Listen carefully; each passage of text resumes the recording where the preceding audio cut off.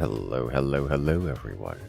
Welcome one, welcome all, welcome to the 31st Forts official 1v1 tournament. I hope you guys are ready for today because, well, it's gonna be a good one.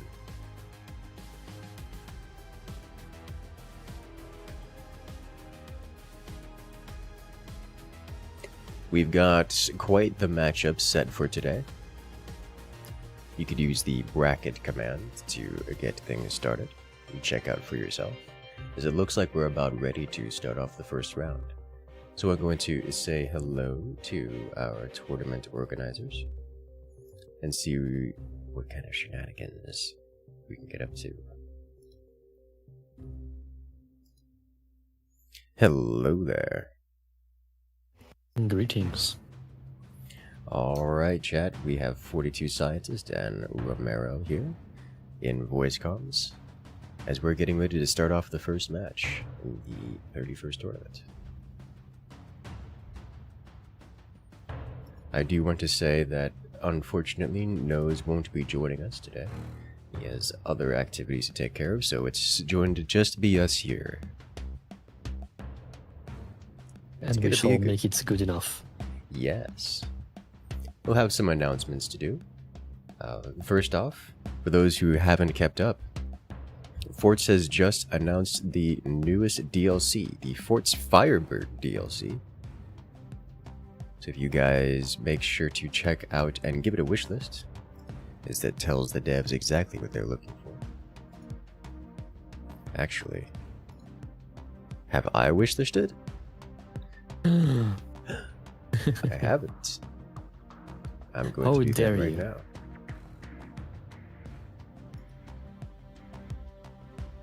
Beautiful. Make sure to check out the Forts Firebird under the DLC and press add to wish list. Beautiful. Just like that.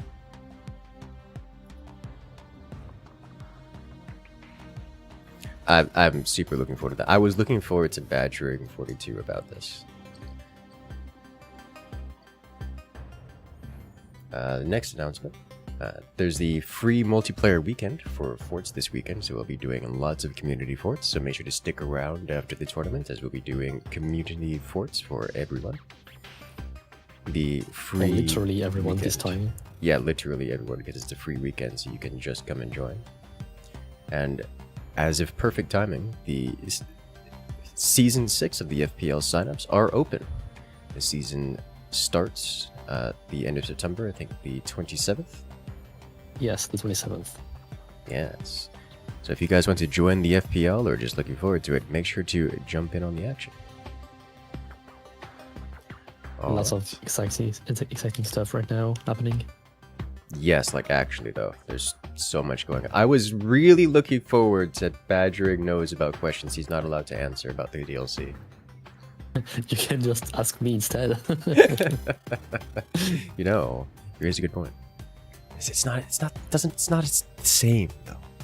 I know. Alright, it looks like the players are ready. Let's jump into round 1 of the tournament. Just for information, the team names are not actual teams. I just found it funny. Understandable. And we're off. Why is it doing this? Stop it. There we go. Better. Alright, ladies and gentlemen. Here we have on the left-hand side. It is OG.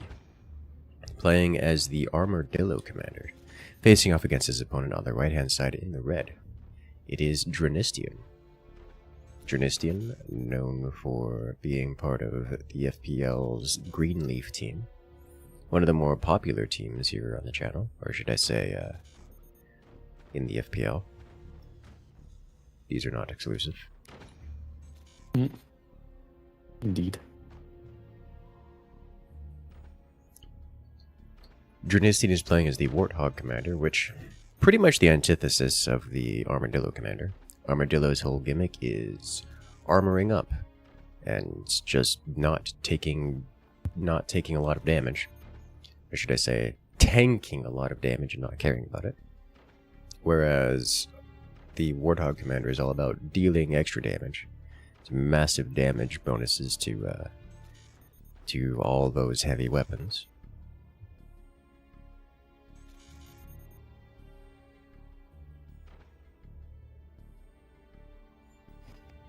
So far, the builds are looking fairly standard. We have Dronistian going with what is looking to be a cannon o'clock heavy weapon attack, using cannons. Whereas OG, on the left-hand side, is going an upgrade center first, into heavy weapons later.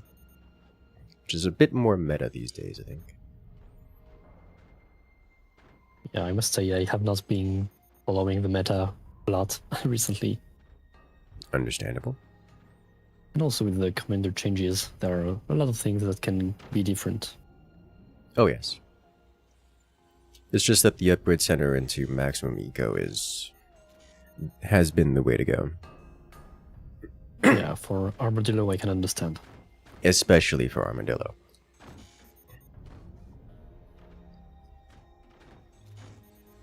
We see a preemptive Also, sniper from Dronistian. While the players prepare, it might be interesting to give a small structural reminder of how the tournament will go. Wow, that was fast. So, there is a limit of 15 minutes on each match. So we will have to not see too much of a slugfest. Is there something that... I see what's happening. Yes, okay, that's fixed. I'm sorry. Yes, okay, that was my bad. Did you? I had accidentally... Yes. Okay. I was like, hold up. How? It is now fixed. I thought that was I single player confused as well. only. Okay. I don't know. Apparently it should be, but for some reason I could do it now. No. I had tried to do it before and... bug report win? Yeah, I don't know. It's maybe a dedicated host thing. So anyway, as I was saying, 15 minutes time limit, best of 1 for the first 2 rounds, and then best of 3 for the semifinals, finals, and bronze match. Alright. So we should have some quick rounds for the start, and then some longer matches. Each player gets 1 commander ban after being announced the maps. So for example, this time around it was Spook and Overdrive which were banned, which is quite unsurprising. Yeah, I'm not surprised at all. These are the kind of commanders you don't really want. Not in a 1v1. On the other side. Yes. Yeah. Spook in a 1v1 is just... It's absolute gremlin. I actually really like what Dronistian is doing here with the double howitzer. Double howitzer is insane. I'm surprised he's firing this early, but also not really surprised. Like, ideally you want to hit with double... I mean, the goal, the objective is to hit with 2 howitzers. And I guess you could respect OG enough to know that he's going to understand that Dronistian is going for a howitzer, and it doesn't matter whether he fires one now or tries to you know, secretly have a howitzer. It's not going to be a secret. Yeah. You may as well just Having fire 2 it would to be get damage. more surprising. Yes. Well, would it be? Or is OG gonna, you know, predict that it's 2 are coming I would and guess, prepare for it? if I was in OG's place, I would guess this is a cannon on the bottom, not a howitzer. Yeah, but that's second howitzer Oh, hit, wow. and that's all it takes.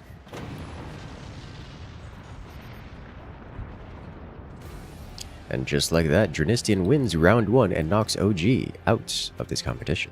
And gets desynced for some reason. And he's gone. At least it is at the end of the match, so that's fine.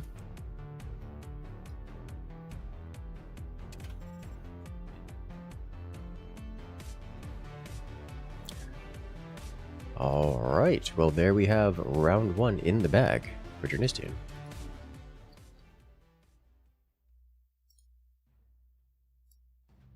Will the entire tournament happen today? Yes. Yes, it will. Also, jamming, are you joining the FPL this season? You should.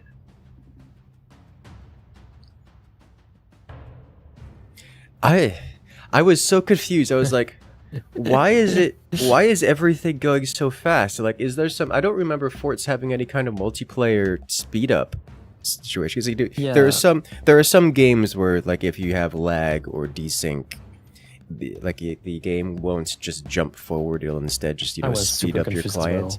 And I'm looking at this like, this is not how this works. Why is everything going faster? I was entirely convinced that was not possible to do to increase the game tick speed outside of single player. Huh. I guess it might be some strange power that is only for dedicated host. So I will Maybe not we have not a touch secret that button again. You have the extra dev tag.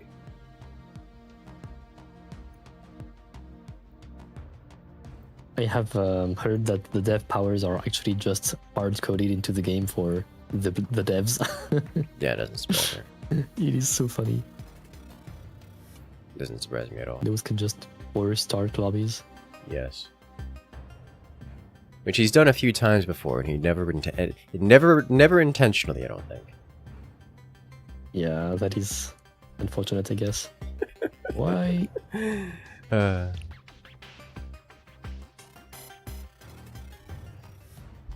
Welcome back. OG. Oh, is he actually? Is he streaming today? Yes, he should be streaming on the French channel as usual. All right. Good luck, OG. I am not aware if he is with Theo or not. It looks like no. From what I can tell, the VC. I guess he is streaming alone today. I added links to all the streamers I could find into the Discord event. Cool. Excellent. Well done. And Alexander is here, so we're just missing. Who's next? We're missing Bruce. It's...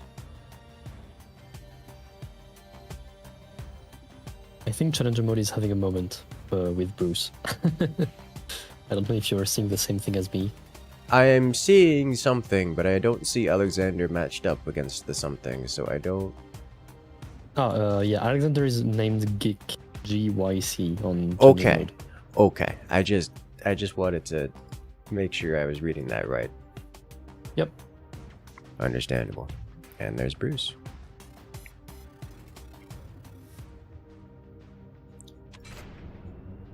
Alright, looks like everyone's here. The match is made. Let's do this. Right, let me check what the band commanders are. Pinch Fist and Spook. Okay. Pinch Fist and Spook. I think we're going to see a lot of band Spook. I mean, for 1v1s, it makes perfect sense. Yeah.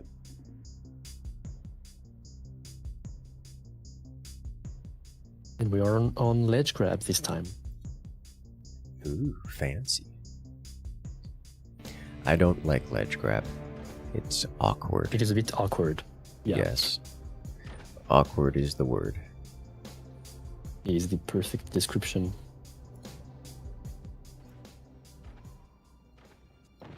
We have a hurricane mirror. Fascinating. On the other hand, I do like Hurricane. As here we have on the left-hand side, it is a Bruce facing off against his opponents on the right.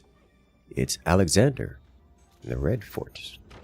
Both playing Hurricane, so we're going to get to see that mirror match. Hurricane changes the timings of things a little bit because it comes with a passive build speed boost to everything.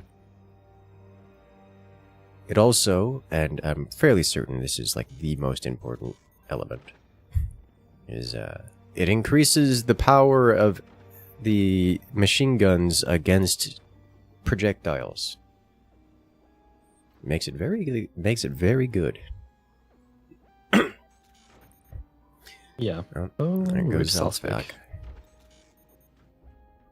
I mean, as long as the players are not complaining about lag, I will keep posting, but I have heard that Salzburg has had some connectivity issues recently, so... Yeah, I'm not too surprised. that's what I was about to comment on. as he usually hosts, but Internet seems to not be playing well over there. Not today. I think he moved out and his new location is not as stable as it used to be. Ah, that makes sense. Also, we have a request from Cloud and Eaton, so that you may host their match, because they are both in the US. Sounds good to me. Let me go ahead and change my dedicated host setting right now then. Yes, that would be... while the game is running, I'm not sure that will work, but... Well, can always try. you're right. It will automatically... Oh, we getting Reset. cheese? Not really, it's just being annoying. Doesn't have anything to follow up with. Yeah.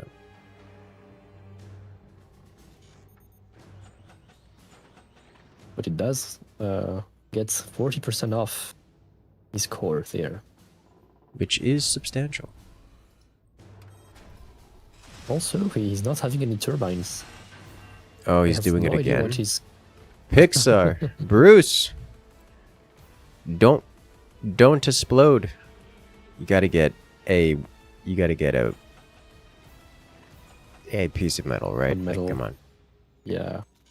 He's still vulnerable to this. Yeah, somewhat. The shot switch back. to make is Oh, yeah, that should do and the it. sniper, Yep. and there it goes. And that's so losing a core on this map isn't game over, but that's a lot of damage. Oh, and the battery, secondary repair. explosions, and the repair bill, and there goes the tech. This is bad. Is bad. That is very, very bad. That's basically a full reset for Bruce. Mhm. Bruce is now down to approximately the 0-minute mark. Stone Age. And down to the Stone Age, where Alexander is just finishing his tech and has enough money saved up to immediately place a cannon. Which I assume he's going to do right now. So, Bruce has another, like, 3.5 to 4 minutes before you can get weapons on the board. Which is a lot of time. I feel obligated to point out that a buzzsaw could still do the exact same thing all over again right now. Yes, yes, it could. Bruce has still not defended against the buzzsaw. However, at this point, I wouldn't, even in Alexander's position, I just wouldn't bother with that against. It's so relatively easy to defend against that you've got cannons, just use cannons. Sure, it'll take an extra time, but just go with the safe route. What's he gonna do? Build defenses against cannons? Yeah, this will not last long. Yeah, it's the checkmate position. You just take it slow. Don't have to do some. Don't have to rely on an unforced error from your opponent to get the damage done. Just take the checkmate.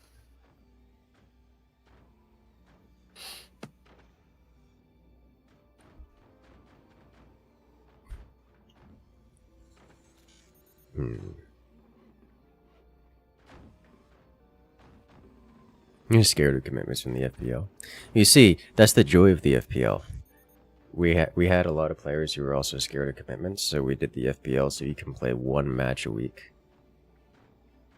At any time of your choosing.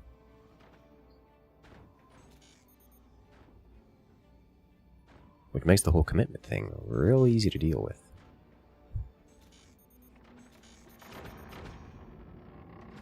And a second cannon out of Alexander. He's going for what would usually be a weapons platform, but there's no weapons or weapon construction options.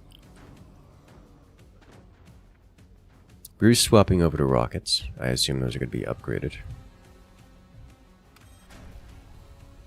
Indeed they are. Triple rocket can do a lot of damage. It's just... they're typically the mid-game weapons. As we're spiraling toward the late game here. The reason for that is, while the rockets do have heavy weapons worth of damage. They're also mitigatable in the form of anti-air. So once Alexander starts contesting the air, then things are going to get rough for Bruce in terms of damage output.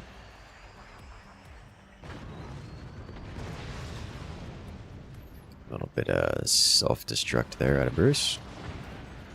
And there goes the cannon.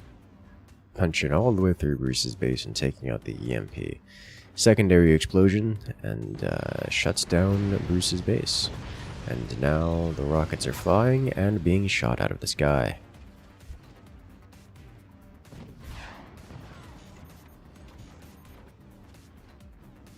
Bruce is just one cannon shell away from death here. If that cannon drops in the right location, it's just over.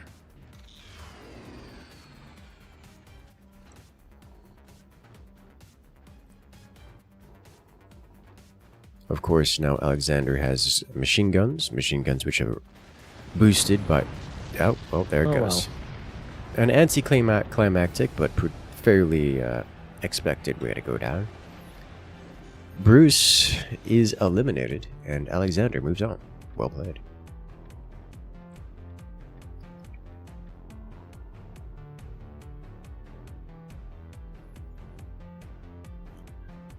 Alrighty then.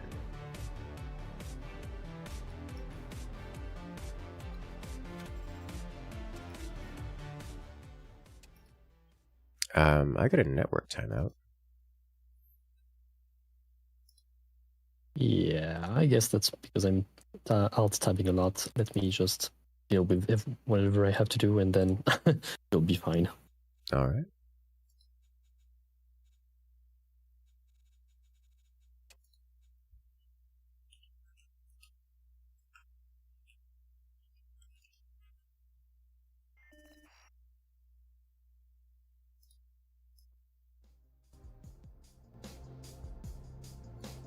All right. And next up, we have Cloud and Fabian. Oh, Fabian. He's joining in. It's a name I recognize.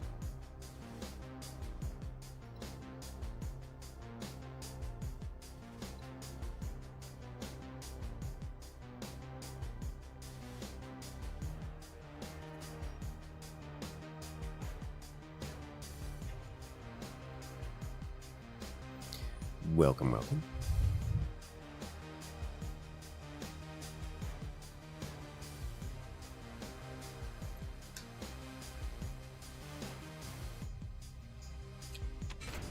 All right, the players are here. Have the commanders been banned? Yes. It was Pinch Fist and Buster banned. Someone's been hurt before. Yes. I haven't seen a Buster ban in a minute. Right.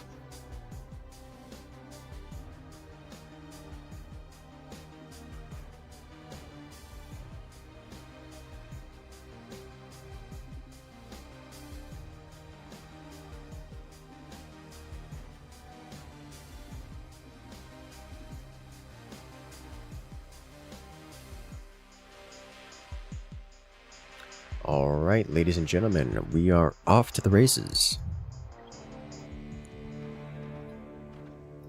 As here we have on the left-hand side, it is Fabian, playing as the Spook Commander, in this mirror match against Cloud on the right-hand side in the red. So, Spook wasn't banned, and therefore it's a Spook mirror match. Who could have seen that? At least they both will know very soon. Yes. So I noticed there's at least one person with TTV in their name, and I recognize another one of these players as someone who streams, and neither of them are live right now, which should be illegal.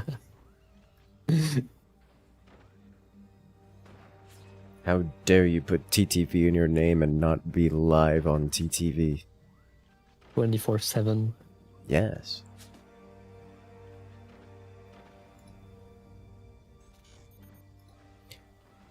Alright. Alright, well, things are looking about as predictable as I expect for this kind of matchup.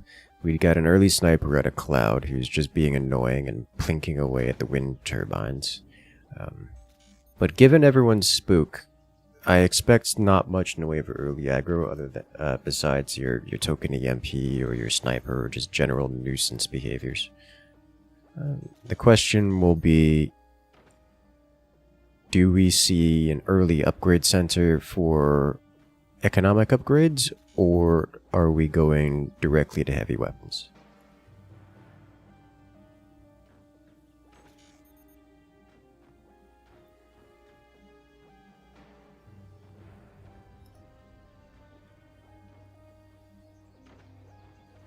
These are the questions I have.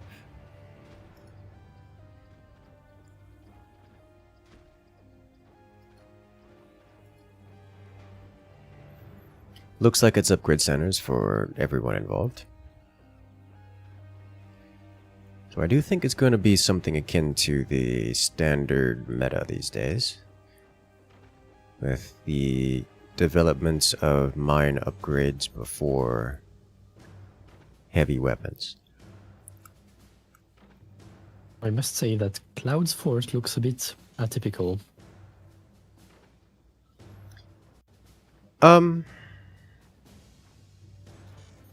It looks like an older meta before the lean tech was popularized. I mean, if it works, it works. It does. The lean tech is one of those micro optimizations that's taken off, but I haven't seen quantified stats on like how good it is.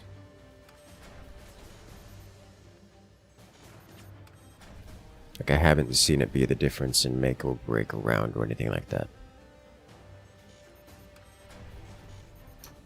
He might be slightly emboldened by not having to worry about buzzsaws, being that he's spook and he knows he doesn't have to worry about buzzsaws. Yes, potentially. But the lean isn't something that, at least the base layout with the lack of lean, isn't something that is affected by buzzsaws. At least not really, because you have to do the lean before buzzsaw timings.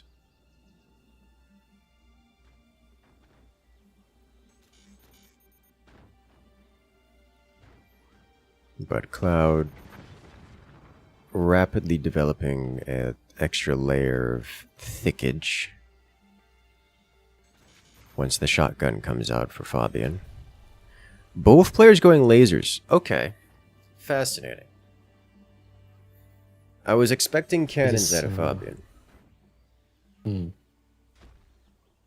Because of the box sizes? Because the box sizes, yes.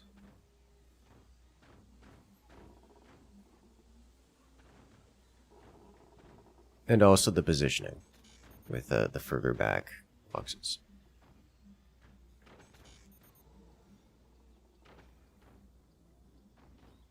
That way you can get like the extra stability because of bigger weights.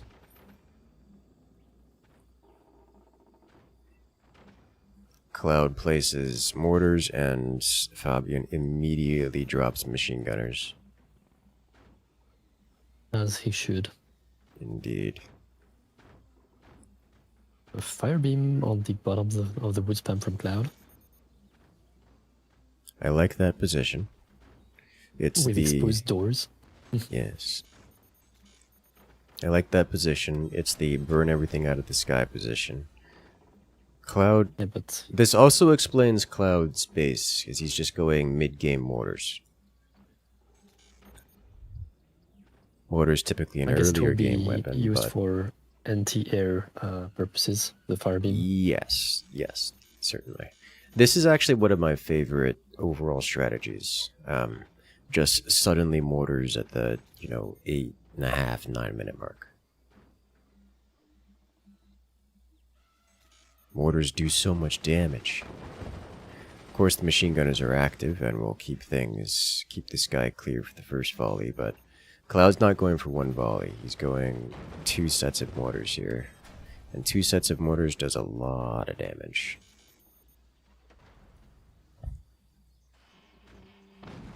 Plasma in the wood spam for Fabian. And some more plasma appropriate location. First mortar lands off the back of a incendiary beam, burning everything out of the sky. We don't see a proper bait mortar, at least not being used as a bait mortar. That shotgun, yeah, it's going clean for the... I'm surprised that Cloud isn't upgrading the first set of mortars to the heavy mortars. If you get one more mortar in a max power bait position, helps immensely. Ever since He has the energy to do it as well. He does. Ever since the anti-air buff with bonus discrimination, rework is the right word. In practice, it's a buff, like in terms of effect. Baiting with mortars or anything in general has been extremely toned down. It's still worth doing, in my opinion. And I see a lot of the more experienced players doing it. But it is not the difference between wiping out an entire fort in one volley and getting nothing done. At least not anymore. But it is still impactful. Fabian just completed his plasma beam, so he'll be opening that up and getting some return fire done here in a moment. As the mortars are starting to dig through Fabian's base, you see the... Oh, that's actually a good shot. Ripped off all of the armor around Cloud's mortars. Cloud reconstructing the armor components. The mortars survive just fine. I like the addition of the minigunners. They're doing good work. And those heavy mortars are landing. And in true mortar fashion, they're just kind of plinking away and getting hits every now and again. And in doing so, get some good work done. Wow, that plasma just took out all 3 minigunners. That's a good shot. Good value, yeah. The thing is, it's not easy to find a good spot to laser down space. That's another reason why I was expecting cannons. As at this level, lasers are almost effectively relegated to support positions, to support roles. Yes. It's the only way to deal real damage with them is with door snipes, and a lot of the more experienced players understand that, and so they just won't put themselves in a position to get door sniped, at least not in any serious capacity. Of course, Cloud is not doing this. Cloud is putting a plasma beam directly in front of the core, such that if he gets door snipes, he instantly loses the game. But for everyone else, they just don't build bases and use designs that are vulnerable to such things, and thus the lasers tend to get entirely relegated to support roles, such as we see Cloud doing with the fire beam, burning all the anti-air out of the sky and allowing these mortars to land their hits and get damage done. And so if we're looking for an aggressive play, which is what I was expecting out of Fabian, we see cannons. Cannons in a kind of very defended, stable, rearward and a high-mounted position that just constantly deal damage until the opponent's out of the game.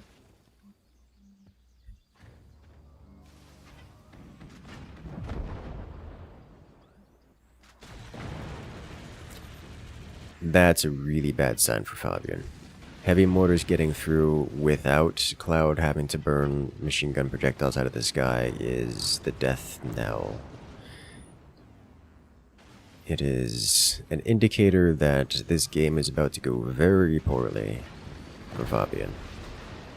Because once those mortars are able to land without support, then he can just keep firing them on cooldown and That's a ridiculous amount of DPS coming out of those mortars.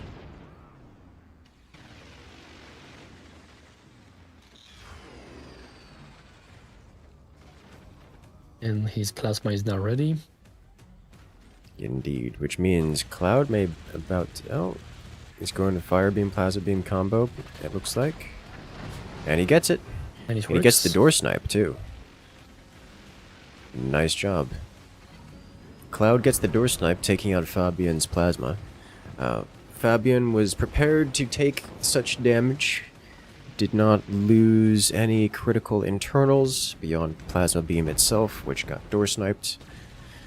The explosion of the Plasma Beam did touch the core, knocking Fabian down to 72%, which might be relevant here, because we've got 3 minutes left on the clock, and if this game comes down to the timer, the tiebreak is determined based on remaining core HP, which at this point places Cloud in the lead because Fabian has taken explosive damage from that door snipe. But I suspect he will take some more damage before the end of the game. Yeah, I was about to say, I don't know if Fabian's gonna make it. Like, there's just a good chance here that Cloud's mortars start landing, which he's not firing right now, so probably not. Yeah, but he is starting to sell armor pieces in front of the core, which is not a good sign. Yeah.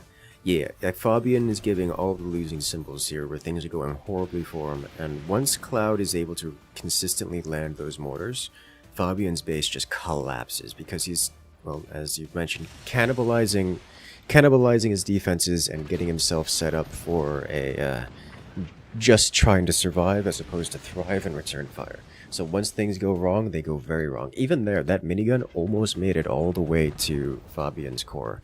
If that was a round of mortars, then it would be over already. So with just under 2 minutes remaining, Fabian's at the cusp of an elimination. Ooh. There's not much anti-air left, and Cloud is keeping those mortars firing on the cycle time. He's not keeping them on cycle time anymore. Okay, there we go. Ooh, it's getting real close to touching the core.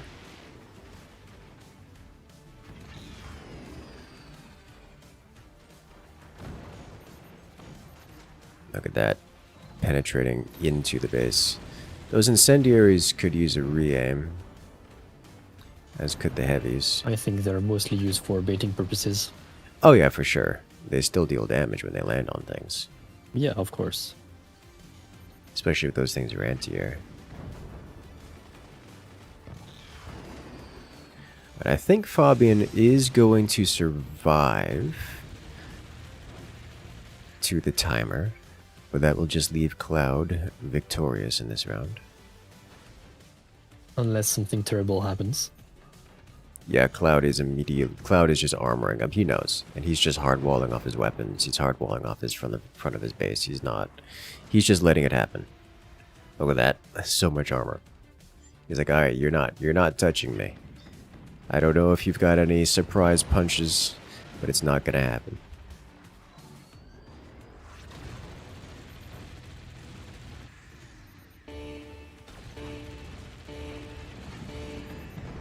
And there we have it. Cloud wins round 2 via timer against an opponent who he's very clearly pummeled into submission. Well done, Cloud. Moving on to the next round, while Fabian is eliminated.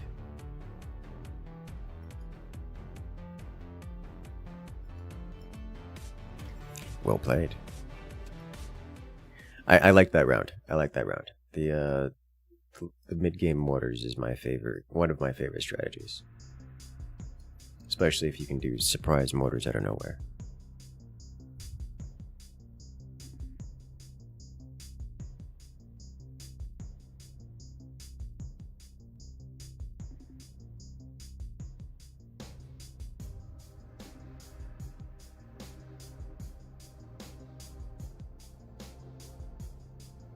Alrighty then. Ladies and gentlemen, give us a minute while we set up the next round.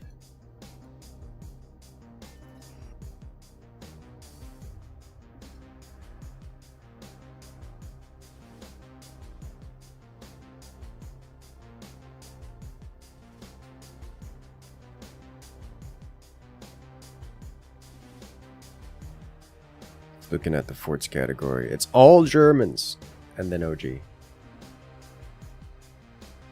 Yeah, there is also another French player. Understandable. Alright, next up it looks like we have Julian and Ramshik.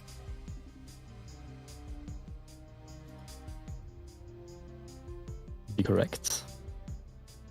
I still don't know if I'm pronouncing that right. That's just how I would expect my grandmother to pronounce it. I just go like that as well. We would have to ask a Russian player to pronounce it. Yes. That's like Ryabzik. Ramshik. Something like that. It's whenever my grandmother speaks, it's very flat, non-tonal.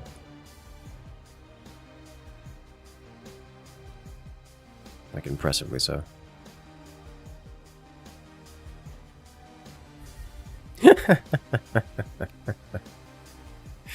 The smack talk.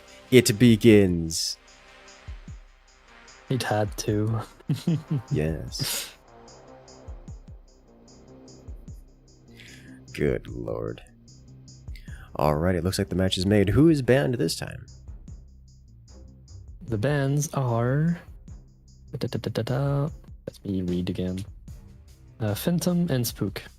Phantom and Spook. Alright, Phantom. Phantom. That's another choice that someone chooses when they've been hurt too many times.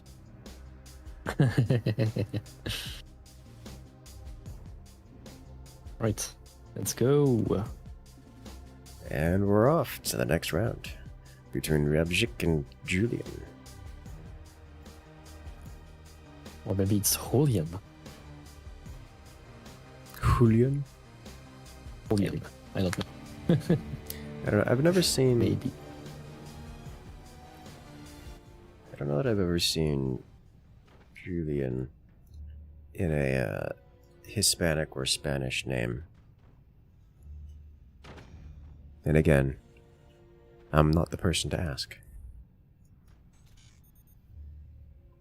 Well, ladies and gentlemen, we're off to the next round here. This is a best of one. Winner takes all. Julian, here on the left-hand side, playing as the Hurricane Commander, facing off against his opponent on the right-hand side in the red. It is Ramshik. Playing as the Armadillo Commander. These commanders are a bit different. Hurricane's a generalist kind of commander.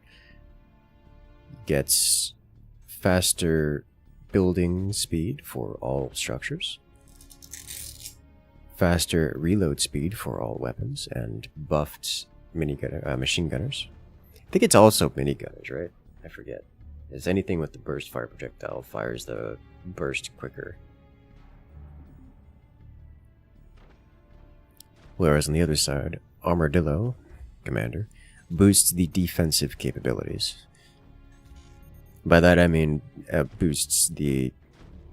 negates much of the repair costs and price of repairing things. It's not actually stronger defenses, you can just get more defenses, which is functionally stronger.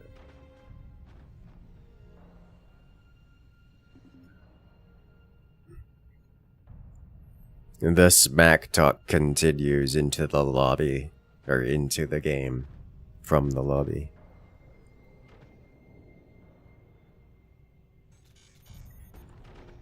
You'll love to see it. He gets the turbine! That is crazy. Oh my god, that is the most annoying thing you could do right there, and it makes me so happy to see.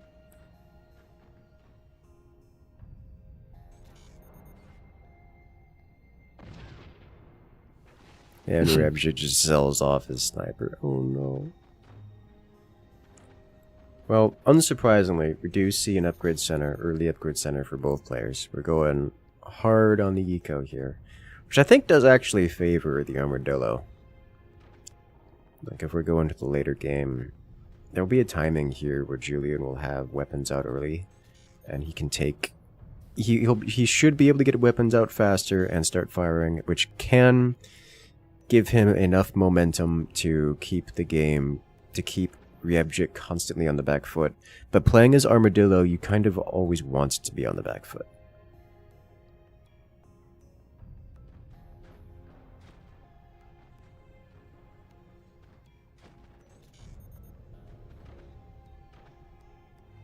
So I'm not... Like, nothing has happened so far that is particularly concerning to either player. Though we might see some mental damage. Psychological warfare going on here. 1d4 psychological damage. Yes. We'll find out if is Ryabjik a wizard, or can he tank it?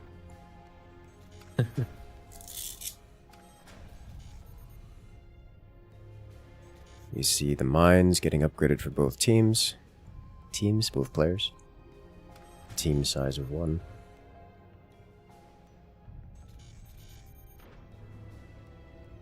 The only thing I'm noticing is that nobody is taking the middle. I mean, you need Shakano to do it, but... I was gonna say, like, it's probably theoretically possible to take it. It's not unclaimable. It's just... Oh, I've seen a GIF. I've seen an insane GIF. Yeah, Like swinging a barrel and just attaching for a split second before it detaches. Yeah, but it's like, but why though? It is a lot of metal in the center. Is it that much? I mean, I guess if you don't have to build over, if you don't spend that metal building over, that was almost lethal right there. A double buzzsaw. Sniper shot. Yeah. How have you done this? Oh. And he turns the favor in the buzzsaw in the same exact spot. I'm sorry. Buzzaws are terrifying. Ryabjik, does he have? Oh no, he's got it. He's double braced. Okay, he's fine. I was like, you have a one long brace holding up your entire fort. Why have you done this? He didn't do that. He has a double brace. 3 long. Yeah, he's got a 3 long there. He just also has a 2 long stuck inside of it. Yeah.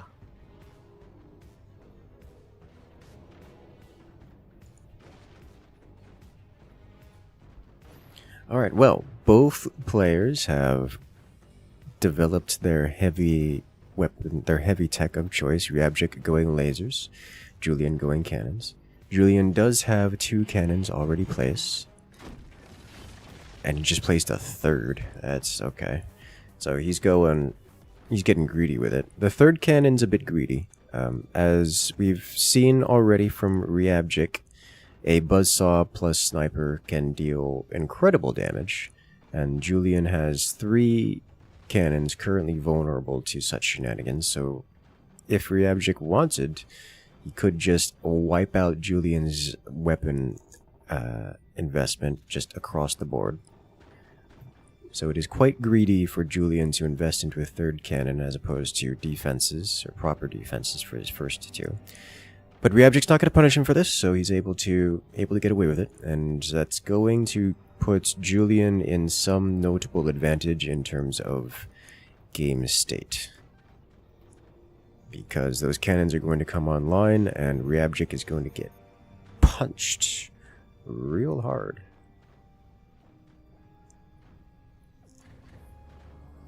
And quite often. Ryabjik has placed a 2nd plasma in a somewhat awkward spot, but I guess it can work. Yes. Shoot above the middle obstacle.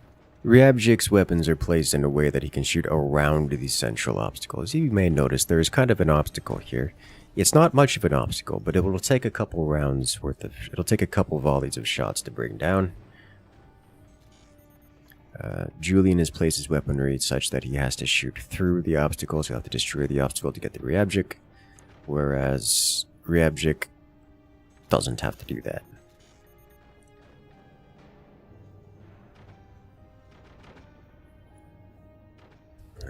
Question for 42. Is the barrel fling to claim the middle element, the middle pillar, is that banned? No, it is not banned. Okay, there's your answer. As I know we had... You do as well, as much as you want. It will be very entertaining to watch. Yes. I was going to say, the core catapult, the trebuchet, I imagine also isn't banned. Oh my god. Well, that... I mean, well, that was crazy of a shot. Well, that happened. But yeah, I mean, if you wanted a core catapult, it's guaranteed loss of game. In a 1v1 tournament, you can totally do it, yeah. Go, feel free. Yeah. It's But in any other event, it is going to be banned. Yes. Even without co-op on death, because it is still impossible to defend, basically. Yes. It just gives an insane advantage to the player who does the catapult, because his teammate can possibly connect to his old fort, while the victim has nothing left to connect to. Yes. I'm surprised... Oh, Julian doesn't have the eco to keep using the cannons is what's going on here. Okay. I was like, why is he firing his cannons? A bit heavy. He doesn't have income to use them. Triple mortar out of Ramshik. Julian completely unprepared for this. Oh my god, this man just manually sniped 2 mortars out of the air in rapid succession. And he did it again. My god. Those are 2 different snipers, by the way, so he's snapping between the 2 to snipe the mortars out. That is difficult. That is mechanically impressive.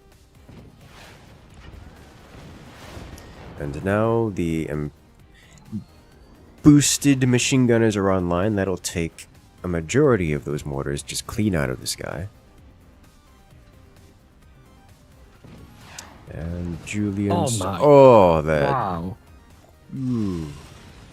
Both of Ramshik's plasmas have been destroyed in, like, unfair ways, let's say. Yes. That's... I mean, that top one, he knew was exposed from the top. Because he had to work with that. Oh, firing But that bottom one was not okay. Just destroy the middle thing already. Yeah, I'm surprised to see Julian hasn't. Especially with that barrel there. I mean, it gave him clear line of sight to the front. Just a tiny amount of slashing to that and it's all gone.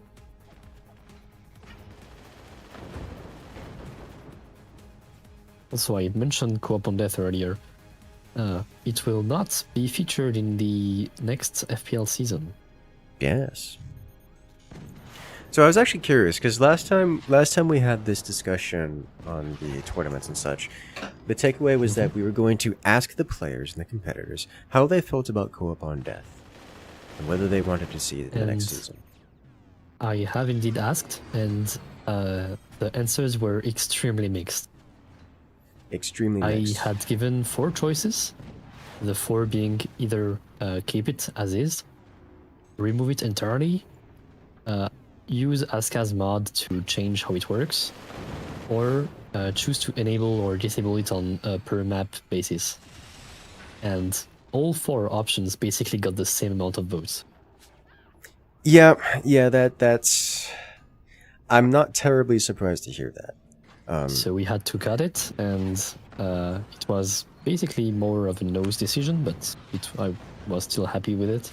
To just remove it for this season, and have the players or modders find a competitive way to implement it better, maybe. So then we can consider adding it to future seasons. That's what I was going to suggest.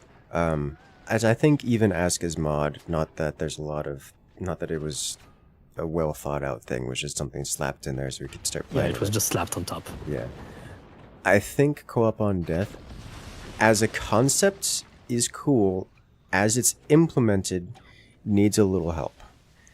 And I think ideas are needed from the community to determine what that is. I've mentioned a few things, although I haven't actually done this myself.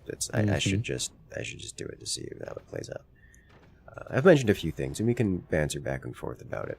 But I think with some changes to co-op on Death, it would be a little bit more interesting to the long-term player base. I'll say this: playing casual lobbies, they love it. Oh my god, people get upset. It is a great feature. It is a great feature, and people get upset if you don't have it enabled.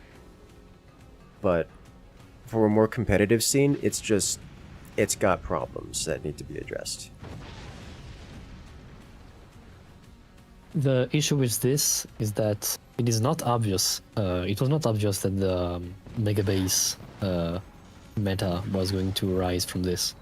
Mm-hmm. This is why it needs to be tested a bit more thoroughly through mods or tournaments before we have to consider adding it somewhere. Yes. Yeah, the Hurricane machine gunners are so very effective. I cannot believe everyone is refusing to destroy the centerpiece, especially Julian, who is most impacted by this.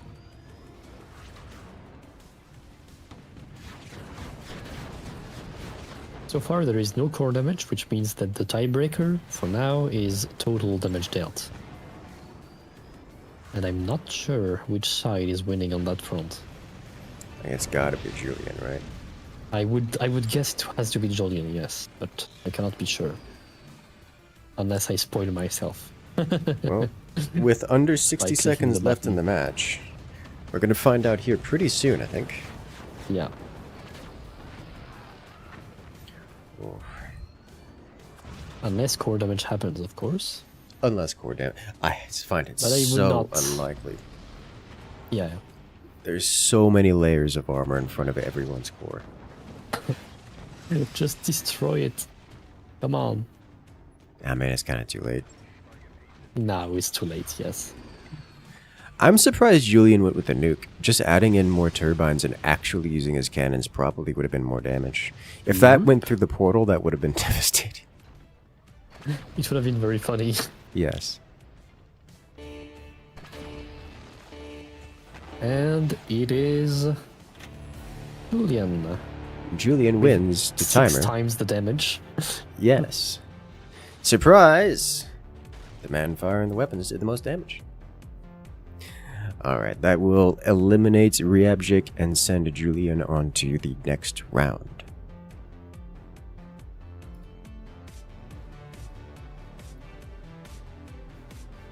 Alright, next up is Eaton versus Finn or Nanuki. Yes.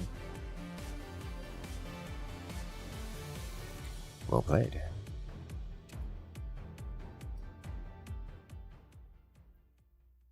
Alright, this one is... Are you staying host for this one?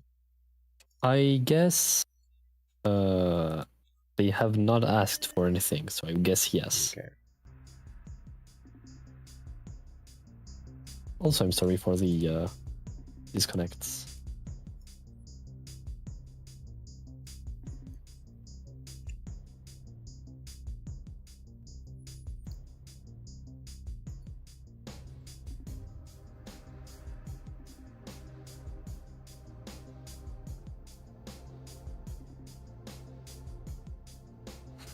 Guess he wins.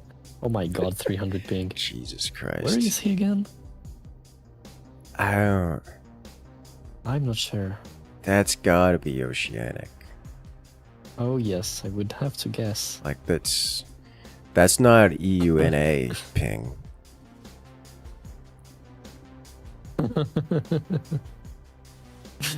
Okay then. So what did I say the map was again? I don't know that you did. Yeah, I haven't said, but it will be moorings. Yep. That's not even... And the bands are Spook and Phantom. Again. Surprise! I must say that it was Eaton banning Phantom, and he was quite indecisive on what to ban. He wanted to have the most meme ban possible, and just chose Phantom.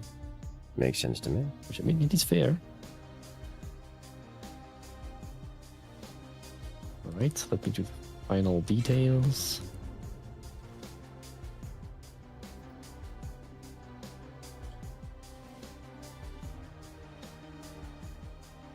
Looks like we're good to go.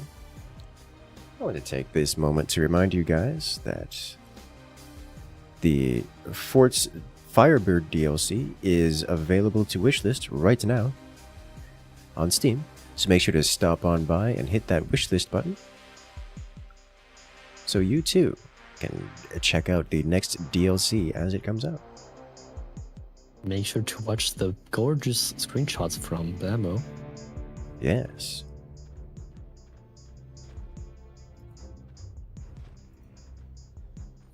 And we're off to the next round. Ladies and gentlemen, here we've got an exciting one. It's Nanuki here on the left-hand side, playing as the Hurricane Commander. Facing against his opponent on the right-hand side in the red, it is Eaton.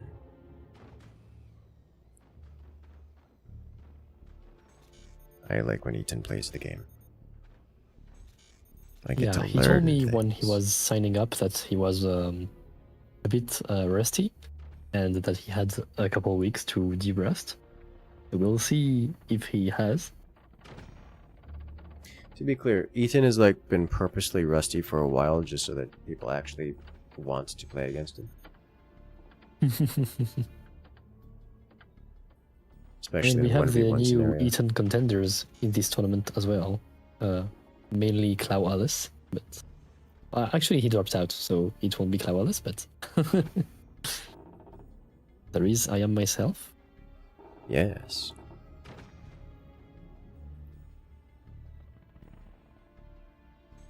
And maybe Dronistian, maybe up to the task, I'm not sure. Well, we're gonna find To out. the challenge. First, it's Nanuki to give it a try. This is a best of one, so Eaton does run the risk of being annihilated here in this round. Yeah, I don't want to be pessimistic, but I would not guess that Eaton would lose this one, specifically. One thing I think it's worth noting is that most of the current meta does push against the 15-minute timer, as the current meta involves a lot of upgrades and going late game, where, as you've seen, most players aren't even getting weapons on the board until like the 10-minute mark. Or at least firing weapons until the 10-minute mark. Which doesn't leave much time for actual conflict, given this time limit.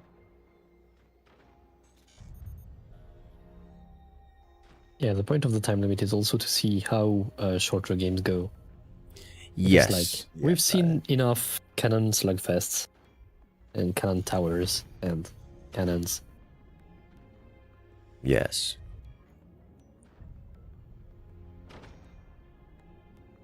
Oh, does he fit a turbine in there? I don't think a turbine fits there.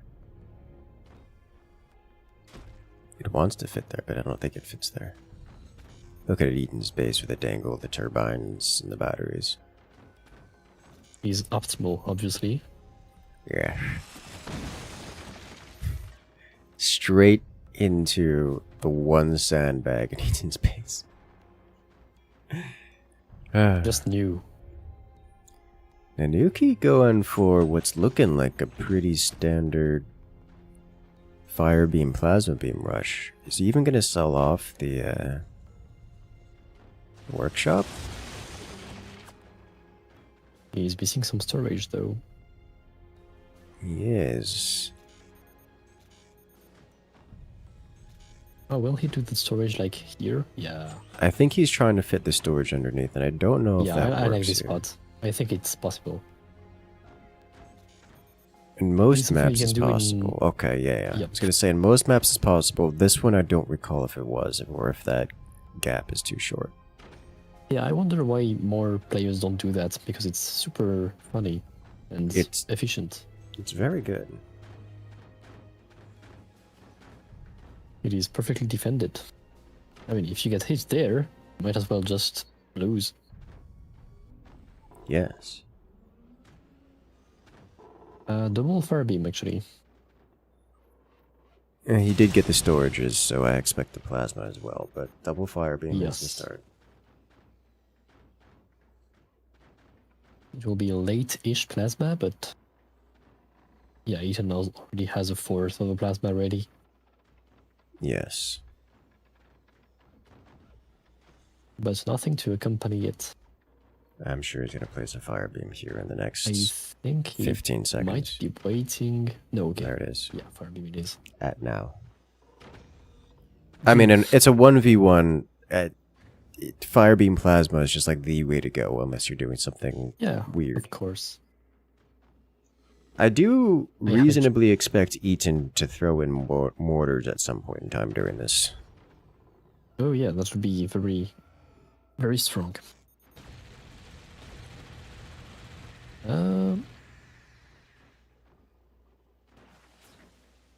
Going for the terrain. I was going to say, I'm surprised Nanuki isn't going... I guess they may not have an angle. He may not have an angle.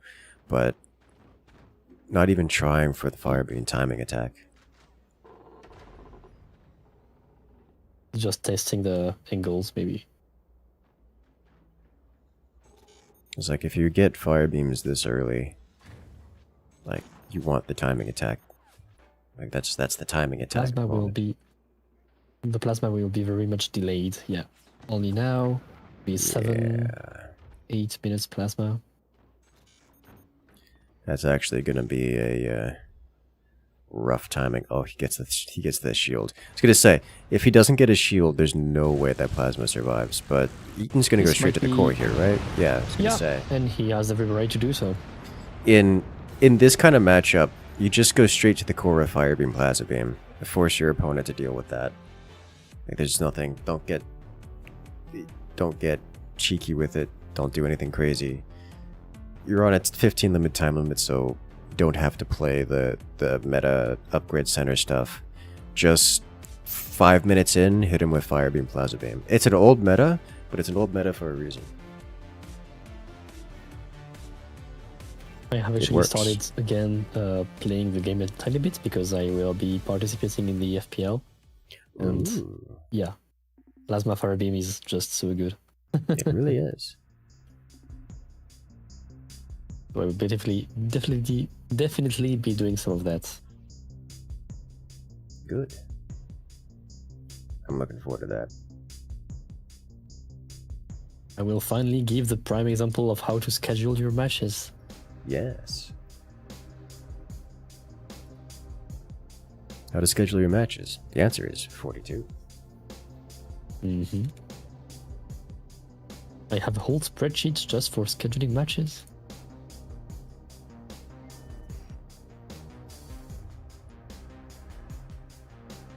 All right. Who do we have next? I am myself versus Hype. Excellent. Oh, speaking of the FPL, the FPL Season 6 signups are starting September, or are open right now. And the season itself starts September 27th, so just about 1 month from now. So you have a little less than a month to sign up and you start getting the FPL going. Yep. So if you're looking to Signups join the are FPL until the 20th. Yes. If you're looking to join the FPL, now is your opportunity. Additionally, we have the Fort's free multiplayer weekend. So for this weekend only, Forts has gone free to play. If you or your friends want to join in on this fun, right now is your opportunity. We have a holiday weekend with Labor Day in the United States. So take your time, relax, and come and join us. We'll be celebrating this weekend by doing even more community forts where everyone can join, quite literally. Doing big lobbies, you can come join us and play on stream along with everyone else.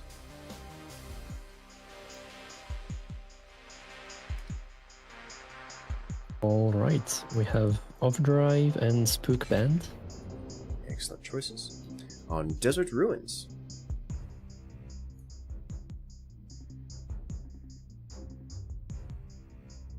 And then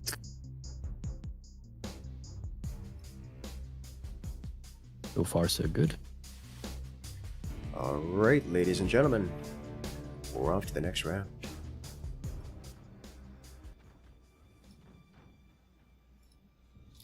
Let's do this. So here we have on the left-hand side, it is Hype, playing as the Pinch Fist commander, facing off against his opponent in the right. In the red, it is I am myself, playing as the Armadillo commander.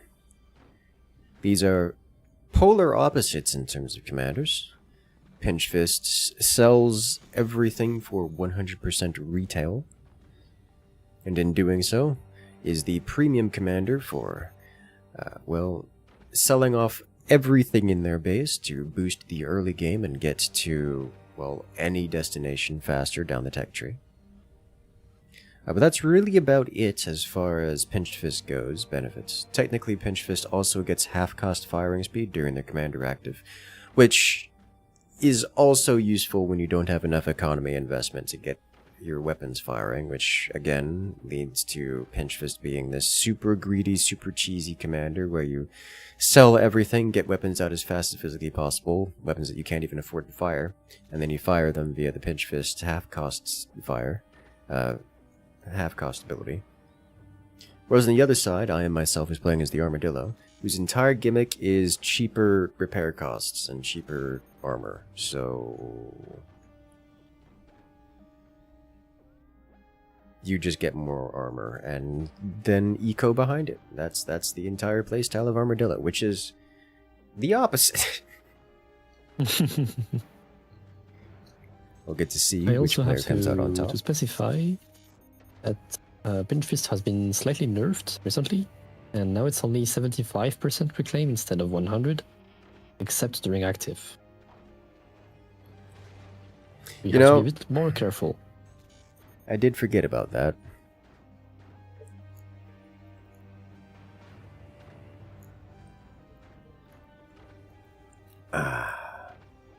Yeah, the balance changes are sometimes hard to grasp. Very hard to grasp. Well, or hard to read or hard to pay attention to.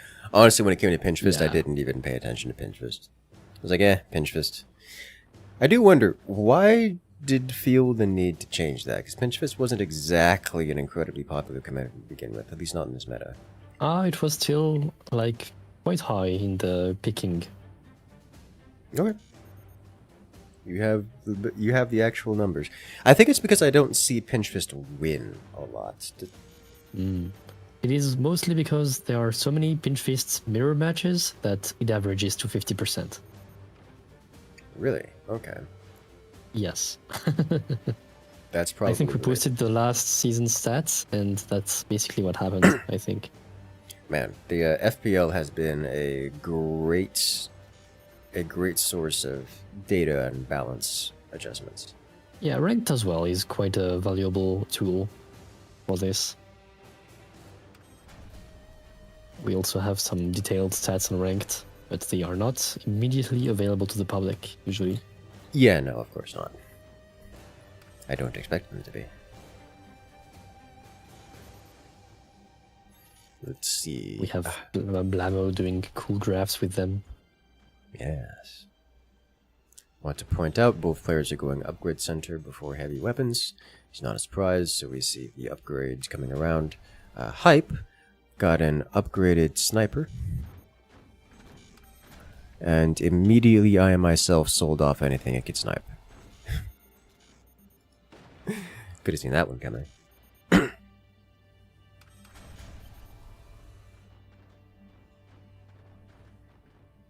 You see cannon platforms out of Hype, whereas I myself is going for a laser weaponry and is getting laser platforms instead.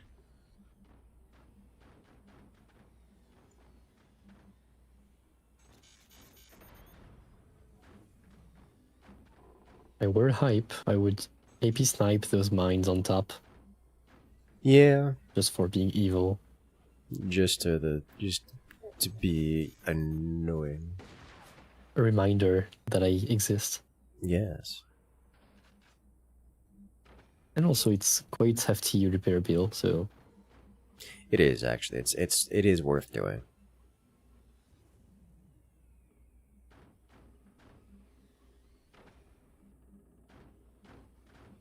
First cannon placed and first plasma placed.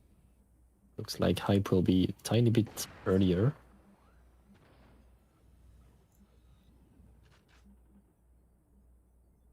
However, the most important might be the second weapon. Which, about the same timing. The fire beam will finish first before that second cannon. But I don't think it'll finish with enough time to destroy the cannon. I myself not going for the fire beam timing attack. Which is risky, but in the current meta I would think would be more effective. Thank you, Rome, for the detailed information on ranked. Yes, so Pinch Fist was picked 13% of the time on ranked, and with a 62% win rate. Okay. So still quite high. It is the highest win rate of all commanders this season. Okay. I mean, that makes sense to me for ranked. I'm more familiar for 1v1, with... yes. Yeah, for ranked 1v1. Because, like, ranked 1v1 where you're not playing against the same player repeatedly. I mean, that's... I guess you kind of sort of do because relatively small player base, but... when you're in a situation where you're not repeatedly playing against the same player, cheesy strats always come out on top. It's just the nature of one-time interactions. And so doing something pinch fist, just fast, slam your opponent when he's unprepared, when he's still trying to figure out what the slew of strategies you can choose from, is just going to be the way to go.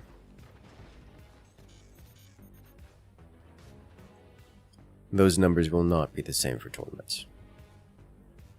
That is for sure. And also for tournaments, we usually have commander bans anyway, so yes, this will skew the results heavily. It will heavily skew the results. But even then, we're not seeing Pinch Fist banned a lot so far, and he's only been picked once. Like, he hasn't been banned... twice now, I think. Twice now? Yeah. I don't... This is not the first time we see Pinch Fist, I'm pretty sure. I thought this was the first time we've seen Pinch Fist. He was only banned once. I might be crazy. Oh, wow! Whoa, whoa. Insufficient armor. Hype loses 3 mines. That's a lot of damage. That is a lot of damage. Crazy good shot, indeed. Retaliation, but there are a lot of doors here. Fortunately, cannons don't cost a lot of metal, but they do cost metal to fire. So Hype will be able to rebuild those mines. It's just going to be painful. Setting up for the door snipe. Oof. Another penetration, but no damage this time. Hype does not have the eco to fire these. Doesn't need to because it's Pinch Fist. Just uses the commander active to cheapen his goodies and cheapen his weaponry.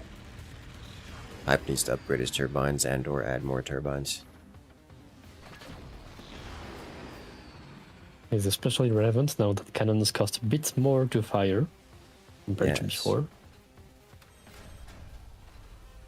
We've already seen other players struggle to keep their cannons firing, just the upkeep on them. You really got to double down on that, on those wind turbines to make your cannon stacks now. This is all an effort to have lasers more used, because they were clearly outshined by cannons before. Yes, which is kind of ironic for a weapon that's very shiny, or at least, you know, bright, one of the two. Mm-hmm.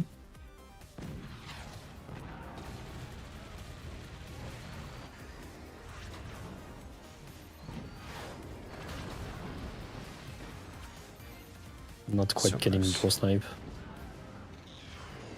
I've seen him try for it a couple times, just hasn't quite nailed it. Cannons or there sniper. are 3 cannon spots to guess from, so it is not exactly easy. Now with a nuke, that should be... catches it with some hardened bracing.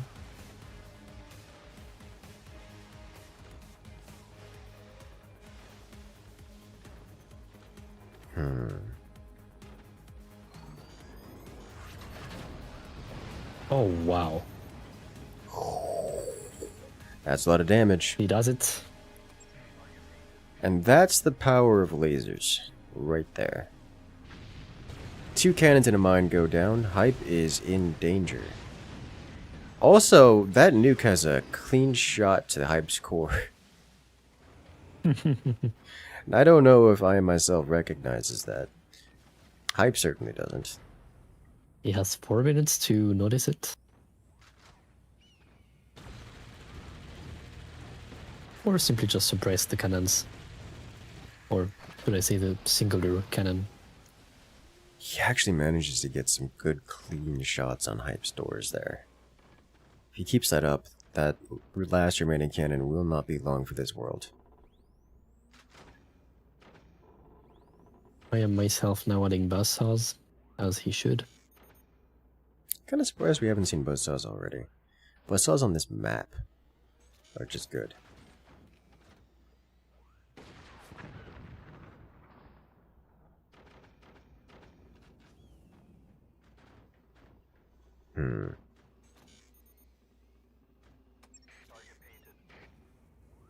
Looks like he might have noticed. Oh. Okay, machine gunner's doing good work.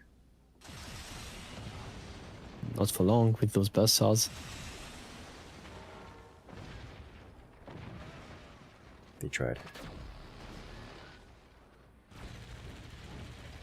I'm not sure what the 20 mil is for in Hype's wood spam.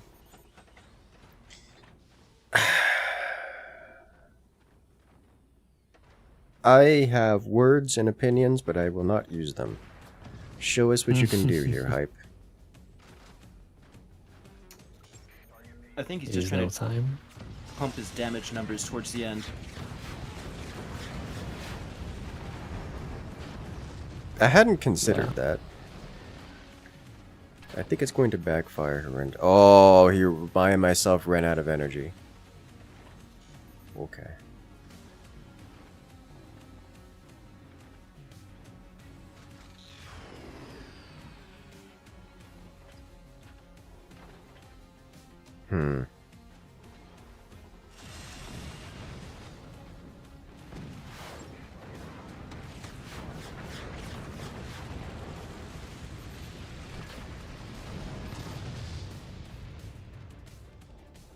Yeah, but if that blows up, that might deal core damage. That's gonna deal a lot of core damage if that 20 mil goes. That thing's a liability, especially because it's taking armor slots.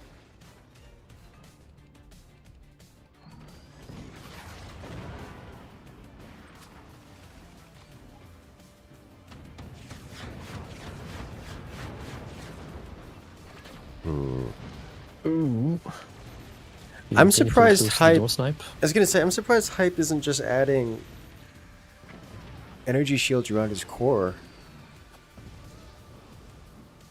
And they're just laying into I myself with as many cannon rounds as possible. I mean, he's basically one shot from any plasma shots directly to his core. Yeah. And I myself doesn't know that because how could he?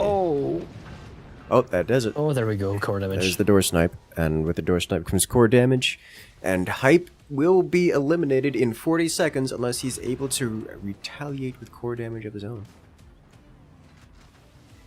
Which is not impossible, but unlikely. Very unlikely.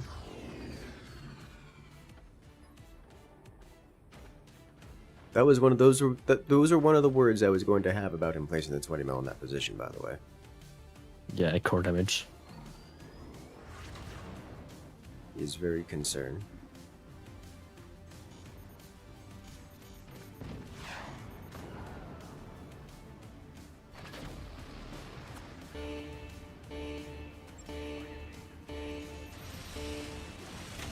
And there it is. Um, 42. Yes, it is I am myself who won this one. Okay. Need to go yell at Blammo. I think it has been reported before, and it should be. We'll have to figure out why this happens. Yes.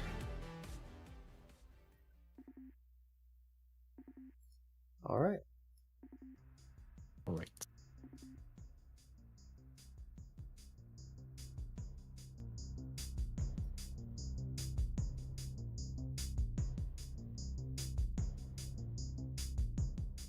Well, ladies and gentlemen, I myself wins that round.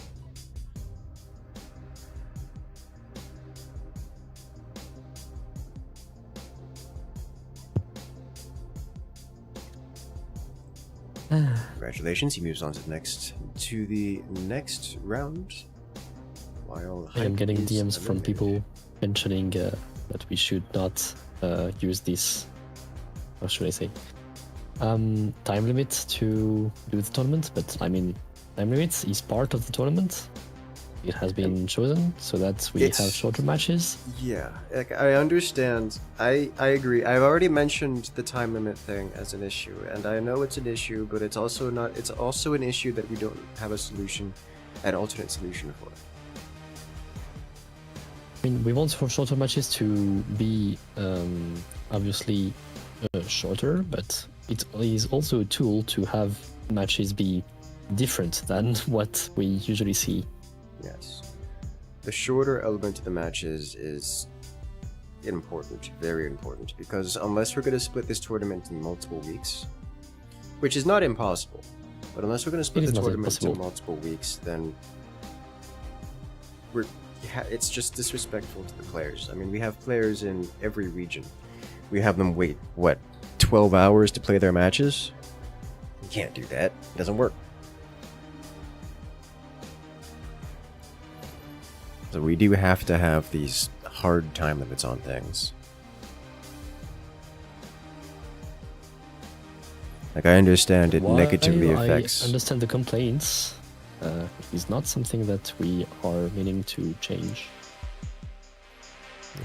Maybe especially given the way Fort says the balance has caused the game to drift toward a longer match kind of game. Maybe we should just have the tournaments go into multiple days. Yes, but it was not an option in our current schedule with the FPL starting up soon. Also, member bands are Spook and Phantom again.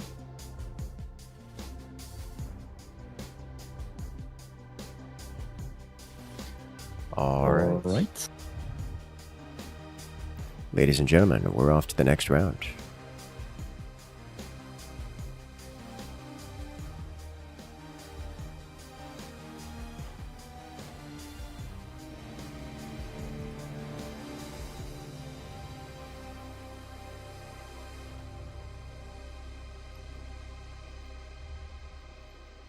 And This time we're in off. Battlegrounds. I like this map. It's different. As here we have on the left-hand side, it is Zelt 42, playing as the Pinch Fist Commander. Against his opponent on the right-hand side, it's Derben, playing as the Architect Commander. First time seeing Architect today. Yes. I like Architect. It's one of my favorites. Mm-hmm. Oh yes, definitely.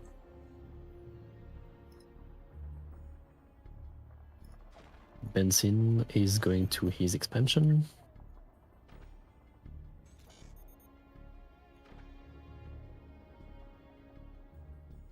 Going very early, but I mean, with Architect's cheap food, I guess he can afford it.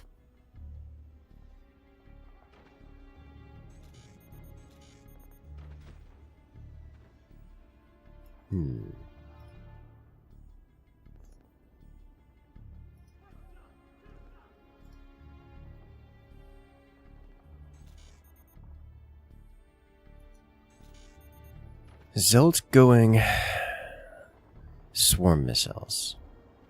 This is not what I expected to see. Derben adding in a layer of wood, and I don't know if that's because he's reacting to the swarm missiles or is just being safe.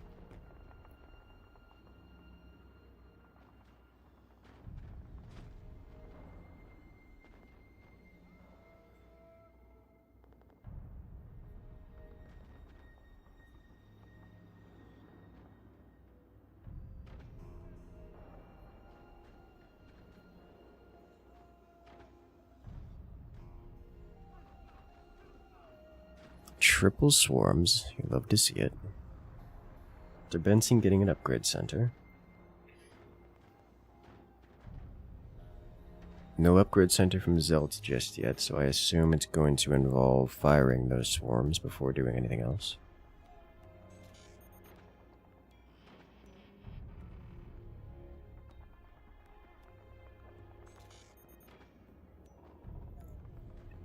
Upgrade center placed for Zelt. Pretty certain those swarms. So he is all in on that. Yeah, I mean, as he should be.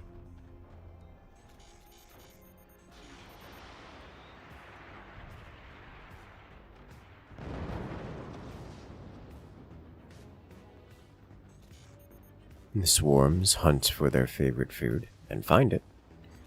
Derben loses a turbine. Honestly, Benson is already pretty chunky. 3 swarms, you can kind of just... Yes, you can just go straight for the center and deal real damage. And still would want to hunt for turbines. I guess he could hit the top mines, but the angle is a bit awkward for the swarms. Yeah, still gonna hit a turbine. Which makes it 100% worth. First nuke is on Eaton production.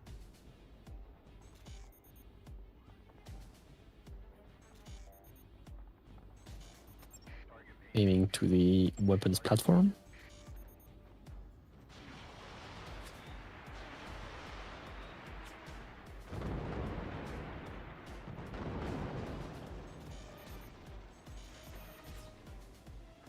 Ooh, wind turbine block. Nice.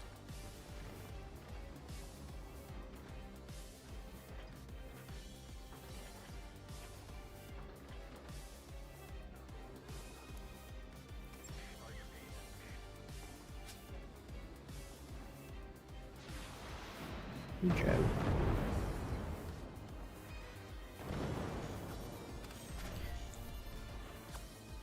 Zelt's going to rely on Pinch Fist ability to fire those nukes, I assume.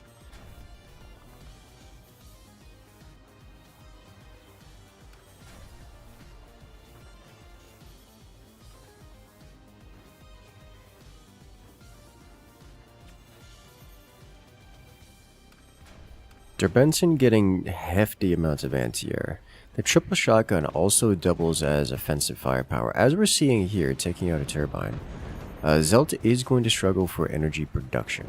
That nuke costs a lot to fire, and Pinch Fist will help with it, but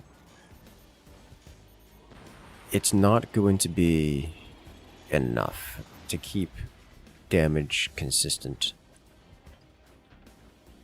which will be a problem. A problem that Derben is hoping to make even a little more large. The shotgun's gonna come into follow-up. Now the energy shield is down. He saw the energy shield got taken down. The answer is no. Oh my god, the EMP snakes through.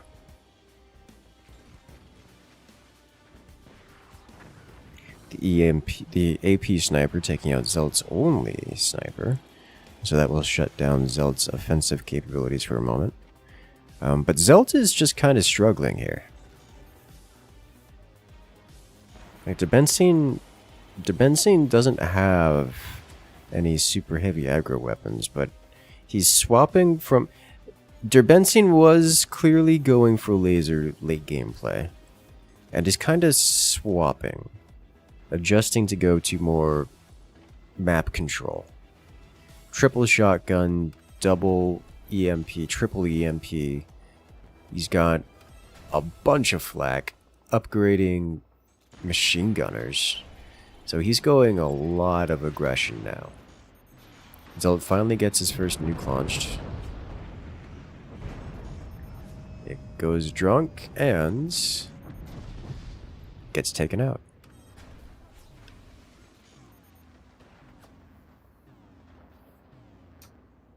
Does Benson have a 4 upgraded mine advantage right now? Yes. That shouldn't be surprising. Zelt's replaced 2 of his mines with swarm missiles. And also doesn't have the expansion. Correct. But now it's basically over. I think so, yeah. Zelt just tanked 2 rocket launches, which is... more than you should. Yeah. The problem isn't that the rocket launches themselves deal incredible damage. It's that the repair bill for the replacing the damage they deal. The repair bill for fixing the damage they deal is more than you get off of this Zelt's economy. So he's just immediately in a death spiral. As in, he cannot repair the damage he's receiving from those rockets. And therefore, the next rockets will dig deeper and deeper and deeper with every volley until Zelt is no more. Doesn't even need lasers. Derben's just going to end the game with rockets here. And there we have it. It's dug deep enough to hit the core.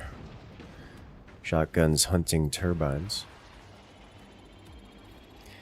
You know, for the first time, we've seen heavy weapon tech built and no heavy weapons used. There's a chance this game goes long enough for Derben's plasma beam to come online, but realistically, this game is just about over. The only thing stopping Derben from ending Zelt right now is his lack of energy production. And he's got decent energy production, it's just not enough to fuel his firepower.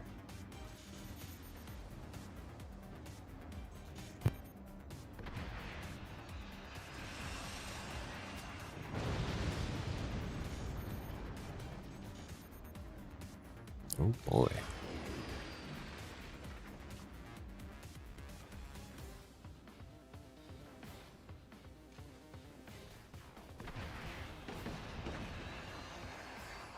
Come the rockets again. Zelt is unable to keep his anti-air active.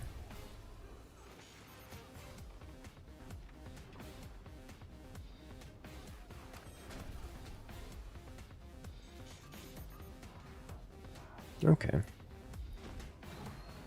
Look at all this base is bristling with weapons. Alright, Derben's plasma beam is online. Uses it in an anti-air fashion. Pretty much just misses with it, which is unfortunate for Benzine. Very fortunate for Zelt. Zelt's getting a second nuke on the board. He's running out of time and out of opportunity to get damage done. Derben up to triple rocket.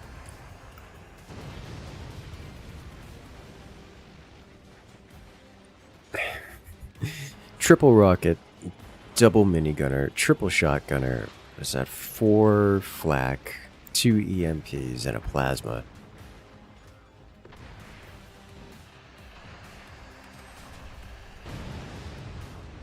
Ooh, the smoke launcher goes down. The rockets impact again.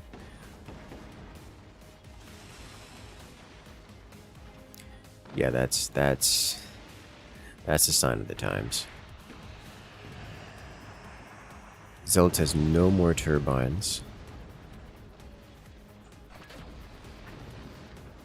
And no more mines. Alright, well. Clean haircut. Yes. A close shave. Zelt loses his rearward mines. He still has the mines on top. As after he's reconnected to them, he's selling one of those mines. So he can have money. Which is... I mean, I guess I was about to say, does it really matter what he sells? I was about to say, why are you selling your mine when you can sell anything else? But again, it doesn't really matter what he sells. His Zelt group fires his nukes, Derben punishes him for this and cleans all of his missiles with a single volley from the plasma beam. Rockets impacting the core down to... Oh, Zelt tried to sell off, he tried to surrender and didn't even have an opportunity. As Derben finishes him with the rockets. Well done. Derben moves on.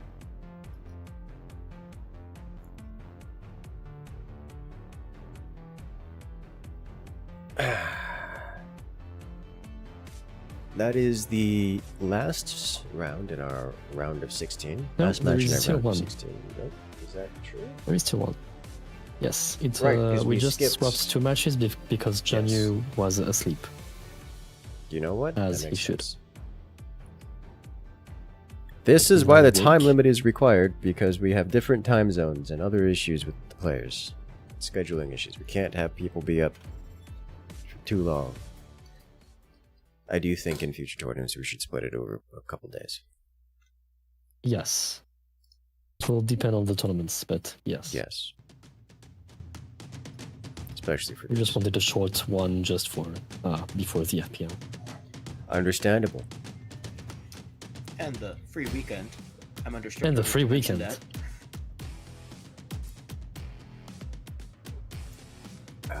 Yes. Alright, welcome Everyone in, just Junu. download Forts. Absolutely. Forts is free right now. You can just hop on Steam and press the download button, and it's yours for the weekend.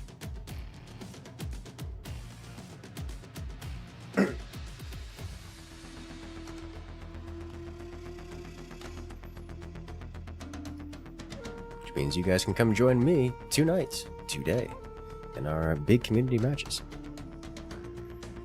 for the free weekend at Forts.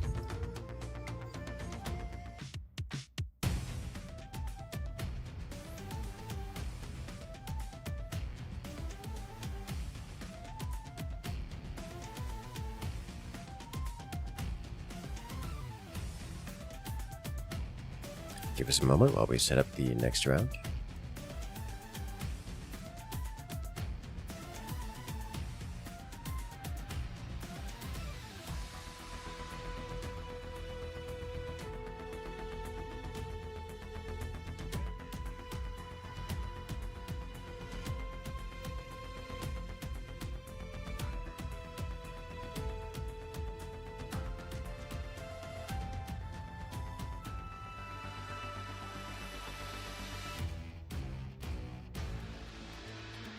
Okay, let's hurry up. Ladies and gentlemen, we're ready for the next round, as I hope you are. Band are Warthog and Spook. Alright, let's do this.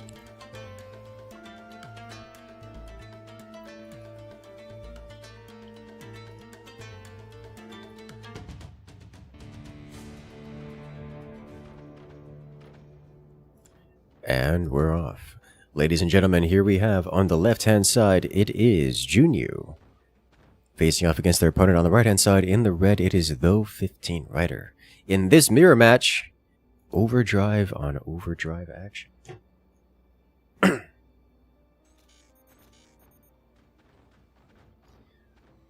I don't know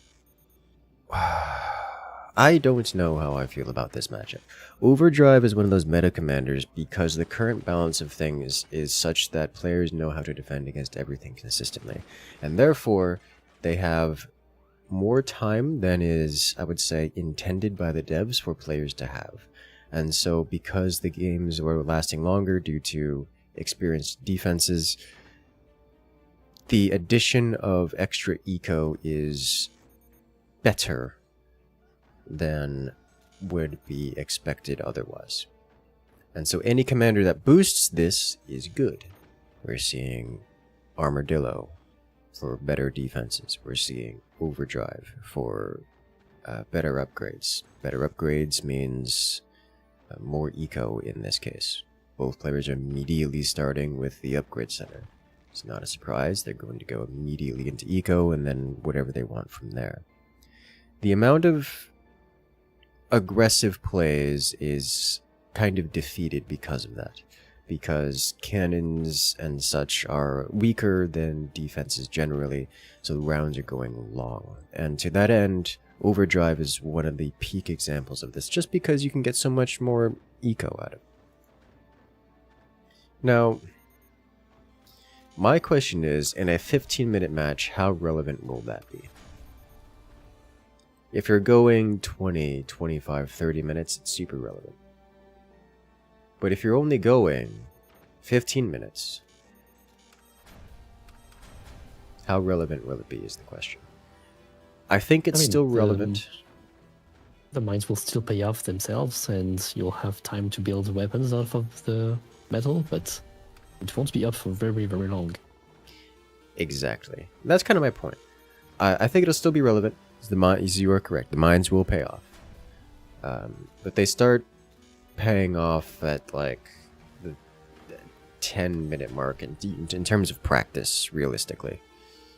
Because you have to go with different tech choices and other things to facilitate the earlier economic developments. So typically on this map, I would expect to see howitzers played. But we're not seeing howitzers played. We're seeing energy weapons out of Junu, and we're seeing portal nukes out of Rider.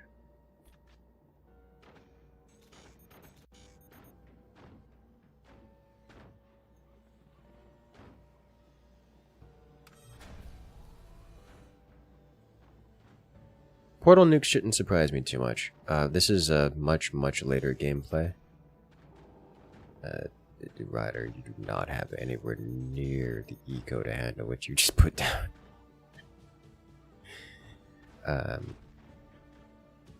Portal nukes shouldn't surprise me. It is definitely later gameplay, especially if you're not getting pressure. You can get away with this. But this is not something that I would expect to see real damage output for quite some time. Junu going lasers, I think, is... I don't know if he knows that 15 Rider is overdrive, but he certainly should have some idea. Regardless, he should know that 15 Rider wins mass upgraded mines. And for that, lasers is just not the answer, like, period. This is explicitly the case where lasers don't work. And the reason why lasers have fallen out of the meta so hard. Just because the amount of damage lasers deal in terms of raw damage output isn't enough to outpace the mineral income, the metal income of this many upgraded mines. And so you actually cannot break a base with lasers. They could still do door sniping, which is very strong and potentially game-winning. But much of that relies on the opponent doing something like an unforced error. It relies on them building greedily, building things in a place where they'll deal critical damage when door snipe happens.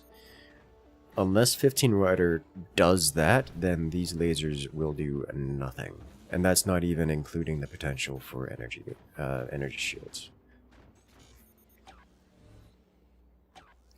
So I am kind of surprised to see Junu going for lasers generally here, given the context of things.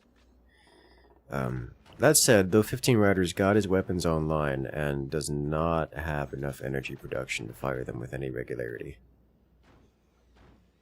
So he's just sitting around. He will bank up enough energy to fire a shot. And then we're going to be here a while before the next volley happens.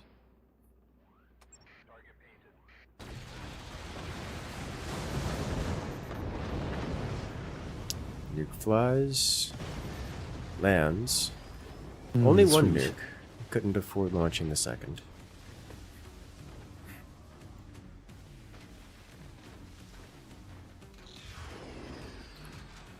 I heard an energy shield go up for Rider, but I don't know where it is. Is it behind the sniper? It's behind the sniper.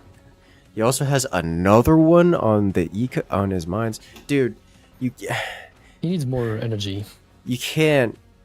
I can kind of sort of justify having the energy shield behind the sniper because that's where the fire beam is going to go like 90% of the time.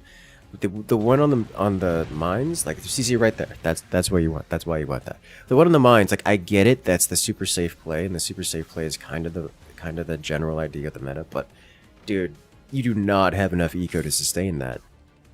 Like you've got to upgrade all of your existing turbines.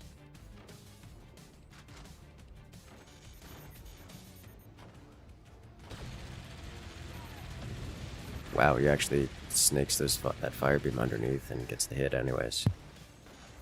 That's actually pretty devastating to Ryder.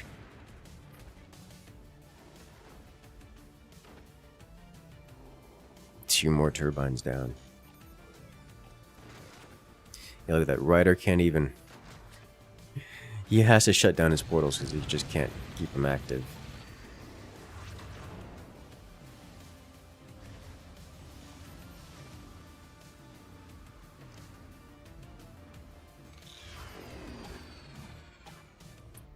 Alright, he's got enough to fire one of the nukes.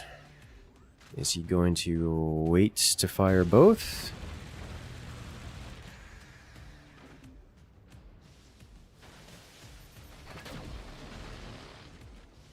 Mm-hmm.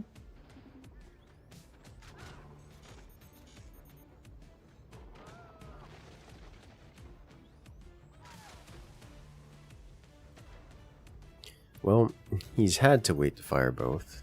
He's had to wait to fire because snipers were taken. He fires one nuke. He doesn't fire the second. Oh, can he not fire the second? Is the portal incorrectly placed? That portal might not be correctly placed. I can't tell. I think it's not correctly placed. So I think only one of those nukes is capable of firing. Yeah, it might be a few pixels off. Yeah. This is one of those situations where pixels matter. It can absolutely just be the difference between 1 or 2 pixels for these portal nukes to work or not work. I think it's one of those options. Yeah, definitely. Yeah, almost certainly. He had the ability to fire it, and it didn't fire. Nuke didn't make it across. And he's remaking the portal. Yeah, okay, so that's just more evidence of the portal failure.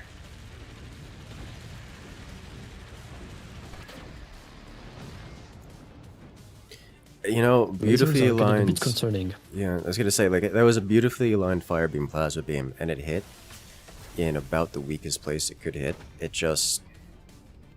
It's a little concerning, but it's not... It didn't penetrate. And it didn't penetrate by a layer... It still had 3 layers of wood and a layer of metal to go. Even after landing double fire beam plasma decently focused in the same spot. At the weakest point in the base. So, like... to be clear, Ryder hasn't rebuilt those layers, so if it happens again, it could be a problem for Ryder. It's just... The lasers are not handling this situation well.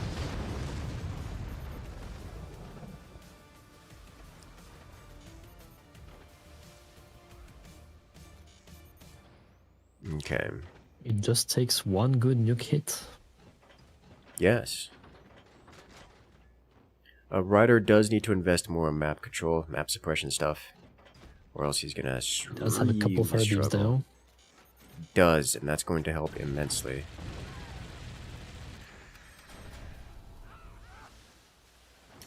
I don't think he's had a single sniper survive long enough to launch missiles twice.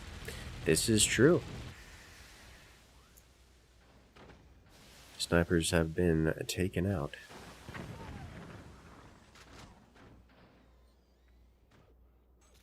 Poor Snipey.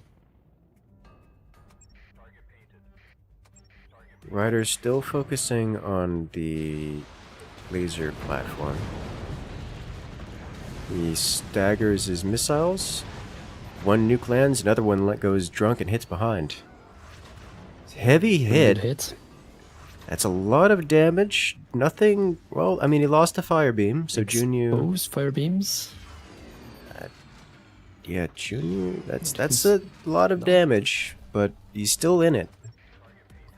As we get another round, only one nuke this time. Ryder does not have the energy to keep firing. Nuke is collides into his own base. Oh, and it burns to the ground.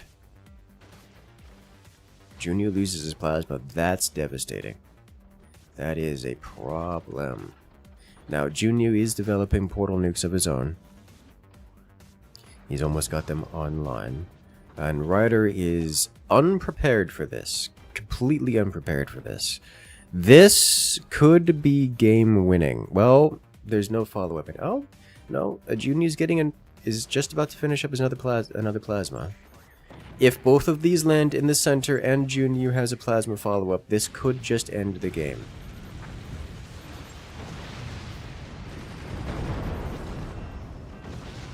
It's not going to end the game. More damage? Those nukes didn't do nearly enough damage. Ryder just has that much armor.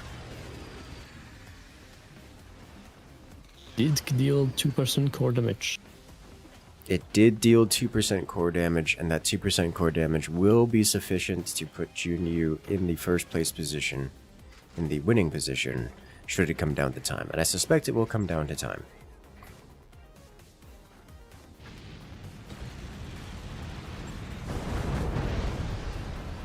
Oh, another heavy hit. No.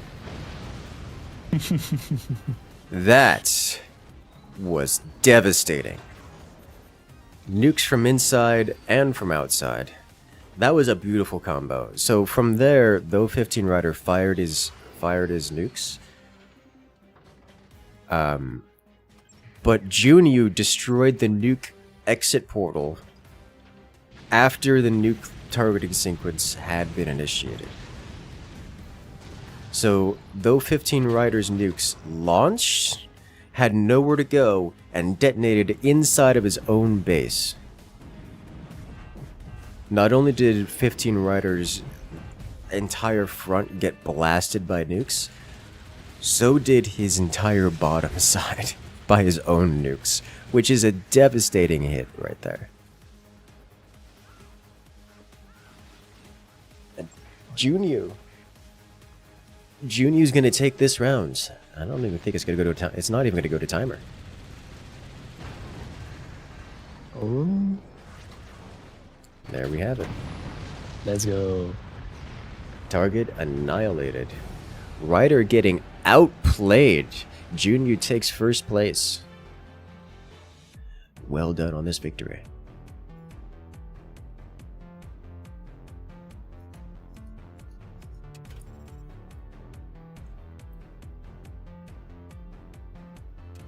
Alright, I need to see that. I need to see that moment right there. That was beautiful.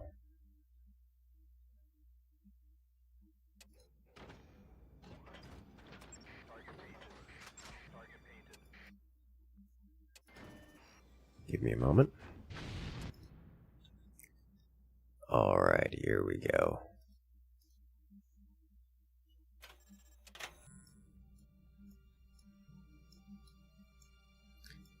The missiles are queued up, and here comes the destruction. Do we see here, those nukes get queued up, but the portals get destroyed by the inbound nukes. And now the nukes have nowhere to go, except detonate, all over Ryder's insides. Taking out half of his foundations, and, well, his mines. That's the killing blow right there, is what did it. And that, ladies and gentlemen, leaves Junu moving forward in this competition.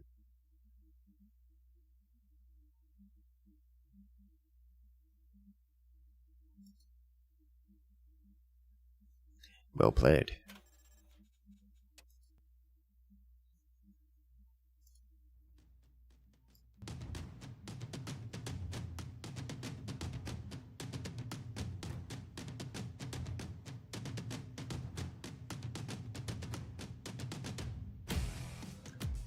Alright, next up we have Dronistian versus Alexander. Mm-hmm.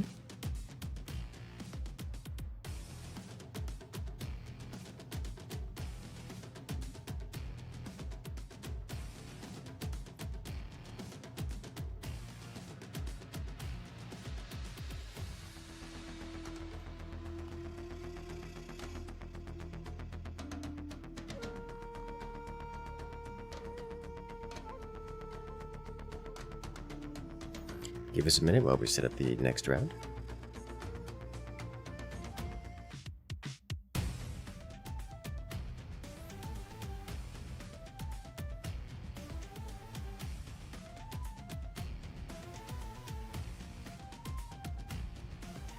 And while you wait, you can download forts. Yes.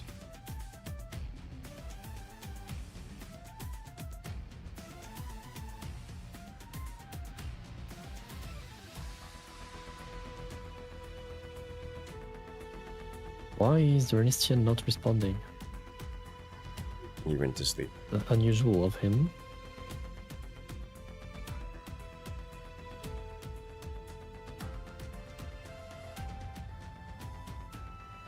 He's pulling an Eaton.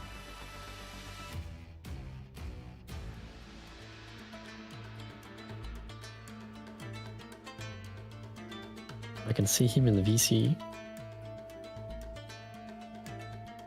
You've been ignored. Yeah, I guess. I will ask somebody else in the VC to tell him to join.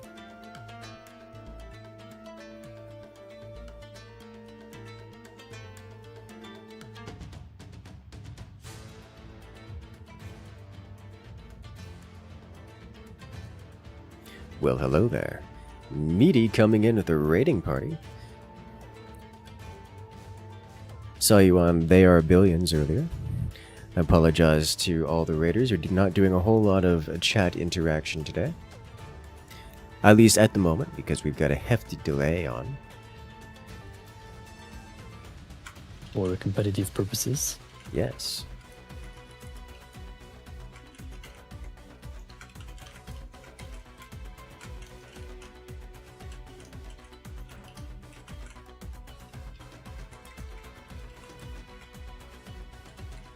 We have Overdrive and Firebird banned, and we may start the match now. As soon as you're ready. Alright. Alexander versus Dronistian starts in right now. I hope you guys are ready because we are, and are the players. Let's jump right into the action.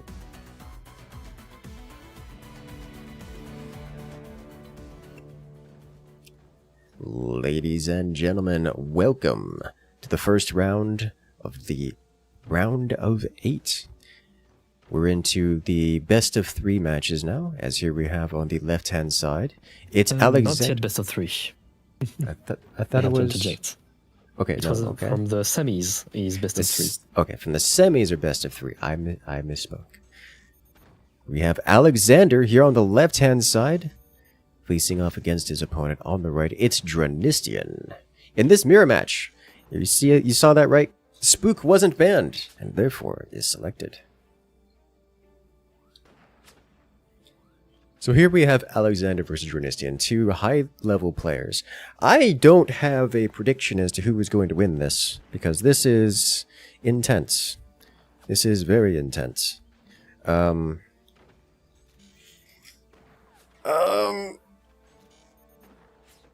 I'd say I think Dronistian takes fan favorite. Alexander doing the sniper thing of absolute harassment. Both players going with similar build openers here. Not a surprise.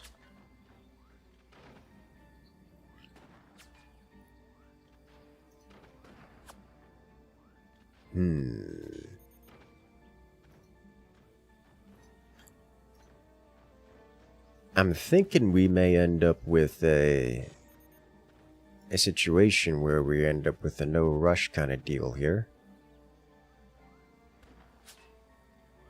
Everyone's just kind of chill, hanging out, having a good time. Zelt's works internet, begins Zelt's works internet. It's classic. Classic indeed.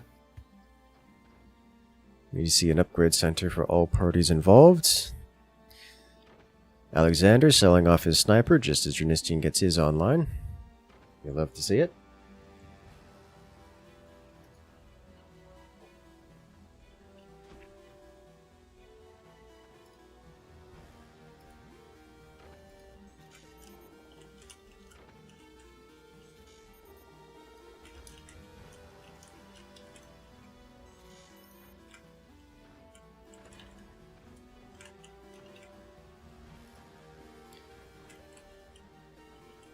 So at this point, I'm looking for major discrepancies in the build orders here.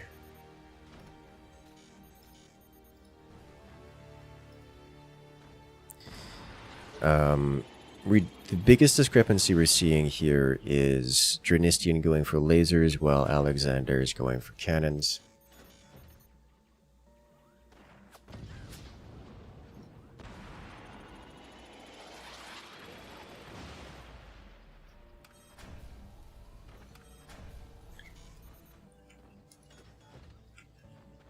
We do see the token EMP out of Alexander. I will say this, Alexander is doing the fancy things.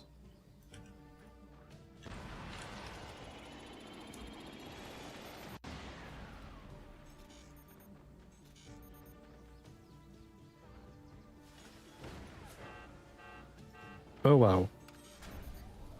Ooh. Speaking of the fancy things, he manages to get an AP sniper round into Dronistian's core, knocking his core down to 70%. That will put Alexander in the lead for the purposes of the tiebreak, should it come down to that. But now we're seeing the first major break from the first major break in the strategies here. Dronistian is going for mortars. That means this plasma, this energy weapons tech, it's going to be for fire beams. We're going to see support fire beams defending those mortars against Alexander's anti-air. Alexander immediately reacting, adding in extra layers of wood all over the place.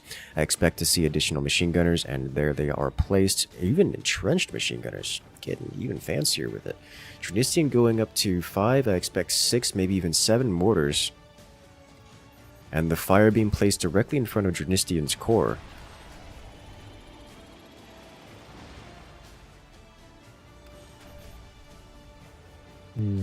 Upgrading some mortars. Yeah, a lot of trench gunners out of Alexander too. And we do see 6 mortars total out of Dronistian. 3 incendiary, 3 heavy. Looks like to be soon 6 heavies.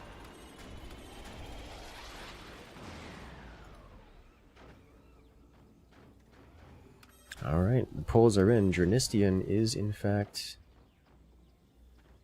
the fan favorite. But we'll see who's correct.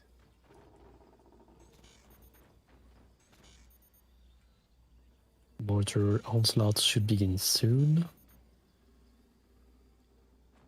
Unless he wants to wait for Firebeam first, which would be fair.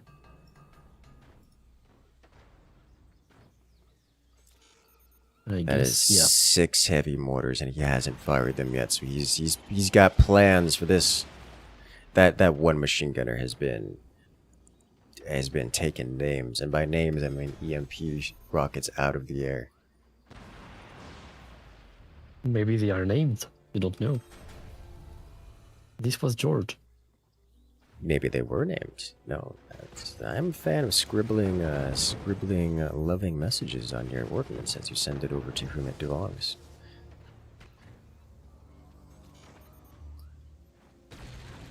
Ah. The first shot directly into his own mortars, taking out a minigunner as well. Oh, okay. Well, oh, this is that's that's all but checkmate because the next round fires and just goes directly into doing critical damage. Yep. I'm surprised Alexander's core is not exposed after that round. Dronistian doesn't have the eco to fire anymore, but he also doesn't have the anti-air to prevent the mortars from landing when they're just fired raw. At this point, Dronistian's a little concerned about retaliation. Alexander has had the time to build things like heavy weapons and has not done so, but by choice. Ooh.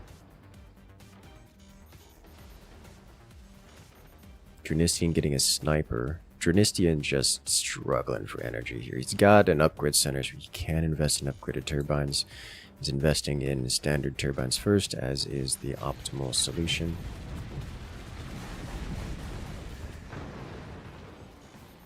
Incendiary heavy mortars. You love to see it. Oh, and the sniper. Dronistian's kind of just styling on Alexander here. Like, Alexander is getting fancy in the early game, but now Dronistian's using this rather complicated strategy. And it's working well for him. Energy shield breaks, it's a lot of damage. At least a hefty repairable. He will need some more energy production though. Yeah, Dronistian does not have the energy production for this. Not the least of all because Alexander's commander ability is activating so much more often than Dronistian's, and it's just, you know, stealing all of his energy. There is a lot of back and forth for this 2000 energy. Yes. Look at that, Alexander's commander ability already 27% recharged. Already 52% recharged.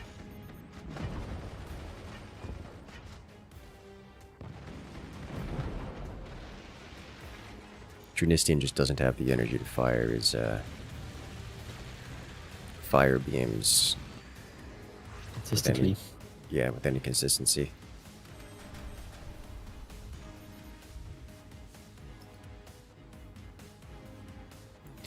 Alexander's base is still holding strong.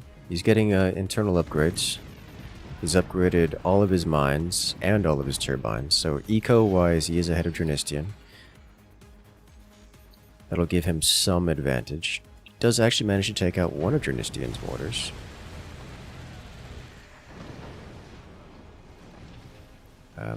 Takes out another one. So Dronistian's actually starting to struggle here. He sells off one of his turbines and places it with a repair bay to help against a fair few things such as the fire and such, but he's still lacking the necessary energy production to keep those mortars firing.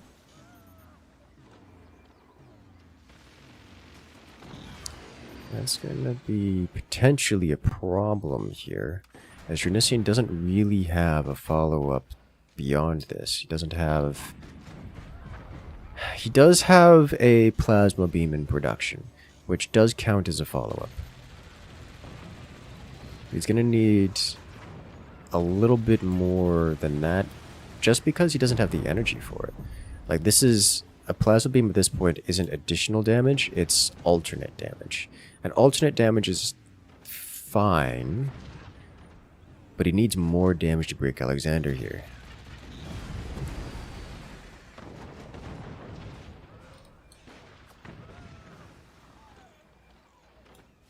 Dronistian loses one of his fire beams to a sniper. Classic. Man, Dronistian's just losing so many of his turbines. His energy production is down to 200 per second, which is not nearly enough for the amount of firepower for the amount of weaponry he's brandishing at this point.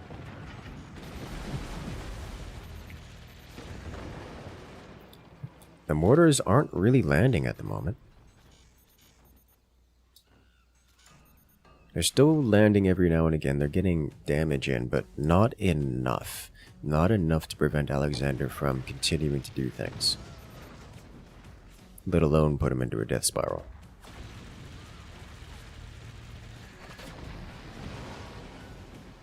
There it is.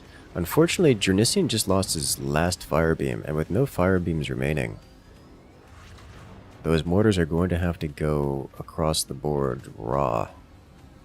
And that's not a consistent request. Yeah, Dronistian is going to rebuild those fire beams. He's going to send the mortars across. At least one of them makes it, which is something. But one mortar does not win him the game.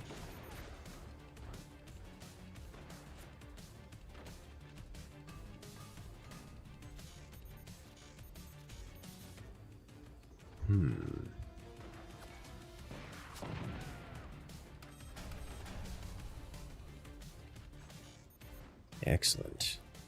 Dronistian adding in 2 more heavy mortars, as well as replacing the one he lost.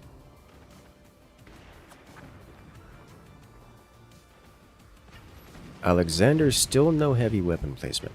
I'm kind of expecting a howitzer behind his core. Just deep inside, internal, safe. Yeah. But he's floating metal at this point. He has the core damage advantage, so he can just tank for the remainder of the match. But it's easier to tank if your opponent's having to recover from taking a howitzer round. That is for sure, yeah. Alexander definitely playing for the timer, as opposed to defeating his opponent. Dronistian has to wipe out Alexander here, or at least deal significant core damage in order to come back in this. Like, there's just so much anti-air. Alexander's base is bristling with point defense.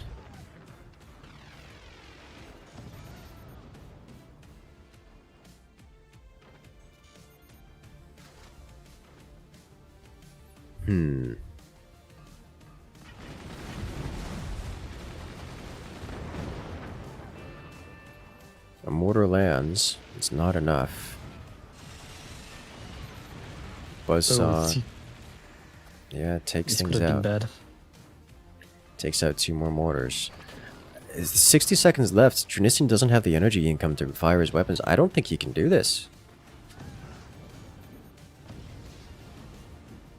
He's using his sniper to take out some of those. Like, mortars are good, but he has to get to the core. If he can do that again, maybe, but 25 seconds left on the clock. And the fire beams are burning.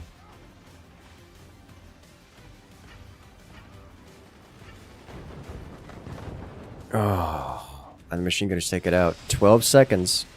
There's no way. It's more than 1 cycle time worth of mortar fire. And that'll be it. This goes to timer, and Alexander takes it. Yeah, again, it is Alexander. Not worry about the damage. The timer is broken. Why are you like this? Yeah, unfortunate. All right. Congratulations to Alexander. There you have it.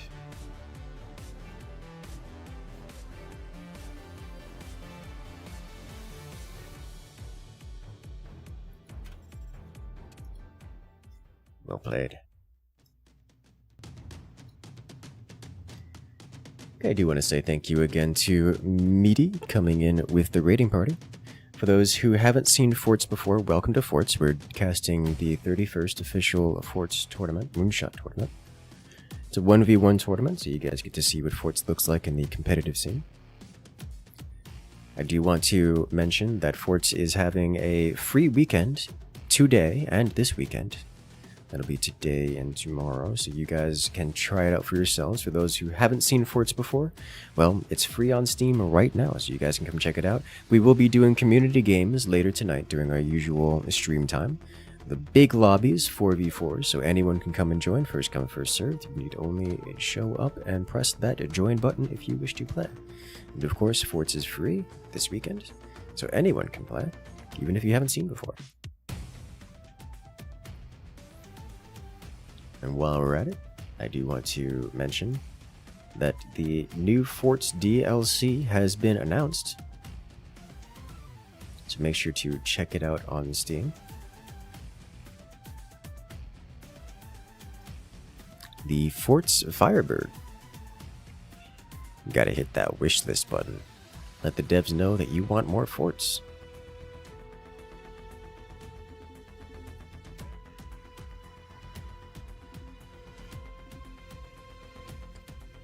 Alright. The next players are here. Cloud versus Julian.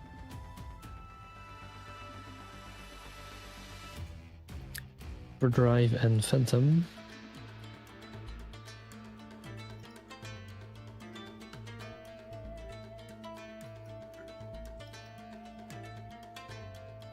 We have a request from the players, or at least one of the players.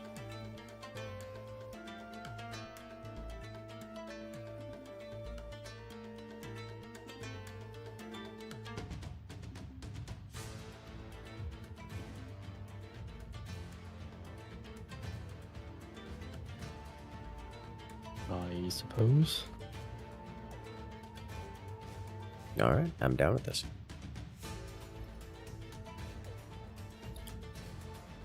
If you give the call. Okay then, sure. Alright. Give me a Just moment make sure to to set it not up. show the password to everyone. Yes. Easier said than done. Easier done than said. One of the two.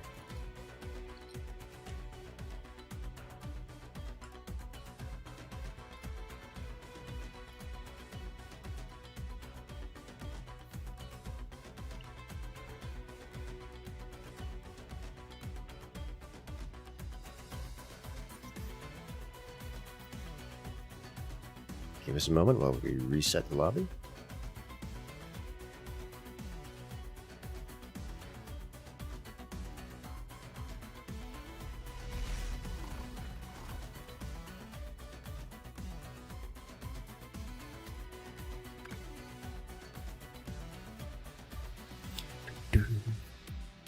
I'm so excited for the new Forts DLC, you have no idea. But do you have any idea what it contains? Not really. You can go off of the Steam page at least. Yes, I know what's on the Steam page.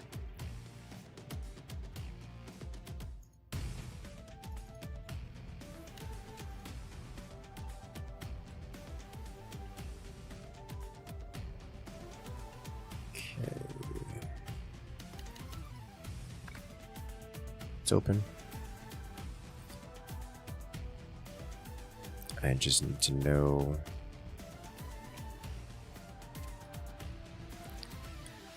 what the Let me check. map is, among other things. Is stalactites. Stalactites. Stalactites 1v1, thank you. Limb is there, perfect.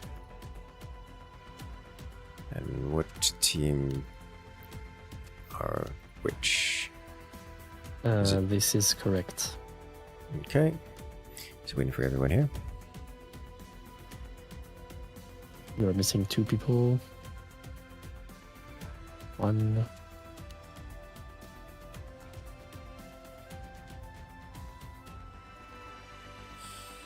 Okay, everyone's here.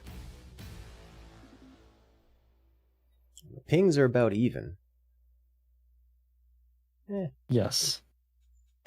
It is a bit worse for Julian, but it is how it is. Yes. It had to be expected. It's a bit worse for Julian, but not as bad as it was for Cloud. I mean, it's basically just as bad, but whatever. It's even, at least.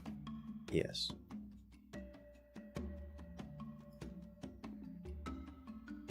All right. Whenever the players are ready, we'll jump into the next round.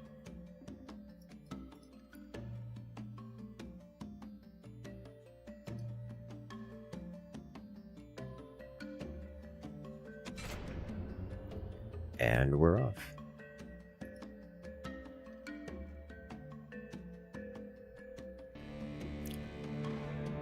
All right, ladies and gentlemen, Here we have another round here in the 31st official Forts tournament.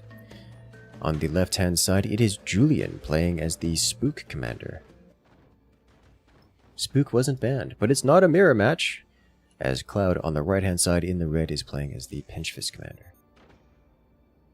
Salzburg still with the shaky internet. Yes, I cannot assist with this.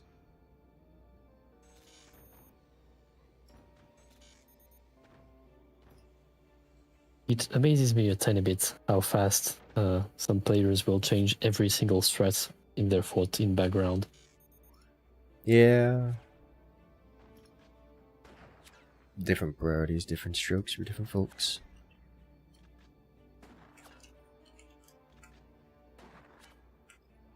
Priority is to annoy the turbines. To annoy the turbines, yes. Psychological damage, the best kind of damage.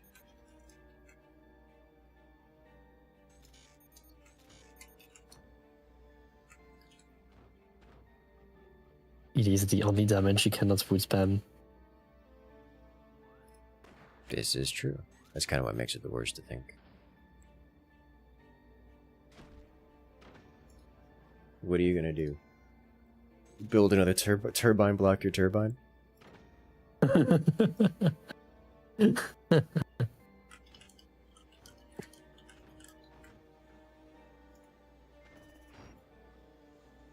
Welcome back, Zelt. I'm pretty sure this swarm can be sniped. I don't think it can be sniped past the turbine. The turbine will be long for the world. I would certainly try. That's the thing that makes snipers annoying, isn't it? You can certainly try.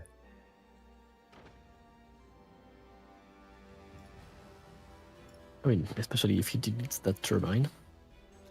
Now it's easy to snipe. And it looks like But you would have Julian's to off to an notice. early lead in the popularity vote.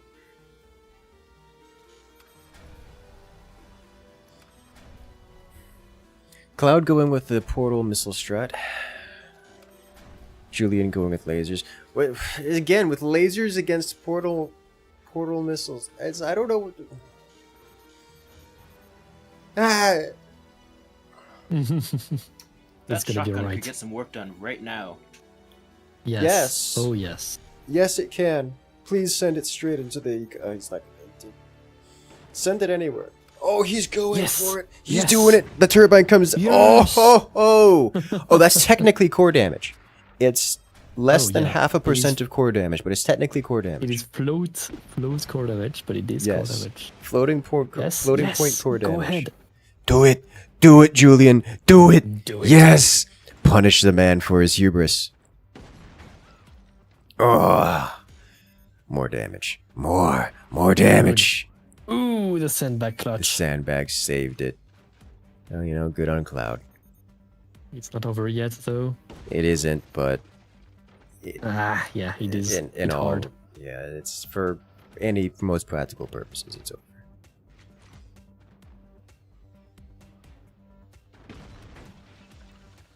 That's a lot of batteries for someone who's not going howitzer.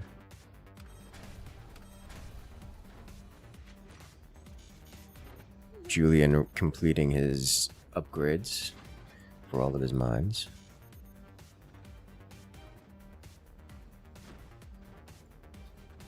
Honestly, Cloud's going for a very safe strat. He just got a little greedy with it and got punished. But it's not a big setback.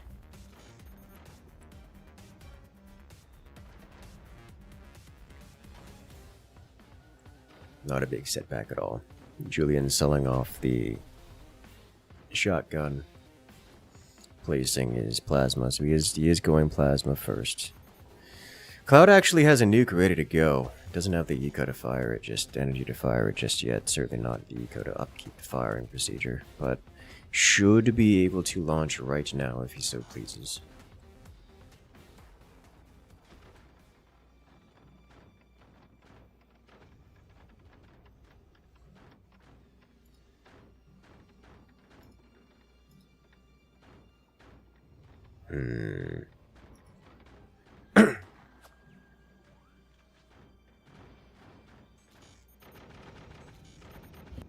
chunk.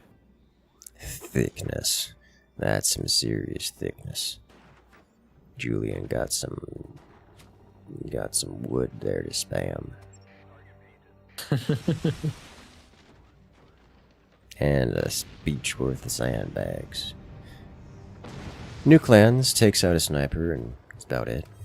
It probably feels really good to take out a sniper with a nuke, gotta say, especially in this after what Julian did. It's completely deserved. 100% deserved.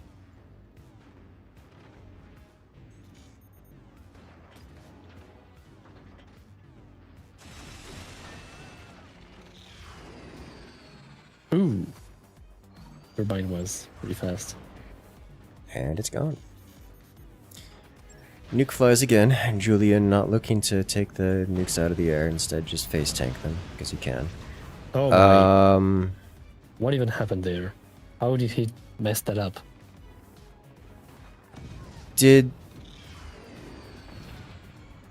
Oh, did he lack the energy because he just fired the nuke somehow? I No, think... that's not possible. I mean, that Oh wait, that is who got possible. Oh! Oh my god! I didn't realize he drained, Oh my he shut down, he used the spook active ability to shut down Cloud's portal. Oh my god. Right.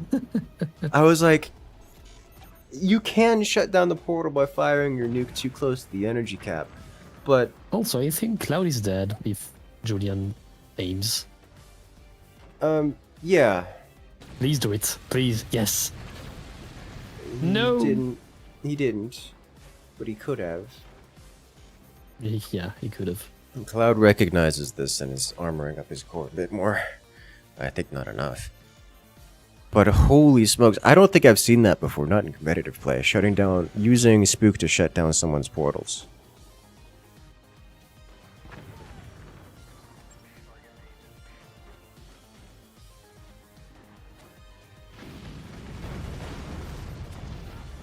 Yeah, Fine. well defended. Very well defended. Cloud with just multiple snipers just constantly plinking away at everything. Mm-hmm. Julian trying Inching to take towards out the core. Cloud's... Yeah, trying to take out Cloud's turbines there.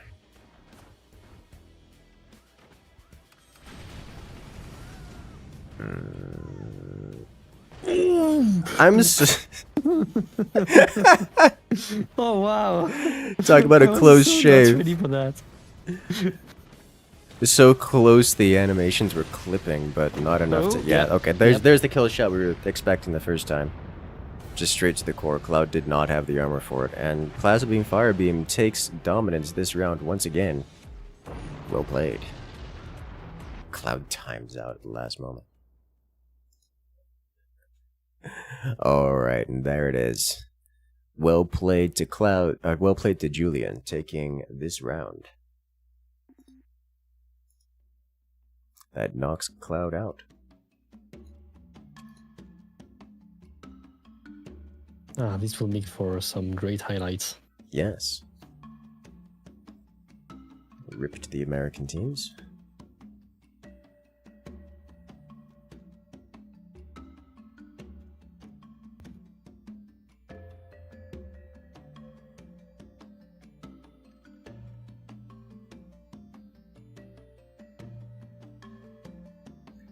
Alright, so Desert Ruins is the next map, but who do we have in the next round? We have Eaton and I am myself. Excellent. Oh, and I guess I'm probably staying host again. I guess for this one, yes, at least. I would guess that I will host for the next one because we will have Junu again and Benzin. So yeah.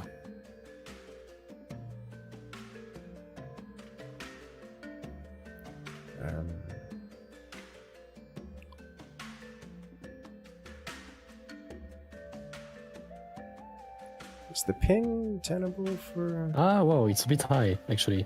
Yeah.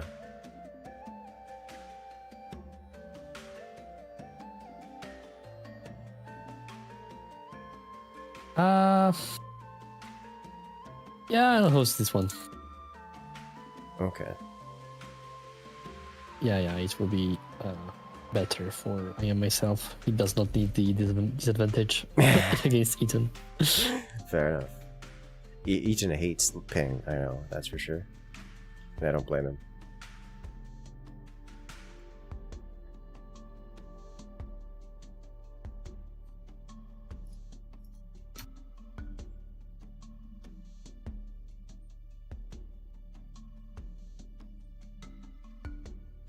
Alsvik is too fast with the time limit. I like him a lot.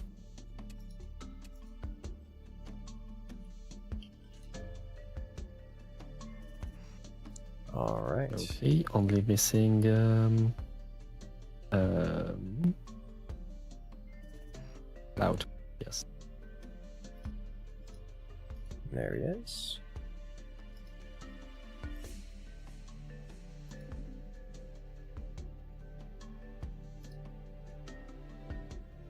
I will say this, chat has not been very effective at predicting the winners here. They are too bad. Yes, You need to teach them. they must learn.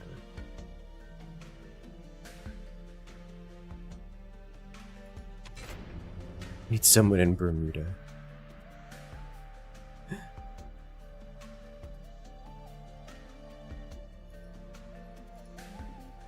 I'm just someone floating in the middle of the Atlantic Ocean.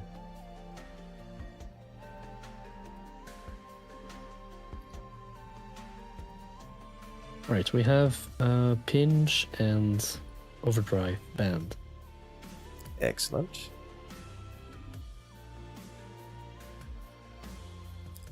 Does that mean it's a spook mirror match time? Possibly. Quite possible. Right. Loud, halts.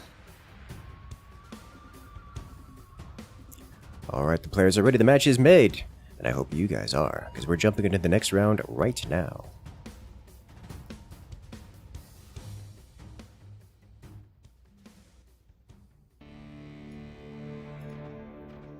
And we're off. Ladies and gentlemen, it's not a spook mirror match because I myself here on the left-hand side has selected the Armadillo Commander. Facing against his opponent on the right-hand side in the red, it is Eaton.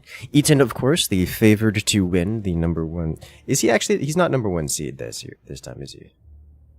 This season? No, I think Rome should know. I haven't checked. Okay. Like I know he's typically he's well known for being the best forwards player across the board. Number one ranked right now is Benson. Last season. Yeah, but he also hasn't been on that ranked grind, or that grind in general, for a hot minute, so I don't think he's the number one seed anymore. But he is still the favored to win, for even in a rusty fashion, he kind of just trounces over everyone. I think Eaton, in his sleep, reflexively does more things right than most players who are sweating as hard as they possibly can. That sums it up about right.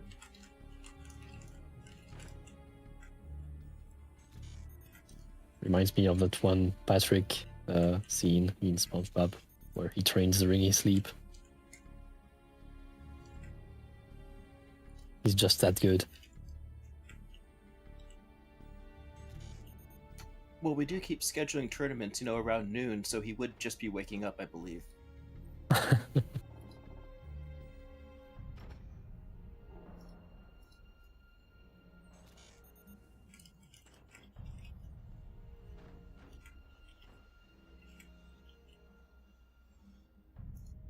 I mean, I remember when he signed up, he was concerned that some other players would be in the tournament, but I guess Eaton Cloud signed dropped up out, which everyone. was the yeah. It's like Eaton shows up, everyone else is like, nope, not playing. I am myself literally told me, tell me who's in right now before I sign up. Mm-hmm. That's funny. And he almost didn't sign up, but he did eventually. I think Chad is actually going to get this prediction right, unless we have a massive upset here. And to be clear, I myself, he can be quite the upsetting player, pun intended. Also, I'm quite surprised that we haven't seen Scattershot yet. I would think that Scattershot would be a good commander to do a good alpha strike and then win. I don't know. Traditionally, he's not been good enough in the 1v1 to make it work. Like it's It is proof that I am out of touch. fine. Like, you're not wrong. It's just in the 1v1 it tends to not work. The thing is, you don't have any way of charging Scattershot's Alpha Strike. So while you can get a bunch of 20s, you have to either reveal that you have a bunch of 20s, at which point your opponent gets things like energy shields, or you have to be losing a lot, including, very likely, at least some of your 20s, before That is fair. before you can do the Alpha Strike. And to be fair, We had not that does thought work. about that. Like, it's not the worst thing. I've seen it before, and it works. It just, on the scale of things, I'd rather do something else. Like, imagine a world where someone's playing Overdrive and just lets you build your 20s. They're gonna have maximum upgraded mines and 3 cannons before you get your commander active.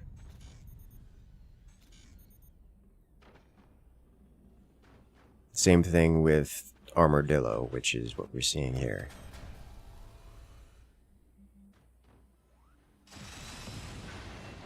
I was gonna say, with this rule set, I'm fully expecting Eaton to just go aggro. Just like a hard aggro. And I love what Eaton's doing here with the single line connection. He's just fully not even trying to prevent I myself from disconnecting his main weapons. He's just like, if you want to shoot my weapons and drop the connection, you can. It's going to cost me literally 1 wooden strut to rebuild it. Yeah, it is losing on his side because of the cost of firing the buzzsaw. Yeah. Like, this is not a trade that I myself is winning, despite him being the one to fire the weapon and taking no damage himself. Eaton's the one tanking and he's still winning the trade. Hasn't fired a shot. He's just that good. Yes. Well, Eaton's about 30 seconds from having his plasma, and I don't see anything on I myself side. Oh, he Yep. has 4 shields building up now. Well, also keep in mind that Eaton's going with the older meta. He doesn't have an upgrade center. He's not planning on having an upgrade center. He's planning on ending this game or dealing critical damage before I myself even gets weapons on the board. Whereas I myself, playing Armadillo, is planning on dragging this game on for 20 minutes. I mean, Eaton was surprised that the previous match was so short. And I literally told him, yeah, go ahead, do it as fast or even shorter. Yeah. I think he's just taking that advice. But now he will need some I think shield. Eaton doesn't realize just how many shields are on I myself side. Like, he knows that there are several shields placed. I don't know if he was counting how many. He's already investing in anti-shield tech.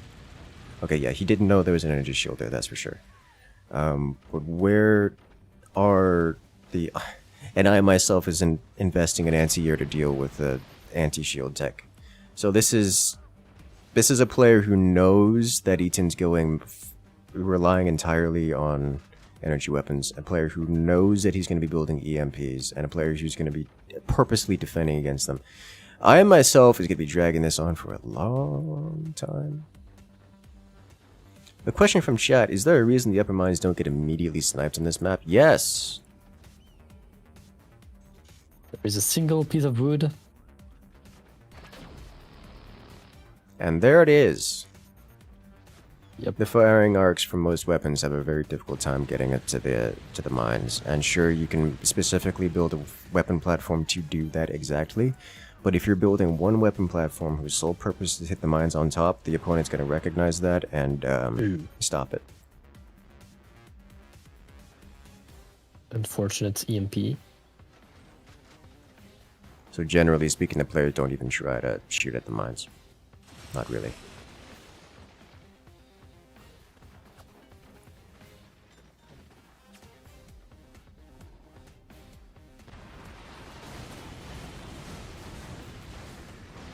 For a second, I thought that EMP was going to make it across. I was like, there's no way. There's It no would've been way. So cool. Plot armor coming in full force.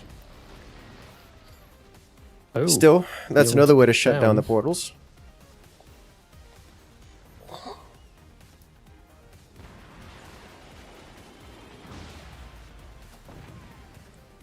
And he gets one of them. Portal shut down again. Fire beam, plasma beam combo going to the the mines. mines. Energy follow up. He doesn't have the cooldown, I think. He fired too quick. But bummer. Misses that one, but I think he's gonna go for the goes to the plasma anyways.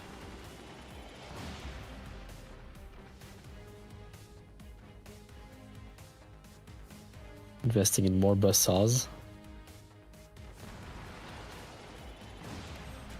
Beautiful. Oh.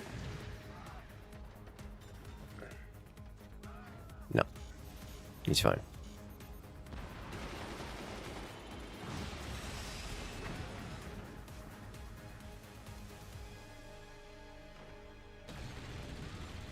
There's no energy shield there, and Eaton just realizes this.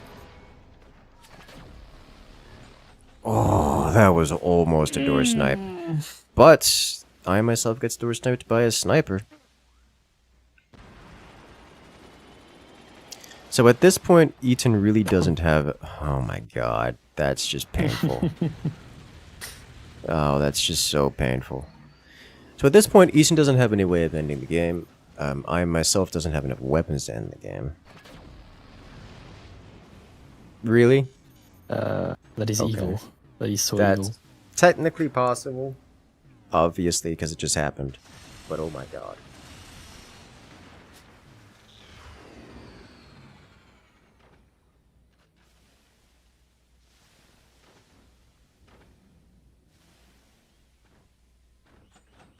Eaton just saw with the active what everything I and myself had. Mm-hmm. So he knows full well what's happening there. Question is, what does he Especially do this. about it? Oh.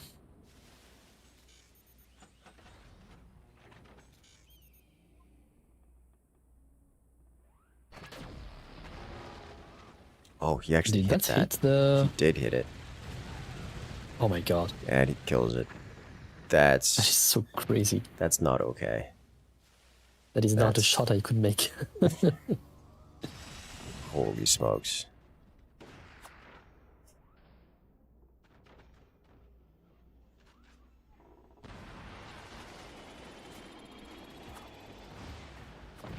Ooh?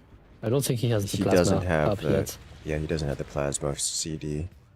I'm not sure it'll Yes, he come has. out. Oh! Came online just in time. Takes out a couple mines. So here's the thing. Alright, so here's Eaton's problem. And I know he's thinking about this, but I don't know what he's going to do about it. He doesn't have a way of ending the game. He needs to ramp up his damage. These energy weapons, all fine and dandy. He can't actually finish off or deal game-ending pressure with I myself. So he needs to change things up. This can be done with like mass EMP, so that he can blanket the area in EMP to enable his energy weapons to actually deal damage. Alternatively, you can tech switch to cannons, or do a different thing like rocket tech, mortars. Like he's got a few options. The question is, what does he need to do with it?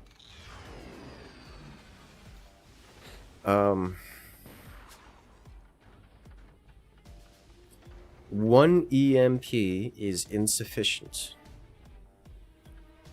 It can technically work, but it's so easy to shut down that it's not reliable. And not reliable puts I am myself at the advantage. Or at least at a more advantage, because he's safe more often than not.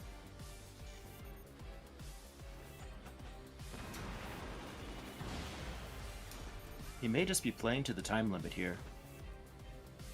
He could. With lasers?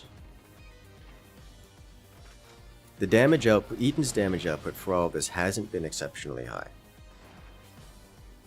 Yeah, It but is I myself definitely- just barely has hit any shots so far. This is true. It's just like, there's the thing. Sure, he's barely hitting his shots. What happens if he lands one nuke? It changes the math a lot. Possibly.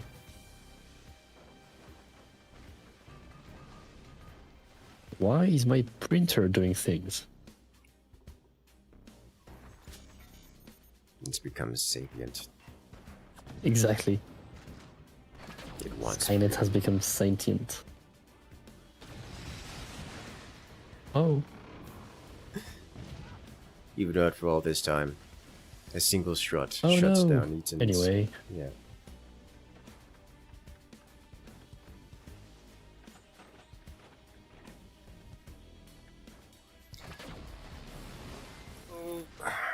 Eaton does get the second plasma, which will be relevant here. As he's digging through to hit the explosion. And he gets it. 60 seconds left on the clock. Yeah, Eaton's not getting... full I'm damage pretty sure here. Eaton just has more damage. Yeah, it's just going to timer and... And I don't see that nuke doing anything. Yeah, it's... Is he even going to launch the thing? I mean, he's gonna try. If he gets a sniper down. Look at Eaton being conscientious and putting armor underneath his core. I was like, there is technically a chance. And Eaton's like, nope. Shut that down real quick. Yeah, as I was saying, I myself was going to position himself to make this game go for 20 minutes, but there's a 15-minute timer, so... Congratulations, I myself did what he wanted. He took no core damage and has, at this point, not even economic advantage. It's about economic parity. At the 15-minute mark. And the round goes to Eaton. Unsurprisingly. I was going to say, I'm unsurprisingly, but also, he only had 20,000 damage more than I myself. That is like 1.5 nuke worth of damage, right? Like, that's pretty close, all things considered. But Eaton takes it and moves on to the next round. This is why we have the timer. To prevent this. Well done, well done. I myself is eliminated, and Eaton moved on.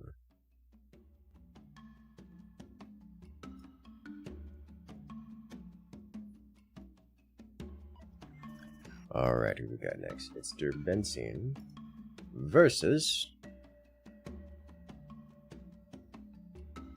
Junu. Junu. The last single elimination round before we get onto the best of threes.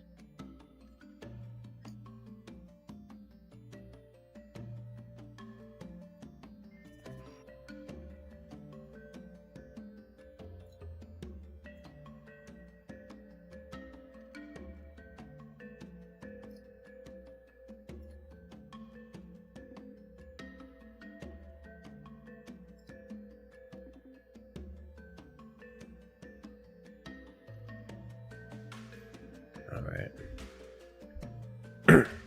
Hurricane is banned.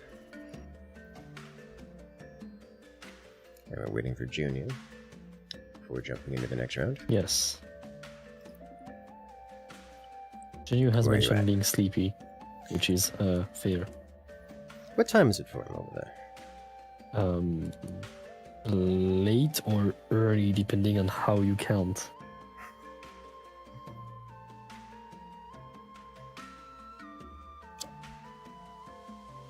One of the two. Yes. Okay, Junu is typing.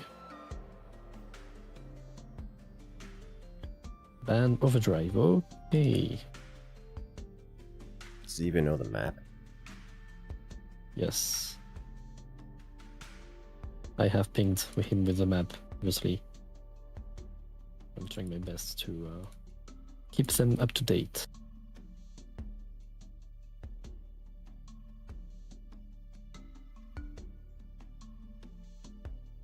Excellent.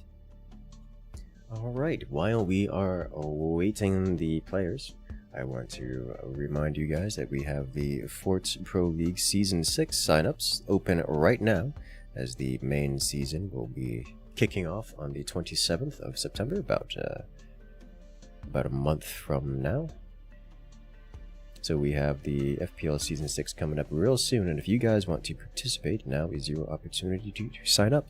Make sure to sign up in the official Forts Discord. If you don't know if you like Forts, well, now is the perfect opportunity to join in, because you can try it for free this weekend.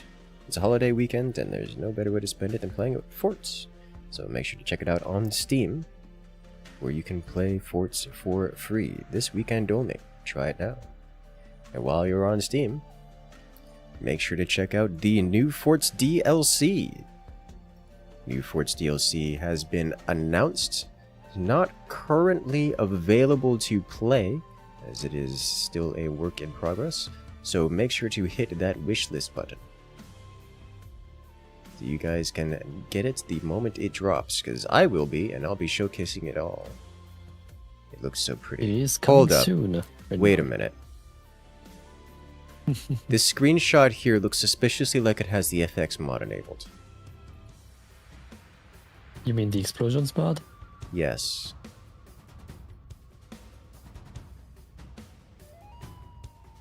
I have questions. I am not allowed to say anything. You see, I know this, and I still have questions. I only just noticed. I've seen those screenshots several times now, and I've only just noticed this. I think the lightning looks cool. It does look cool. I can't wait to hear what it sounds like. Nose is excellent at making. I would have to guess that the lightning sounds good. Sounds. Yes. Yeah, as I said, I still have that one volcano sound lying around just in case. Just so you could hear the sound effect in game. Game yes, sound effect. every now and then. always. So crunchy. Well, Julian also needs remember 5 minutes. We'll just skip this match for now. All right. the very brief patch where all sounds are flack. All sounds are flack. Oops. That's the wrong button. Now all sounds are flack. It was terrifying. Every wooden strut, every machine gunner is flack.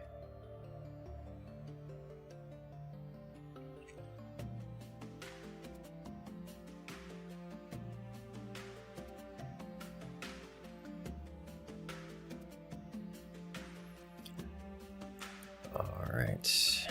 The benzene has been... Yeah, I will go to the next match first because Junu needs 5 minutes to fix an issue.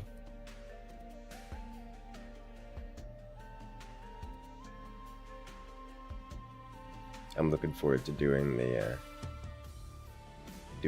community matches tonight. It's been a minute since I've been able to properly play forts because of the wrist injury.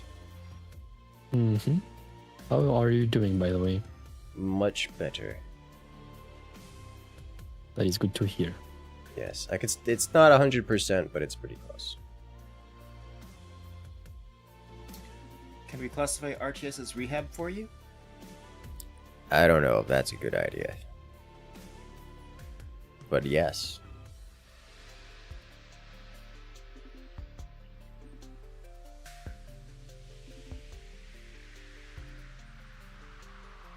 Alright. Julian versus Alexander?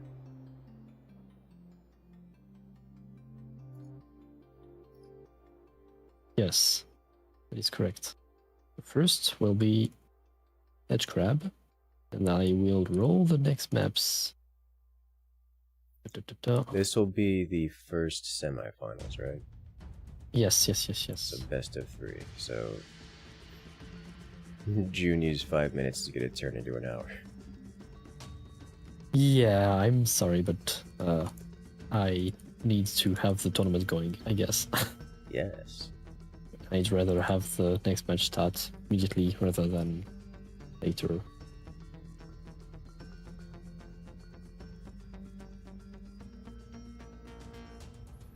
All right.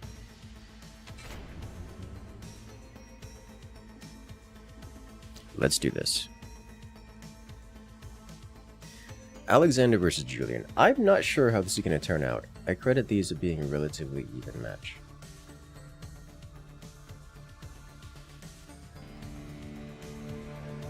And it's on ledge grab, which is awkward enough of a build area that it makes the strategies a bit risky.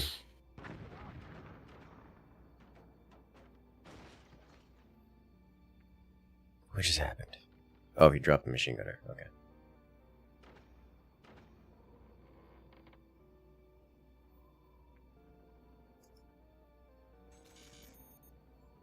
Alright, well, we're off to the first round of the semifinals. That makes this a best of 3, where here we have on the left-hand side, it is Julian, playing as the Spook Commander.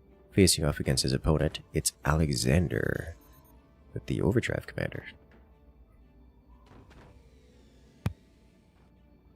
This one will be an interesting matchup, I think.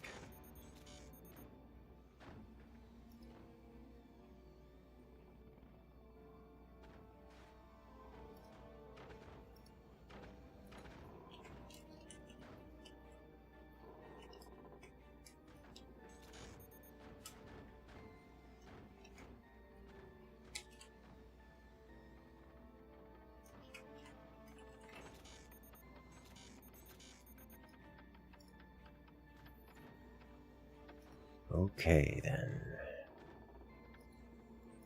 Get your predictions in.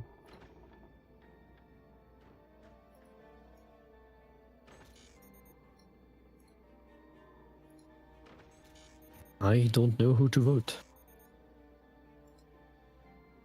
So I will just not vote.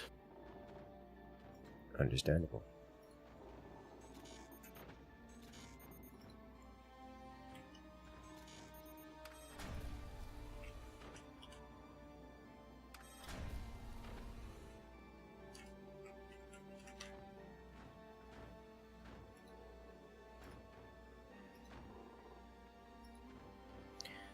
Alright, BO3 time.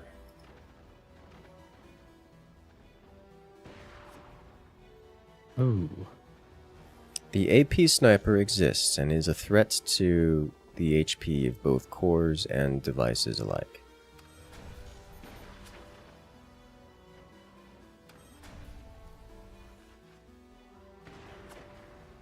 Alexander might not know it, but Julian's bottom core is exposed to the AP sniper. Yes.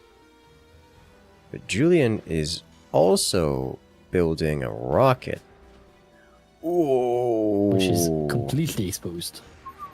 And I don't know if Alexander knows it's there. He does. Okay. Now he knows. Now he knows. Gonna have to repair There is that a one, launcher. so How did you miss?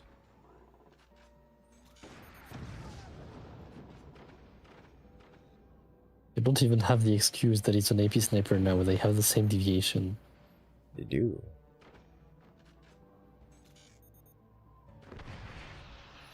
Rocket flies. Oh, wow. Welp. Alright, well, Julian off to an early lead with core damage on Alexander. Alexander getting enough machine gunners to deter additional rocket play. But those machine gunners getting taken out one at a time. I'm surprised Julian's sticking with an AP sniper and only an AP sniper. Like, the rate of fire on that thing is unpleasant. With all the machine gunners taken out, the rockets fly. Get some more damage in. I think he's trying to hit the core again, but that's not going to happen. Alexander does have additional armor preventing such things. Alexander going with the high tier nested gunners, defended by their little overhangs. I think the lower gunner is a little bit too deep into it. Lost in the trench. The upper gunner, I think, is a little bit better positioned, but I think is also too deep into it.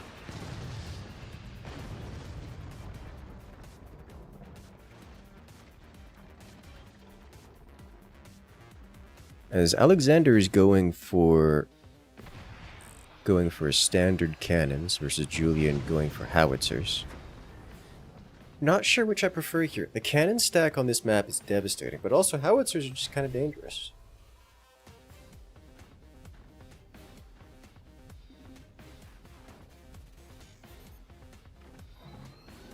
Yeah. Not shooting. Not shooting. They also don't have line of sight because the overhangs are scuffed.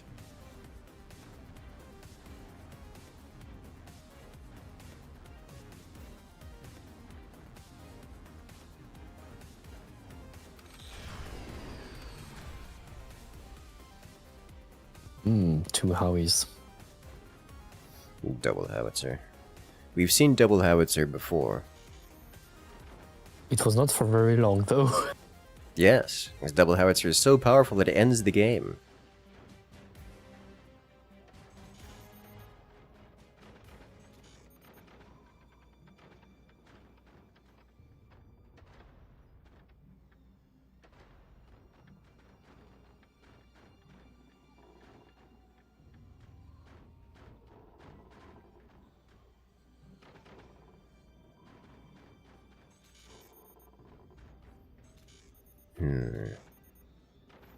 Alexander's cannons are online, and I expect to see them fired right now. However, Julian is very defended. Like, that is so many. Look at the layers of wood spam. Look at it. Look at it. Julian again down with the thickness. Classic. It looks like French wood spam. I was about to say, it does look pretty. It does look pretty French. I mean, it is because of the tiny door setup. It has always been like that. Yes. It is the natural way to do it. But the French wood spam was not invented in that purpose originally. Like, it was inspired from polybridge muscles, basically. And then you just build wood spam on top of that. Ooh. And Yeah, two those- howies? I was gonna say that one machine gunner is woefully insufficient to stop the howitzers from landing, and they do land. And Alexander's armor, he actually face tanks it, and he's okay. You see his entire base wobbling from the recoil of him catching those rounds, but that's not something he can take again. You can see he was not ready nor expecting howitzers, and still his howitzer defenses are not going to prevent this next volley from happening. Julian doesn't quite have the energy to fire it off cooldown. Looks like he's blocking up his howitzer firing angles just to give him a moment of time. Looks like the gunners would just be online just in time. One makes it. Julian wants to have an AP sniper right now.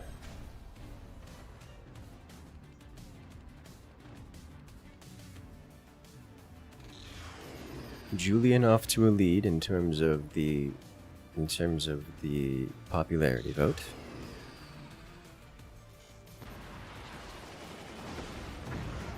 Oh, the shotgun. Oh, it's so painful. Those howitzers about to go flying free. Very Julian, juicy. do it! Do it Now now! is the time. You did it. You don't This have much was time your to whole spare. plan. Okay. Ooh! Alexander desperately firing his cannons and knock those howitzers out of the air. Gets one of them. Saves himself an incredible amount of damage.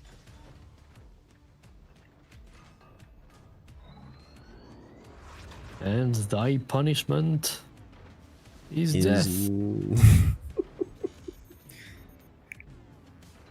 Alright, so now we have Julian activating a cannon. So it's 2 howitzer plus cannon. Does not have the storage to fire this, DLG. but Yeah.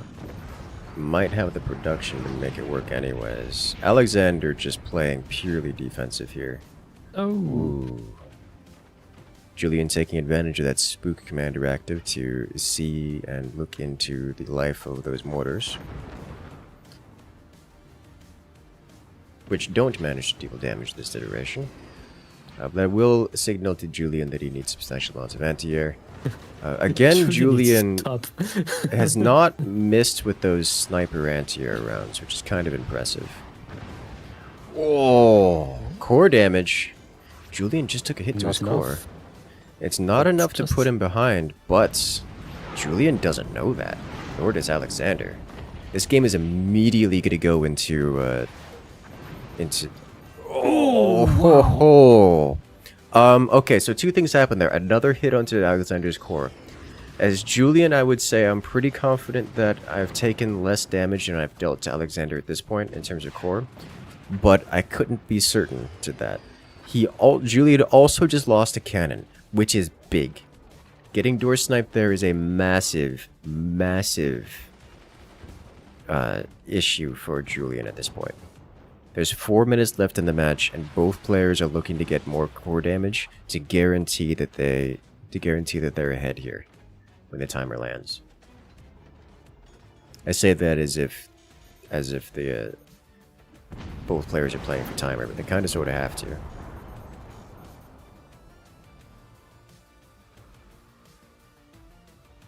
Julian did lose his shotgun in the exchange, which means Alexander's anti-air is going to remain online for the time being.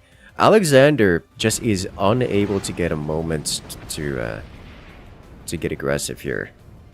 He's just playing near purely defensively. He fired his cannon runs offensively, I think, like for the first time. Every other round has been defensive to take out howitzer rounds or to try to door snipe.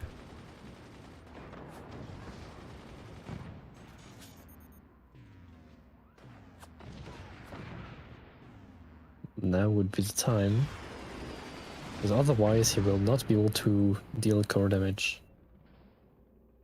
Alright, howitzers are good to fire again. Those are refire rounds. Yeah, look at that. 2 more cannon shells fired.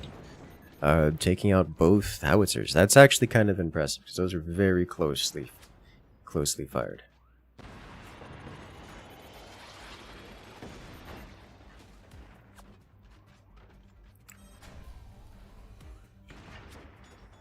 AP sniper from Alexander, gonna shut down that shotgun once again.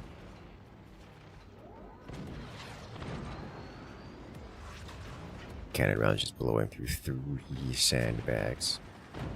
And away goes Julian's shotgun, which means Alexander's machine gunners are once again online. 1 hit. Machine gunners take out the other.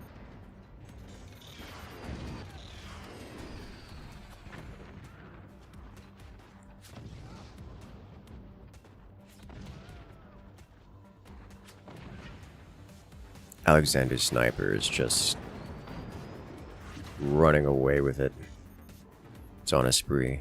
With 2 minutes left remaining, another player is close to breaking here.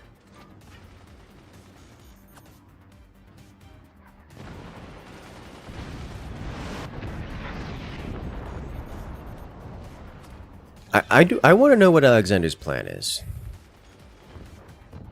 Is it just attempt to tickle away with mortars? Like that's not nearly enough mortars to get the job done. Alexander is reserving his cannons strictly for anti-howitzer defense, which I understand, but how do you intend to... Okay, he is actually firing now. Okay, he's firing now. Okay.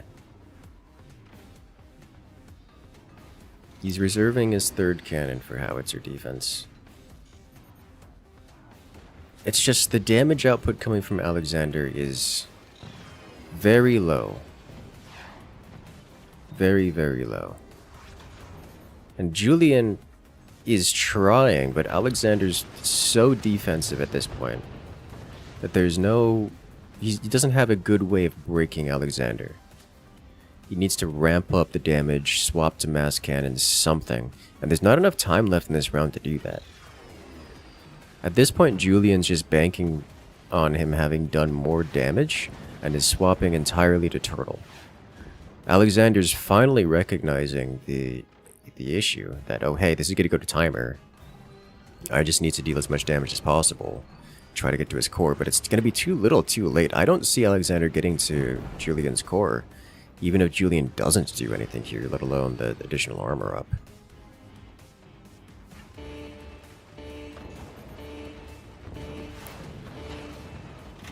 There it is. Team 1 again. Yep. Julian wins it. Okay.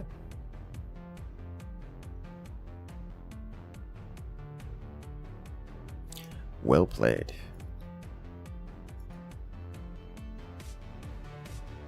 So Julian wins round 1 in this best of 3.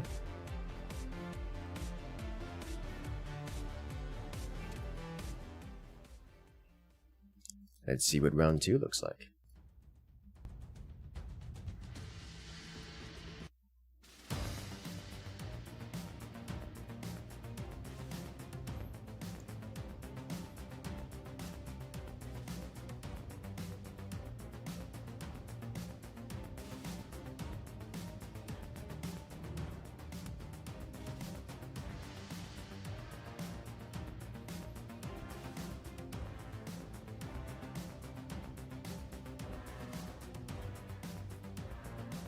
So next up will be on Battlegrounds 1v1.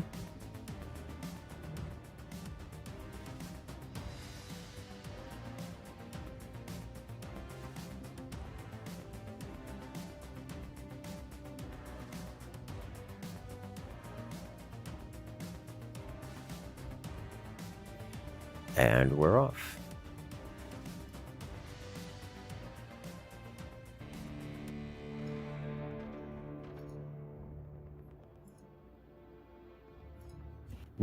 Architect's Mirror.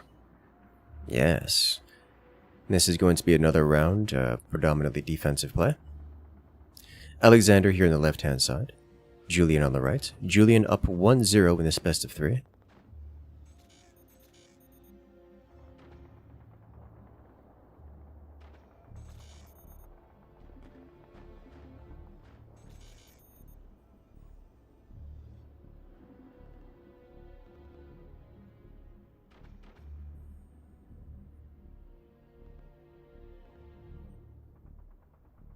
The mirror match is interesting here.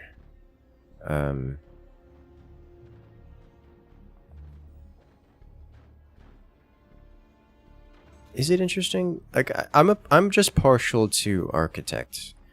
It's a very defensive, reactive commander who benefits from being on the defensive more than most.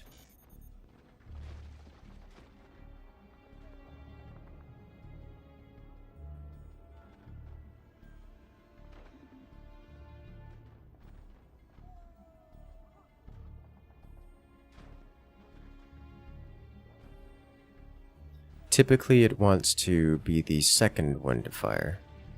As in, you seed the Alpha Strike, you seed the first shot, should I say, the opening shot, and then use your commander ability to boost your set of weapons for your Alpha Strike.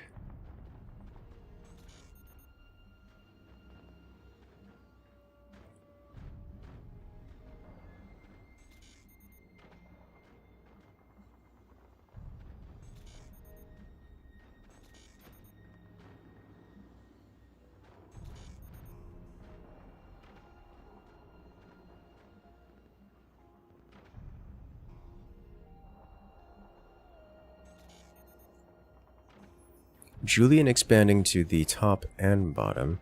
I do expect to see an upgrade center relatively early from both of these players.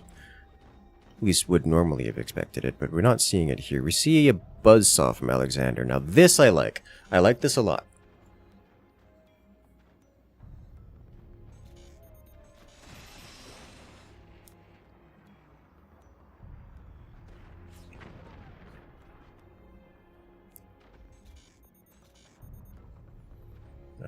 What do they do?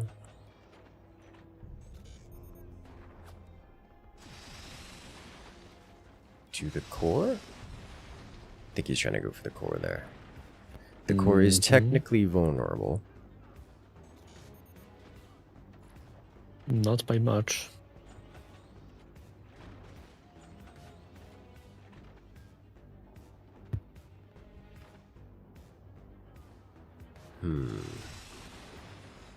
Oh, that didn't cause it to collapse. That's gonna be a problem for Julian.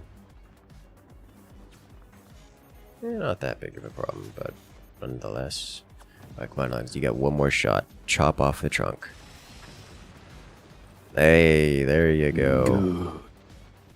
That's the shot I want to see. Alright. You see an upgrade center from Alexander before going heavy weapon tech. What heavy weapon tech would I want to be in this position? I don't even know. Like, lasers are a real option here. Honestly, just going rocket spam is another real option here. Just get like 6 rockets. Just cause problems. But you also have a lot of room for anti-air. You do. But you don't have anyone to help your opponent. Like, this isn't a 2v2. If you get map control, you can put him into a snowball situation.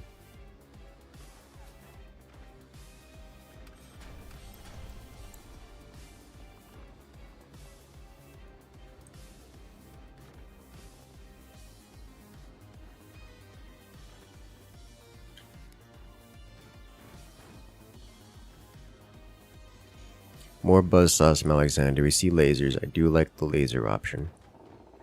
We see Julian going for cannons.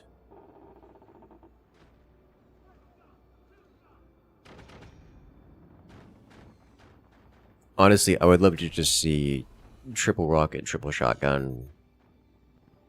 Like an EMP as bait.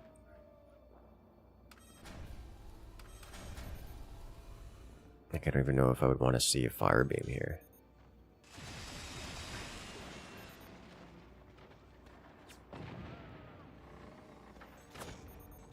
Sniper rounds coming from across the map. We do see shotguns out of Julian. I think Julian's one more likely to do mid-game pressure. I'm partial to that.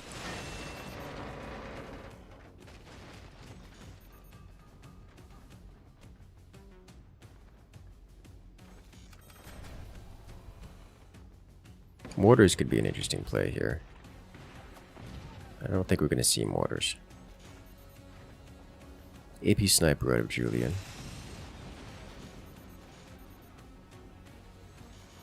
There's no real targets for the shotgun.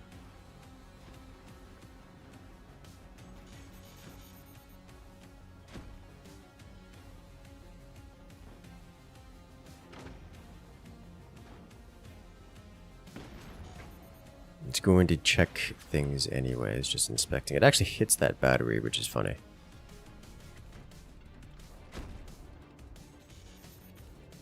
This does nothing, but it's funny to me.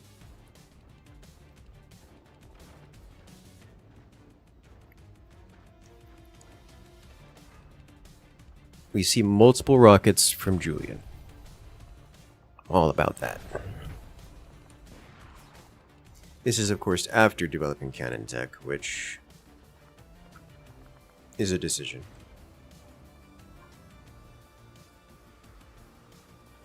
One thing about Architect is Architect gets cheaper wood, which means wood spam is more effective of a defense.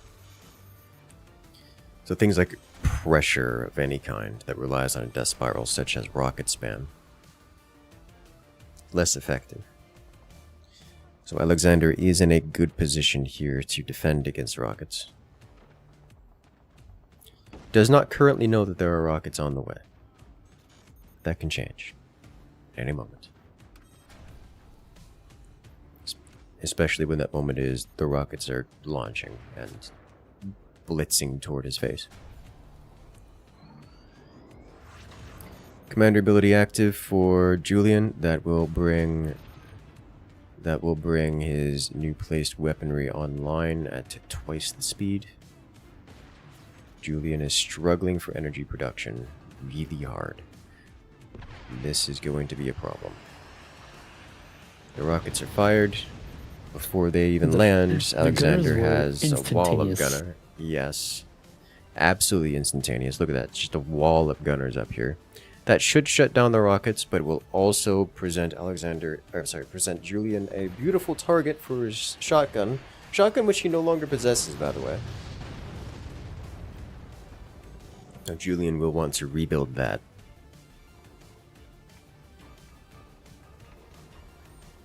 Julian also Julian does not struggling have... for energy. I was about to say, does not have nearly enough energy production to work with his current set of weaponry.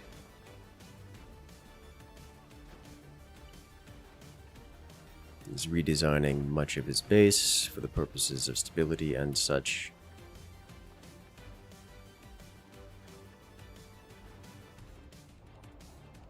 Number of his lower mines, he's going to say, is 2 of his lower mines are disconnected, which is unfortunate for him.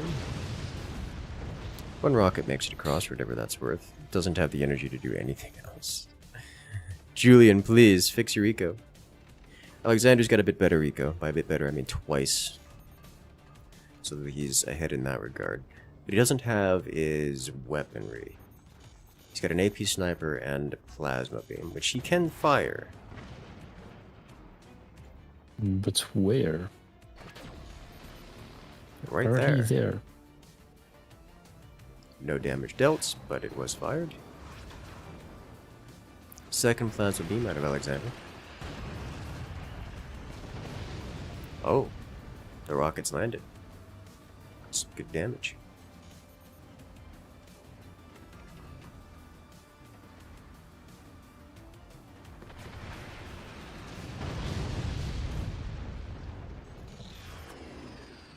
Ooh, just in time.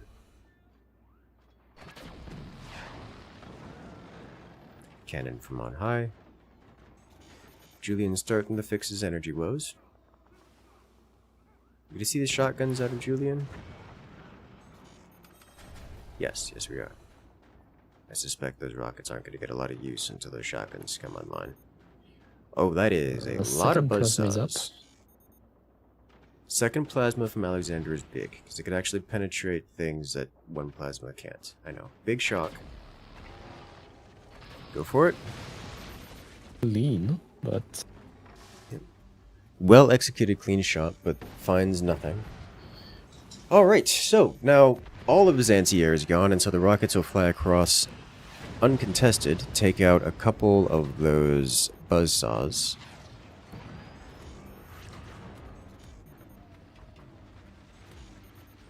You'll love to see it.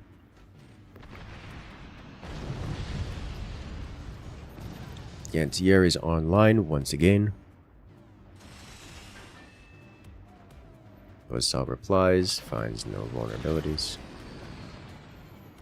Plasmas deal damage, taking out 2 mines. Julian is going to suffer that, and replies in kind, taking out 1 of Alexander's mines.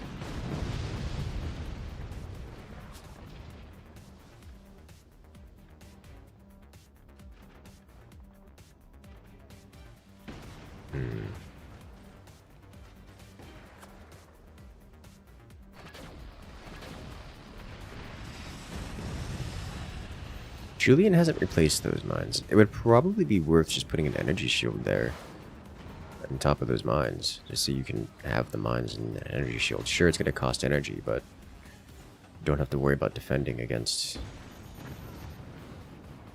the plasmas. Another wall of MGs keeps those rockets at bay. Ooh.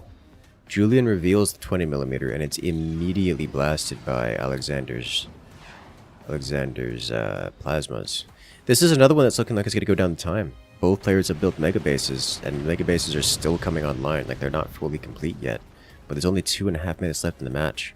It's turning into a slugfest that I think Julian's in the lead, just because he's done more damage by virtue of, well, landing a couple rockets and a couple cannon rounds, compared to Alexander's laser beams.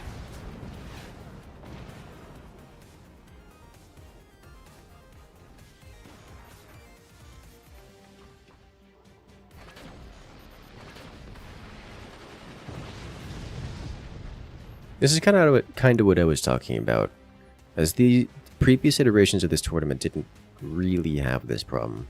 The meta was much faster, players didn't have the experience defending. Even in Eaton's time, the games wouldn't last this long, but the average match is closer to like 10-11 minutes. seeing bases this big in previous tournaments was just not a thing. With weapons being a little bit more expensive to fire and players a bit more defensively capable, the meta has shifted. It's very defensive now. And so we see these big, giant bases that could never have existed last year. Could never have survived last year.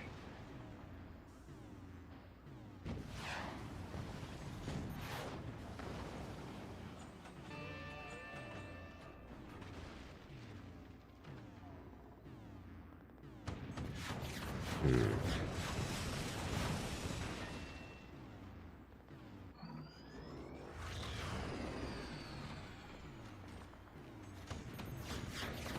$20 mil from on high. Cannon follow-up. Going to the core, question mark? No. No, it's trying not to going the deal core. damage in this general area. Yes. I'm surprised Julian hasn't tried to take out Alexander's upper mines from the uppermost expansion. He knows the turbines are there. He knows the mines are there. He knows there's no portal there. It's either a good place to deal damage or a good place to deal damage.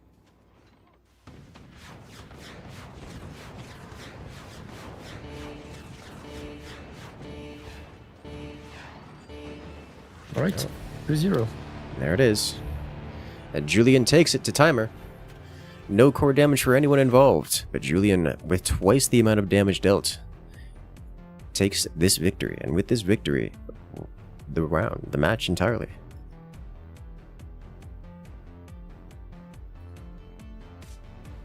Well played.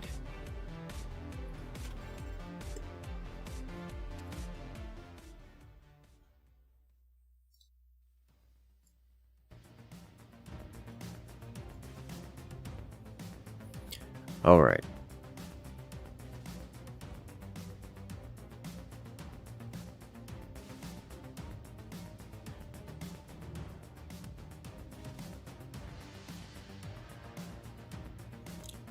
So with Julian moving on to the next round, do we have Junu available? We should. I have pinged him. Yes.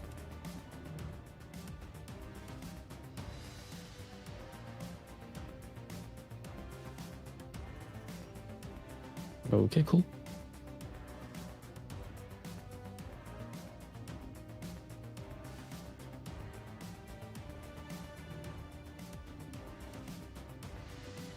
And they're here. Junu versus Benzene.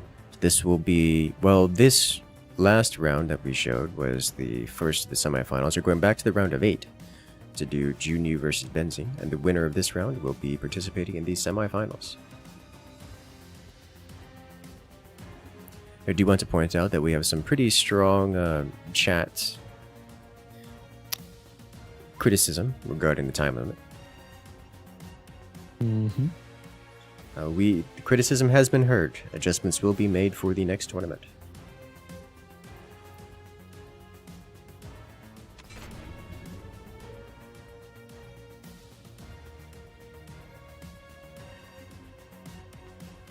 Alright, and now we're off to the next round. Junu versus Derben. The match is made, the players are ready. Let's do this.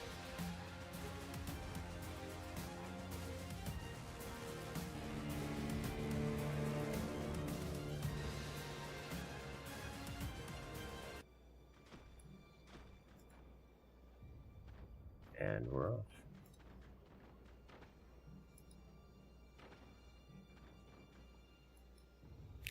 Here we have, on the left-hand side, it's Junu in this best of 1 against his opponent, Derben. Junu is playing as the Warthog commander.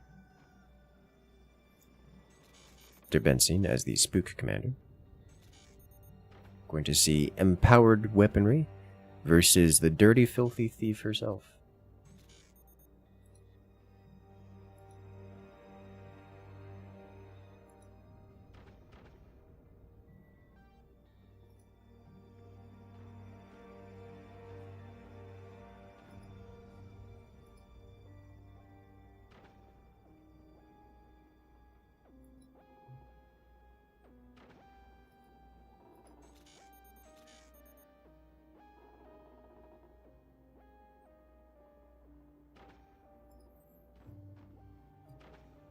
Alrighty then.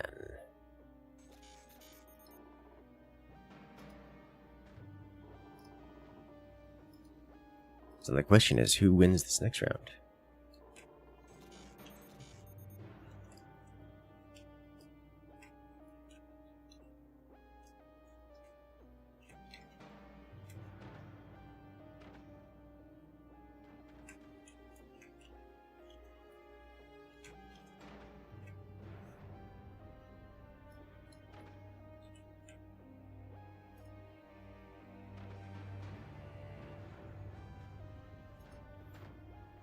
So at this point, Derben's doing something fun. I guess it's not that. He does know that Junu is exposing. These guys are just, it's just greed. It's just greed all around. I'm looking at this like these mans are greedy. But they also know that both of them are being greedy, so they're just kind of going with it. They're looking at each other and saying, no one's doing something, no one's getting aggressive, so we're just gonna have a good time building what we want. What we want is a lot of eco. Yeah, Derben is already placing his munitions plant. Alright, so this is happening.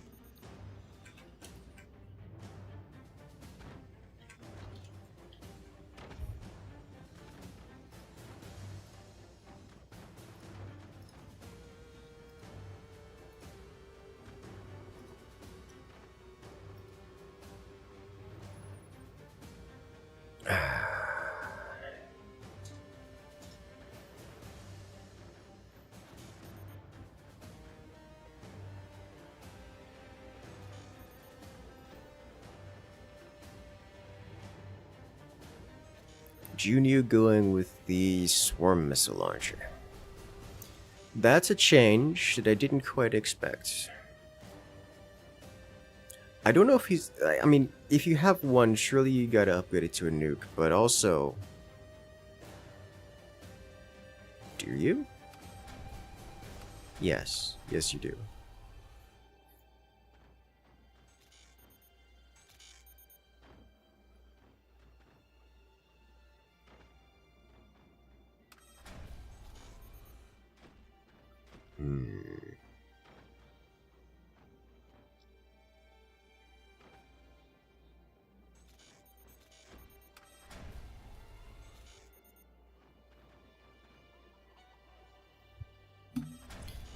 With only one launcher, I can't imagine Junu's gonna focus on fire beams to support the nuke. That's just not enough damage to get the job done.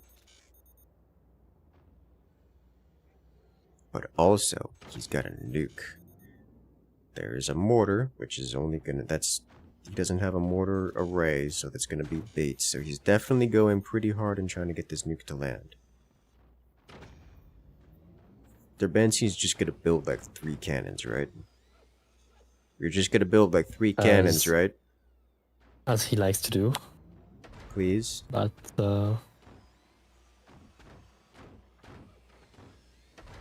this looks different.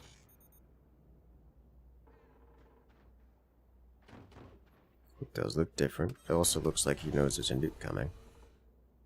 Mm-hmm. As he should.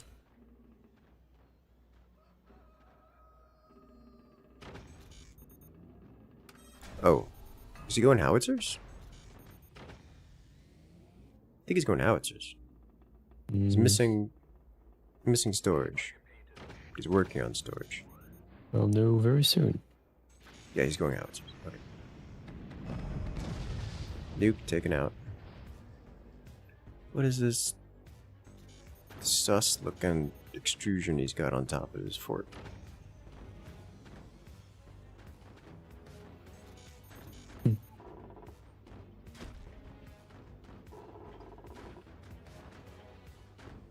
Howitzer it is.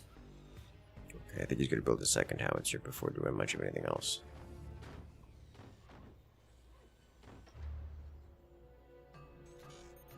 Derben about to get smacked by a nuke. It's probably going to deal core damage too. 1 fire beam. Yeah.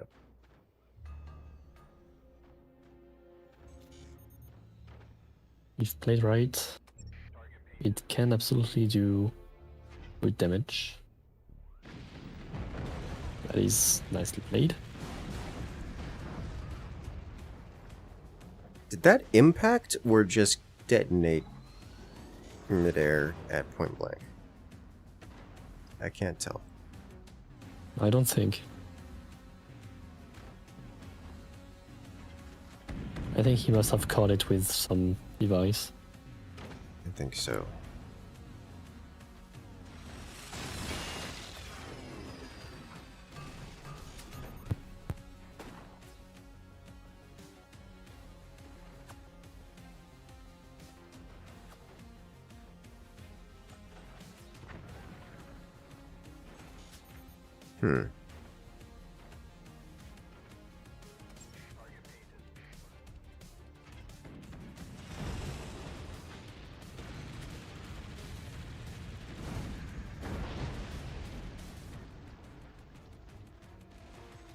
Not quite core damage.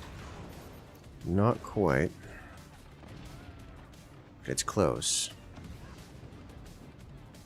Derben replying with an array of snipers, which you'll love to see. Even the multi-turbine block. So Derben still has a little bit before his 20 mil comes online. This man fully built a 20 mil. Okay. He's got to fire the howitzer soon.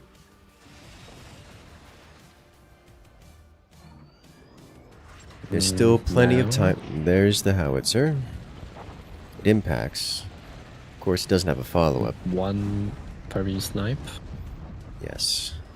During all of that, the sniper does manage to clear out Junu's fire beam, taking minimal damage in return. Fire beams plural. Yes.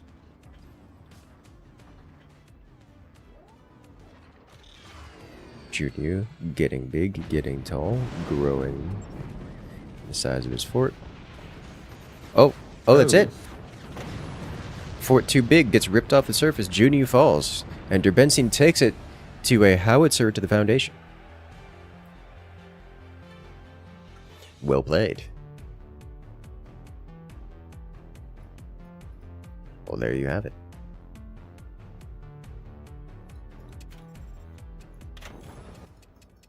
Let's see that again in slow motion.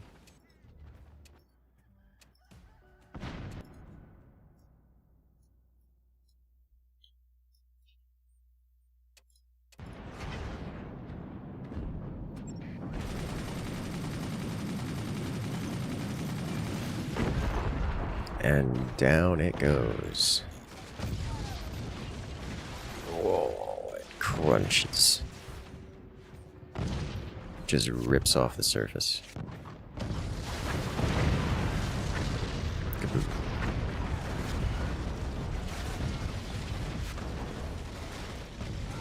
Well played, Derben, taking this round. Alright, and so he goes on to the semifinals, where he will face off against Eaton, I believe. Correct.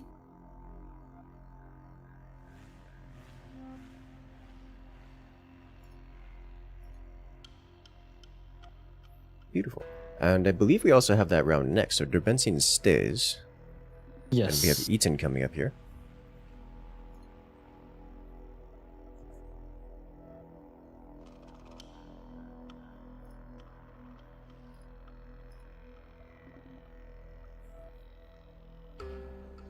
This next round will be a best of 3, as it is a semifinal.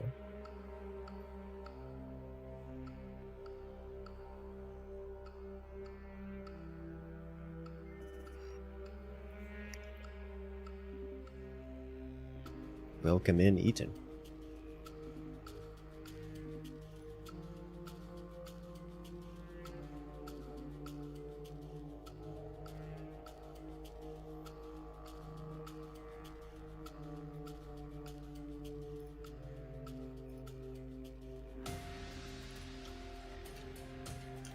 And take this opportunity to remind you guys that Forts has a free weekend this weekend You guys can play forts right now for free.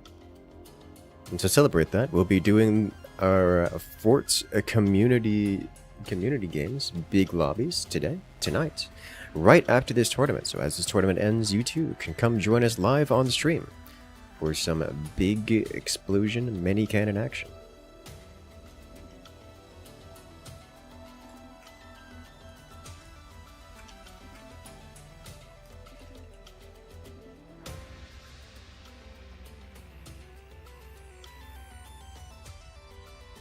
Alright, let us go.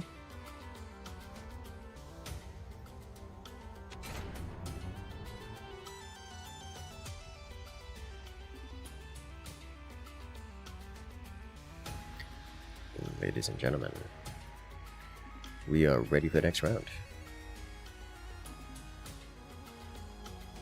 Rome, we are waiting for you. Thank you.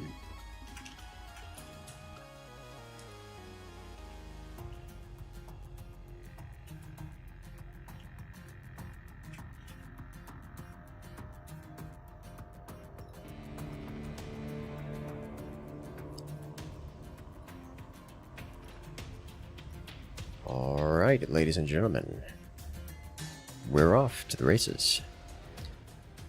Derben versus Eaton, and it's a mirror match to start it off, as here we have on the left-hand side, it is Derben facing off against the reigning competitive champion, it's Eaton. I'm playing on vanilla 1v1, the classic as vanilla as it gets.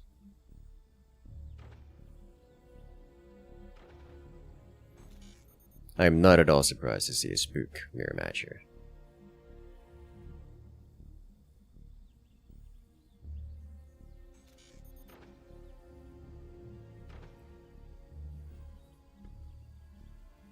Not even a little bit.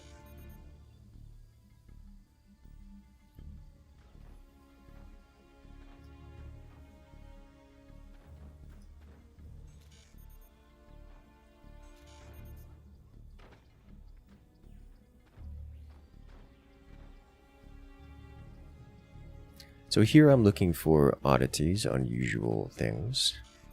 Eaton, keeping up with the base lean meta.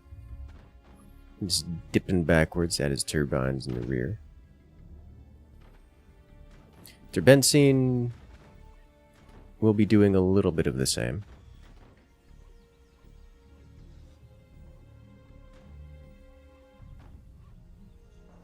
I think that's okay. Getting a little close there. But he gets it. Nothing that they can't manage. This is true. It's always a bit anxiety-inducing to see some of the nonsense that the upper echelon players get up to, you know? Oh yeah, you always you sometimes see people messing it up, and think. Yeah, we've even seen the players mess it up in recent tournaments where they just lean too hard and that's just it. It's over. The whole round is gone. Just snap your back. Yes. It's too much stretch. Spine snaps. Mm-hmm. Too much yoga. Aggressive yoga.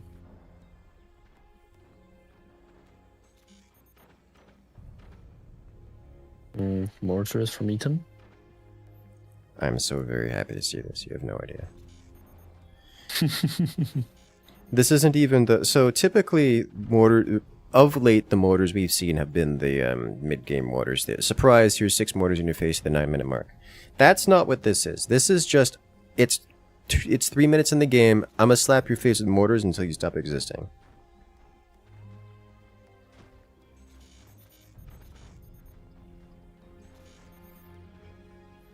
We actually see similar tactics coming out from Derben. 1 mortar and 3 machine gunners. Derben clearly looking to go for late game weapons, while Eaton... I think Eaton's just going to try to end the game with these mortars here. This isn't quite the Narf build, but I suspect it's a a derivative Derivative? of it. At least in the concept. Yeah, Narfood already have 6. What happened? Derben seen committing self-mortar. Oh no. Oh, wow. Oh, this is bad.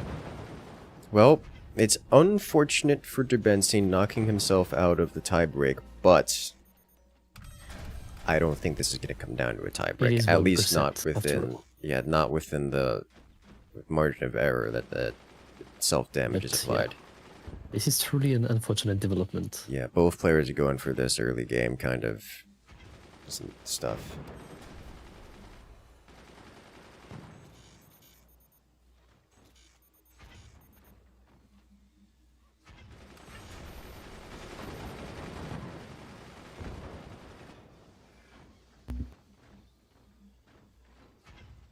It'll be a moment before Eaton truly scales up the firepower. You can see his base is swelling in size. This is for additional weaponry and such. I'm fairly certain those forward machine gunners are for minigun upgrades. The question is, where's the second mortar array gonna go? Oh, He just fires them raw and unprotected and lands the hit, takes out a couple machine gunners. Yep. There goes the miniguns.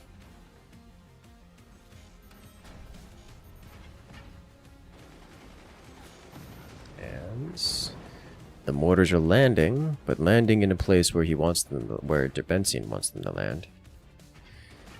Derben's plan at this point, I think, is just to get a howitzer underneath his core where it's the most protected.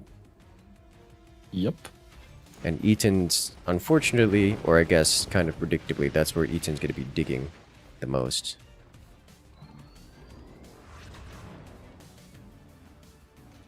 Eaton's eco is... he's working on his eco before getting new weapons, which is wise. But this is one of the problems with early aggro mortars. They kind of fall off if you don't have substantial support for them. I'm counting additional mortar arrays as support for them. Right now, this kind of looks like a pre-AA buff mortar build. It does.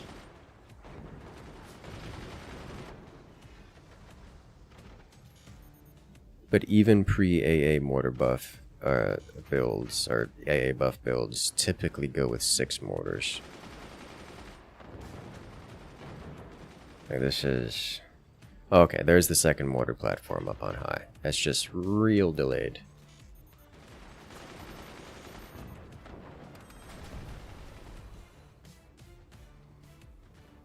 I think he's just struggling to get his energy production online, which is a very vanilla thing to happen. Like, vanilla's wind floors are crippling on a good day.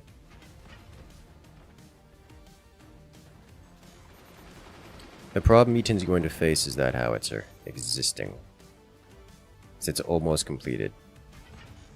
It's going to be very menacing. It is. Surely Eaton knows that something like this is coming. If not multiple cannons, then howitzers. Potentially lasers, but I don't think he's predicting. I would doubt he's predicting lasers. Not with this base. Shame. I mean, yeah, spook. Oh, that's true. He does have spook. So he certainly knows. The miniguns should be enough to defend the howitzer if he...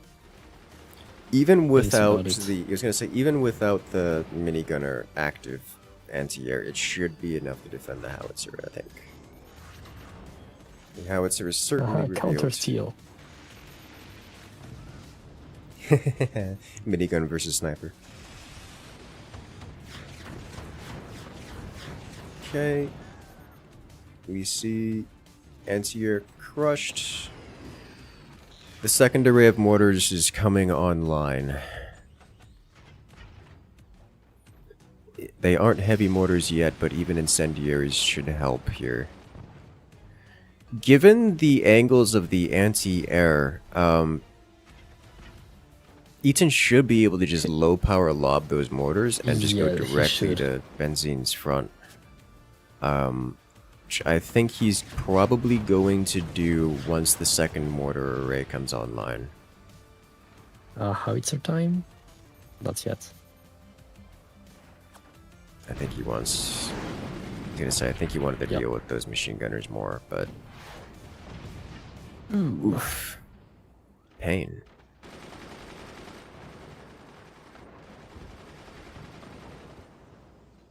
Bait mortar trying its best.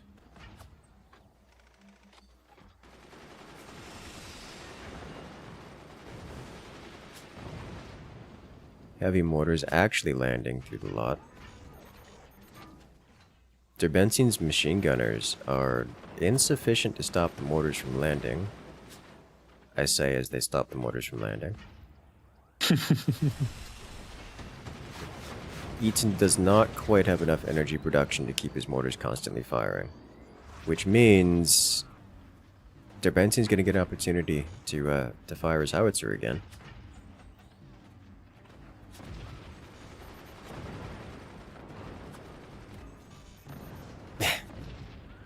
It lands and takes out one gunner. Minigunners out of Derbensin. I like it. Oh, never mind. He's trying to aim for the upper mortar array, I think. Yeah, that is a fair spot to shoot. Only 4.5 minutes remaining in this match. Derbensin is on the back foot, I think, both in damage dealt and in core HP. Mm-hmm.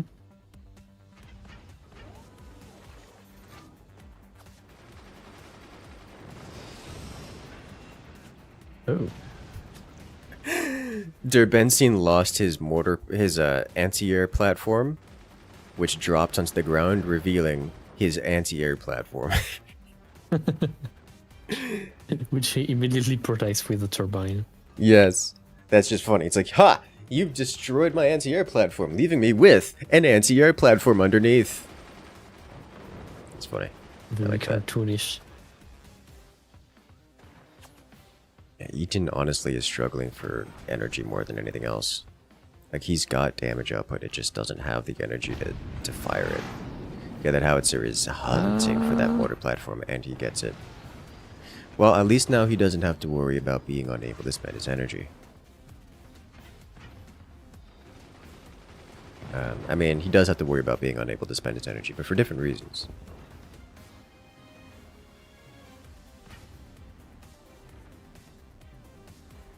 And there's the mortar directly in front. Derbensin does not have the ability to defend against this with his current anti-air.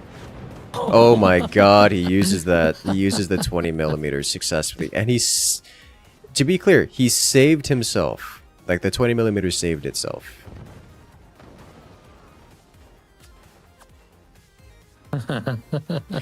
Eaton snipers are hunting. The turbines are insane. They are. Nice catch from Eaton as well.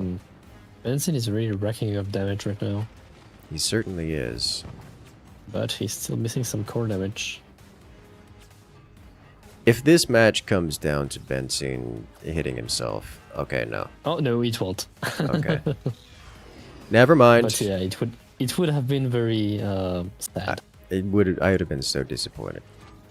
I would have been as well. You're speaking of psychological damage. Right. Yes. Yeah. All right. This was basically the equivalent of 1d4 damage. Eaton with 3 mortars and a dream. A dream he's currently winning.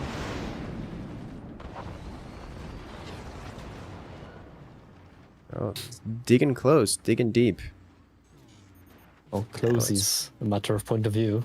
This is true. It's this triple sniper from this man. Oh, he's of course he's upgraded to AP. Why wouldn't? 2 AP. 3 AP. I guess you don't have to worry so much Yes. about the AP rate of fire if you just have 3 of them. I mean, most of the campaign levels can be cheesed with 6 APs. This is true.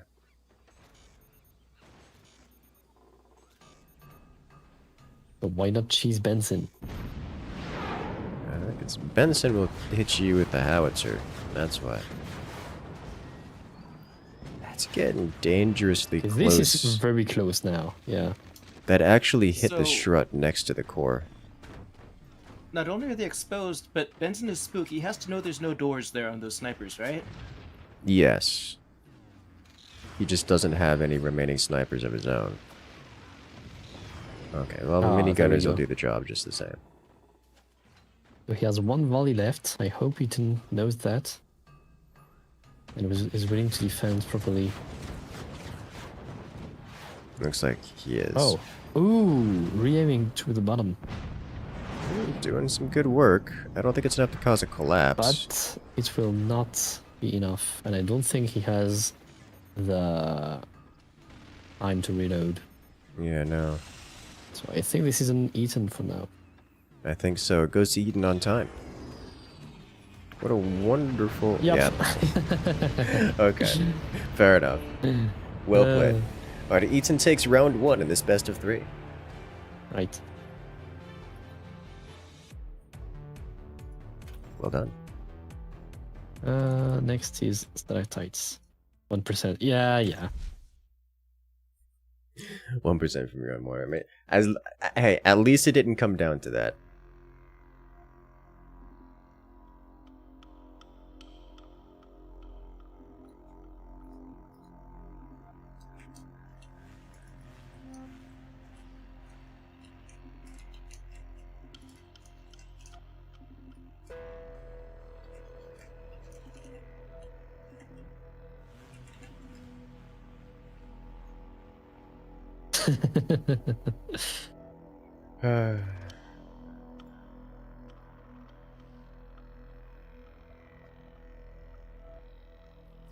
Yes.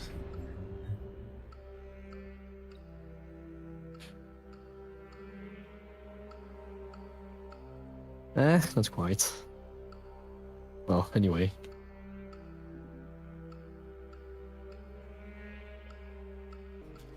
Well, we are seeing the meta for 15. We're seeing the meta form before our eyes for 15 minutes. Mm-hmm.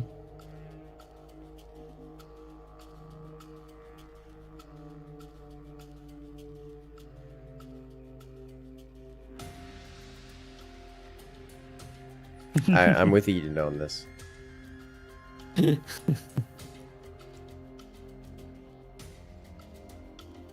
is so true. Alright, let's go. Yeah, just have Magna to rack up some core damage with, like, a sniper shot. Tier 3 sniper at Magna Beam from on high. T3 sniper, AP sniper. Yeah. Just touch the core. Ironically enough, I'm willing to bet that if there hadn't been a time limit, you'd see people. Excuse me. You would see people doing things like rushing Magna and mortars and cannons.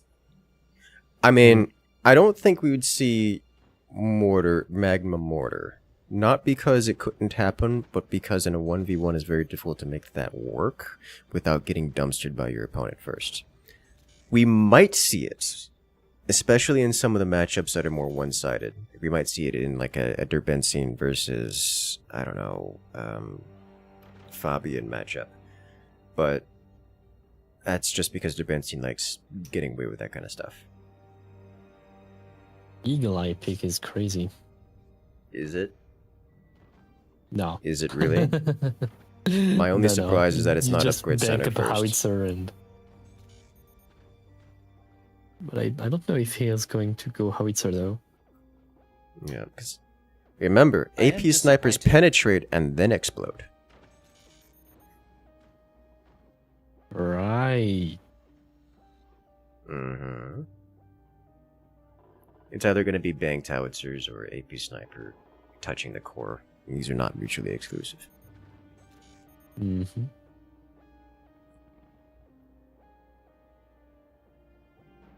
Looks like he is going to go for heavy tech first though. Yep. Yes. All right. So it will be.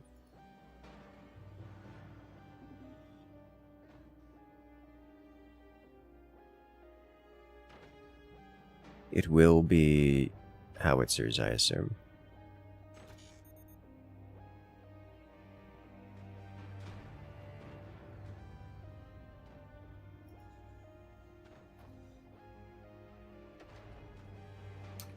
Seeing all these cores exposed from at least one angle, I'm still surprised not to see Phantom more often. Hmm. I don't know. Phantom's so cheesy.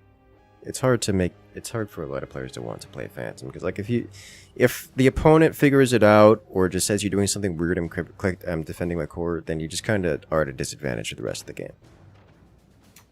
Well, I mean, like, look at this right now. All you need is a sniper about, 2 boxes below the core, and you could snipe up into it. Yes.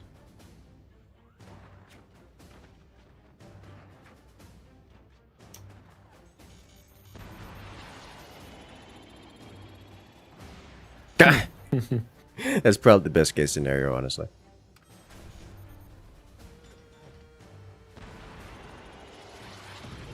Oh wow. You know, it's not impossible for that EMP to deal core damage.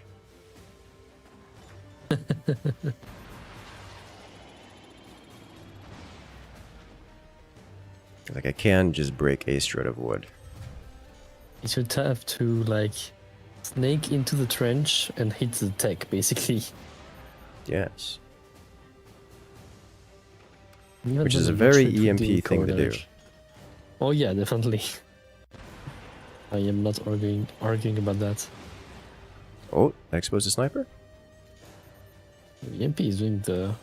some fine work. Yes. Token EMP doing good things. Derben, despite having a sniper, has been unable to punish the EMP's existence. Which is both a little surprising and happens sometimes. Oh! So close. He almost had it. Nice shot indeed.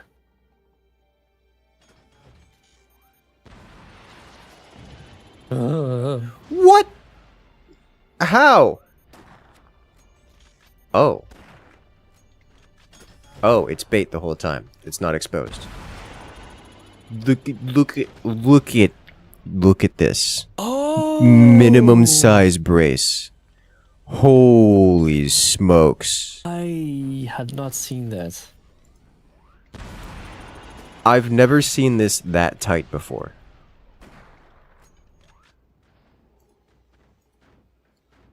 Oh. Benson, what are you doing? Oh my, that's... I don't know what to do about that. Yes. I'm stealing that. That's not okay. That's dirty. But yeah, but you have only one angle to shoot. Yeah, and that angle is the entirety of Derben's base. Well, yeah. Yeah, it is well done. I will be fair.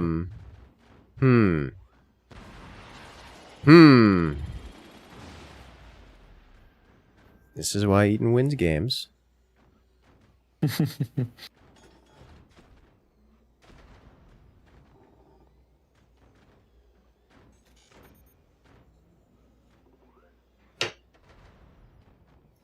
Alright, well, this is happening. Unsurprisingly, we do see the howitzer out of Eaton is currently charging its second shot. Derben's getting a flak, which I assume is for a shotgun. It's also going with a 20 mil, and I don't know why. Some more background to catch. I'm guessing the 20 mil is an attempt to provide anti-air against Eaton's howitzer. I don't know what...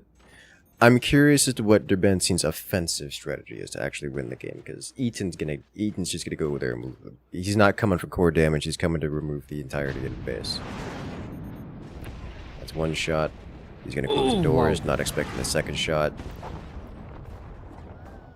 Second shot. He actually does defend against the second shot anyways. And now cannon time for the follow through. No. Oh, he doesn't have the eco for it. Nope, not yet.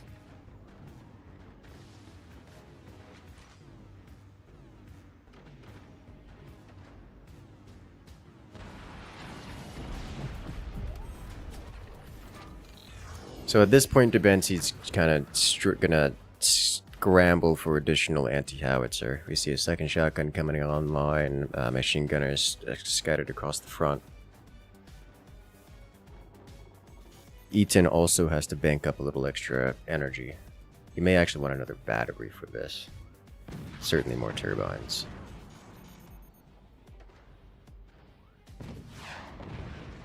Oh. That's a good shot. That'll take out some of the howitzer. Yeah. He's using the sniper to plink away. Kind of surprised we don't see an AP sniper here. You can get a couple AP snipers. Oh, he's got a lower sniper. And he's got a platform for another one.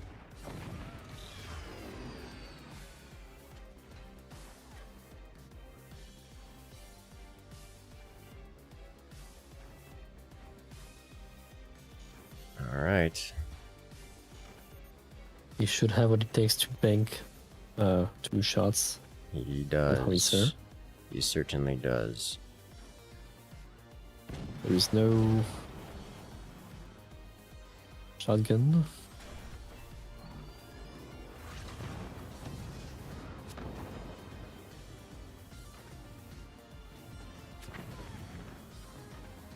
And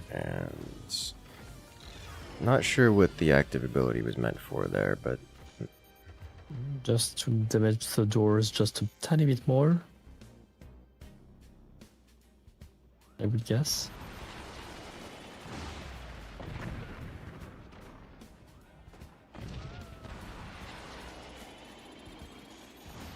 And now it comes. No, maybe. Yes. one. Oh, there is a second. Yeah, the second shotgun exists, but he can still fire the howitzer. Because the shotgun will reload, and the howitzer is already... Nope, okay. Yeah, but only one howitzer shot is probably not worth it. I don't know about that, but Eaton seems to agree with you, so... That's how that I went. guess he really wants that 1-2 punch.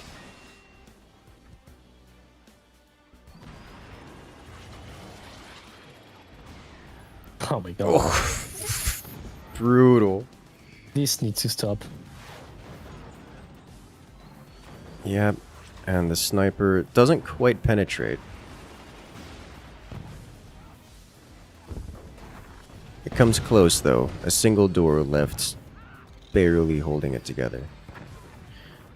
At this point, I'm kind of surprised Eaton... I mean, I shouldn't be surprised, but at this point, a second cannon would have been game-winning. If that just wasn't a howitzer and it was a cannon instead. Alright, come on. Do it. Do it. Worth it. Quite possibly, yes. I mean, what else do you do? The howitzer's not getting any damage done. Derben's playing super defensively here. Benzin now with one cannon up. Oh. Second hit. Oh. Nope. Sandbag comes online. Uh-oh. More damage. Core damage dealt. Eaton's in danger. Eaton's about to get aggressive. With 4.5 minutes remaining, Derben just took the lead. And Derben's already kitted for playing incredibly defensively. So Eaton's in trouble here. In real trouble.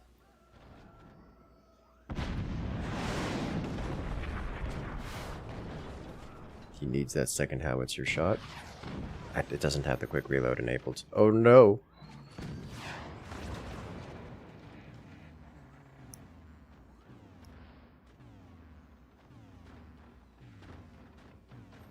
So, what can Eaton do here to win?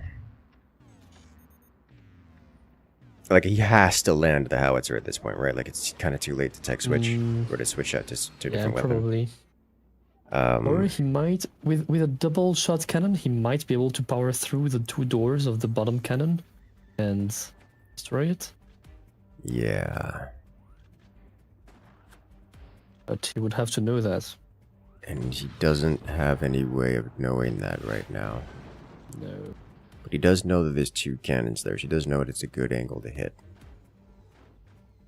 Additionally, he knows that he can punch through and hit that shotgun with his cannon. because he keeps sniping at it. So maybe he goes that direction anyways. No, I think he's going straight to the front. And he gets it! Wow! Oh!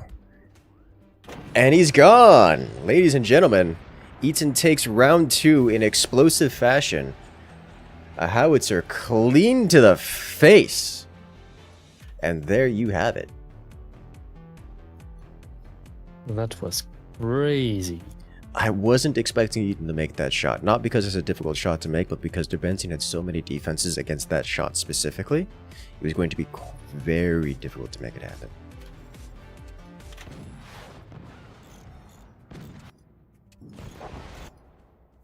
That's so much damage all at once.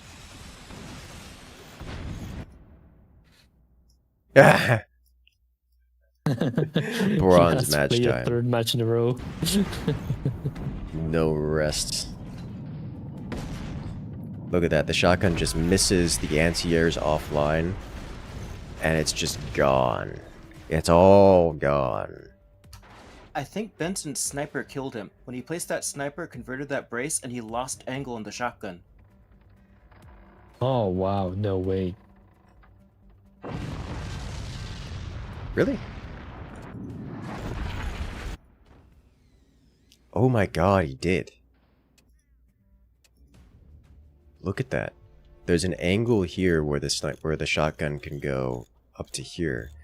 But once the sniper is added, that angle changes from here to here, which is a problem in the when the howitzer comes. As we see, the shotgun tries to fire, but it's too late and it goes out this angle instead, as opposed to up here where it would have hit. Oh, that's unfortunate. Oh, that is very unfortunate. Okay.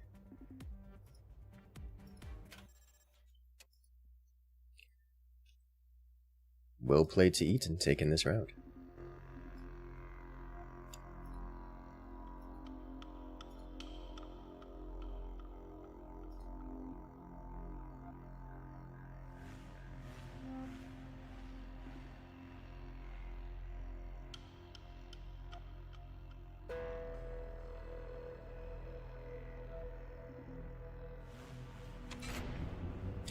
Alright, ladies and gentlemen, remember that after this tournament, we'll be checking out the Forts free weekend.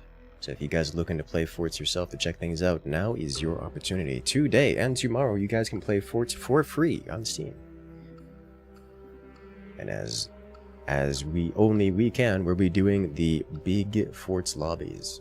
So make sure to join us, first come, first serve. Anyone can play, anyone can join.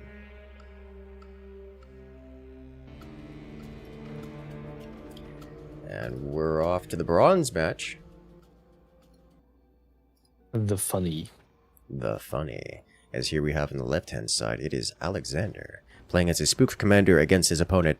It is Derben, playing for the third match in a row without a break, playing as a Buster commander. Buster commander is not one I expected on this map, and I want to know what's happening with it. Why have you done what you have done, sir? I want to think he will just try to do something silly and throw if it doesn't work. I certainly hope so.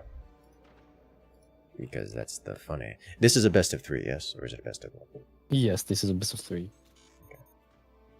And the finals will also be a best of 3. Yes.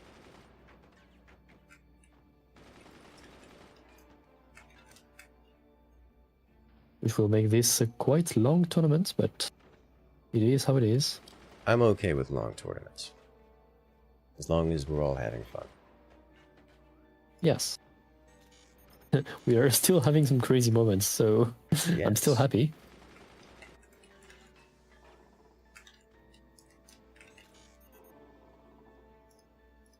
I find it insane that we always find something new to see on every single tournament. Freaking tiniest... It's not even a door. It's just a strut of wood in the way preventing counter sniping. Like I've seen that It before. is so good. It's not new, So good. but that particular implementation was disgusting. It was absolutely gross. It was so small. The tiniest little thing.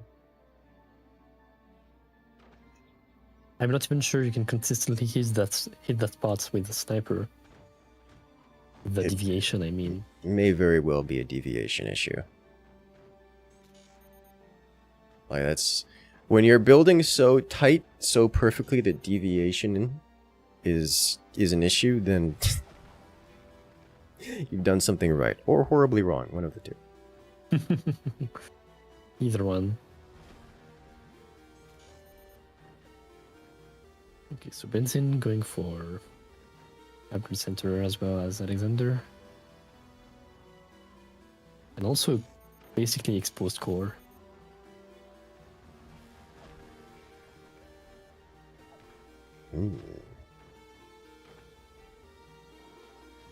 I have no idea what is going to be in this engine from Benson.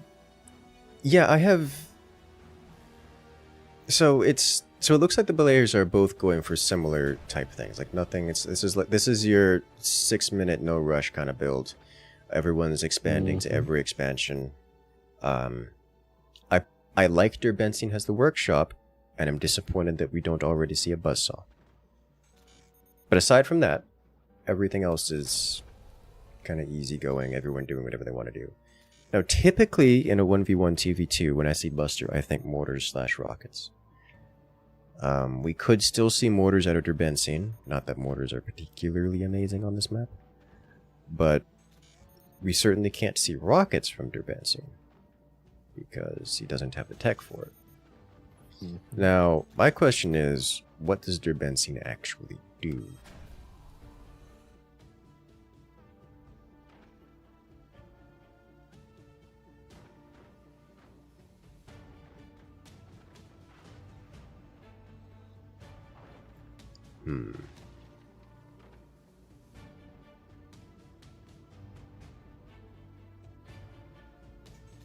He waits for tech.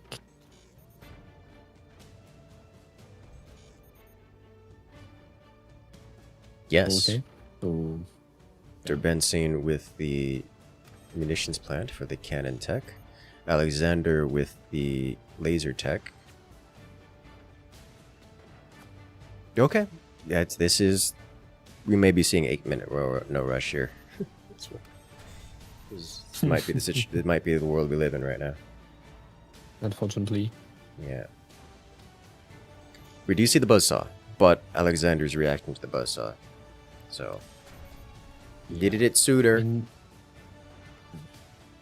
it could have dealt core damage if it was a bit sooner, but it will not be this significant. Yeah. Alas. I don't even see a good target for the buzzsaw. Yeah. I mean, the turbine... Okay, Oh, that wow. was not That too did... bad. Yeah, I was going to say, that did more than I expected. Way more than I expected. I was about to say, the turbine setup, maybe? Like, you can power through the connection and then probably... Exactly that, yeah. Well, that'll do it. Decent shot. Love to see it. Does this count as no rush if you use a buzzsaw? I think buzzsaw violates the no rush rule. It's just disrespectful. It's too honest. It keeps you. If you're going to do if you're playing truce or treaty, you're something incredibly dishonest is happening. All right, and the buzzsaw keeps people way too honest. It's like a violation of the unspoken rules of dishonesty. Right, we see a 20 mil. Yeah, two 20 Another mils 20 from mil. Benson. All right, so he's gonna burn him out. Yep. One Understandable. plasma placed, and maybe two from Alexander. What is he doing? Yeah, two plasmas. Okay.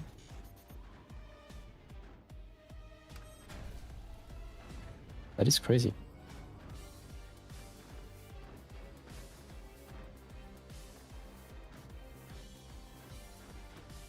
I do like the 2 plasma tactic.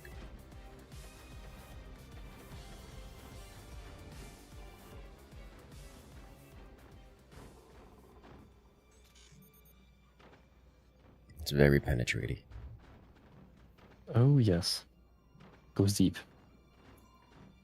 Imagine if you were double plasma eagle eye.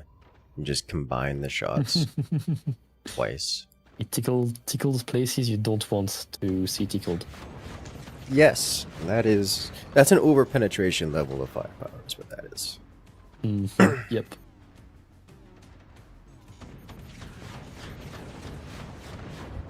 Okay, Those plasmas are in for a bad day when those 20mm come off cooldown. I would surely hope that Benson is not going to stop at 220 mils. I think he's saving Yeah, up I'm kind of for- expecting him to build a 20mm like deep in the back behind these two. Behind his two. Where he can Yeah. get a No. behind and in between. Like, I don't think he's gonna do it. Yeah, I see but what you mean. I see what you mean. He could, and that would have a good I would have firing done angle that. on that 20mm while being very Yep. safe. Okay, so, DU. Empowered 20mm deal more damage and ignite things. I would have liked to see the 20mm spread their spread a little bit more, as in chain fire them with more distance in between, so allow the fire to Understandable. spread. But Plasma number 1. Alexander going Decent for the hit. core doesn't get it, but does hit the turbines in the rear. He actually threaded that shot, by the way, because these are energy shields here. So if he had aimed below and hit these energy shields, would have done nothing. Derben took a calculated risk and lost. By that I mean Alexander saw clean through it and fired in the perfect position, which is a very, very well aimed shot from Alexander.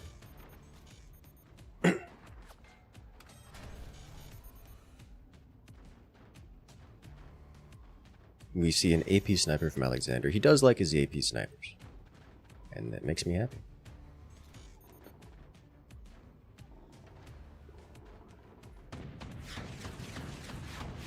Nope. Painful Nothing energy to see shielding here. position. Yep. Just getting hard walled. Oh. Oh, that's bad. For Derben. Oh, this is As terrible. Alexander shreds through, shuts down the shields, taking out both. Took out both 20mm and just 3 turbines. Was that 3 or 2? Just 2 turbines, I think, actually. I think 2. Which is already bad enough. Yes. Well, that will full charge Derben's commander ability. He sends it to the core this time. And he does chain fire them with a bit more distance this time. Letting things burn. You'll love to see it. Alexander making a full power grade. Yes. Good. You should. You can get away with it. Derben's gone 20 Yep. mils. Take advantage of his weakness. Not even going full cannon.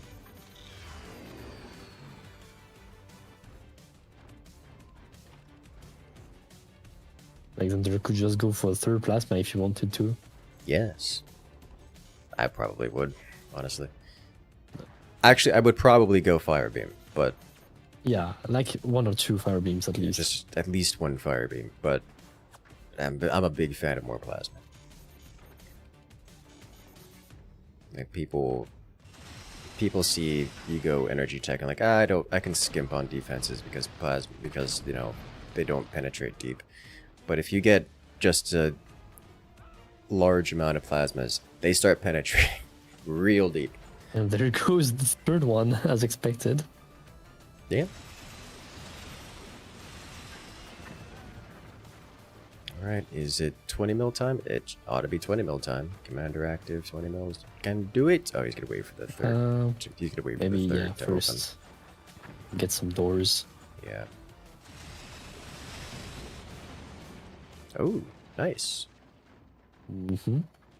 Brief disconnect.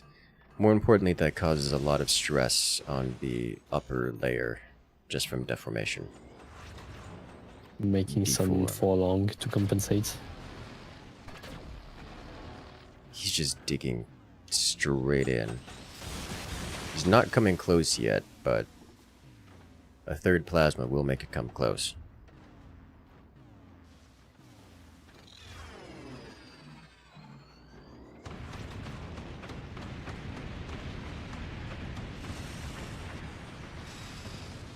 Hitting the power grid.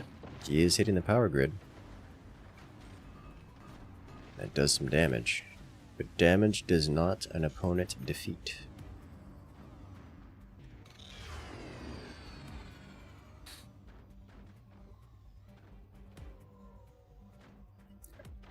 I think Alexander's just got a pretty substantial advantage here. He does have 4 plasmas. Yes. Looks like he's getting set up to go for 5 too, which I love to see. I don't think he will have the time to fire the 5th one. I believe you are correct. Unless he places it now. Yep. Oh, there We'll it have is. 1 shot off of it. Will he have the energy for it? Because he doesn't have the capacity for it. He would need some more batteries, yeah? Yes. It shouldn't be too difficult to shove around somewhere. He can spare 1 battery from using the commander ability to steal 2,000, but he will still need a few more.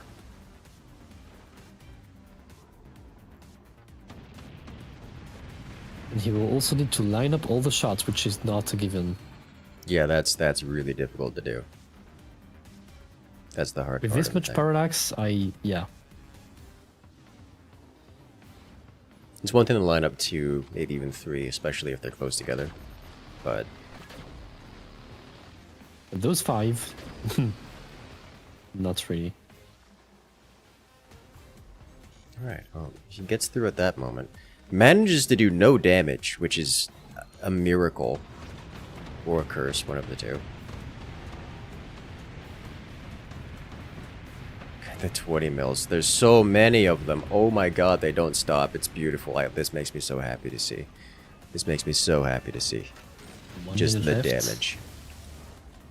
I think Benson is in front. I think Benson is definitely Till- ahead on damage. But Aim. can do it. Yeah, you have just enough time to do that. And then 1 more shot. And here comes Benson, round 2.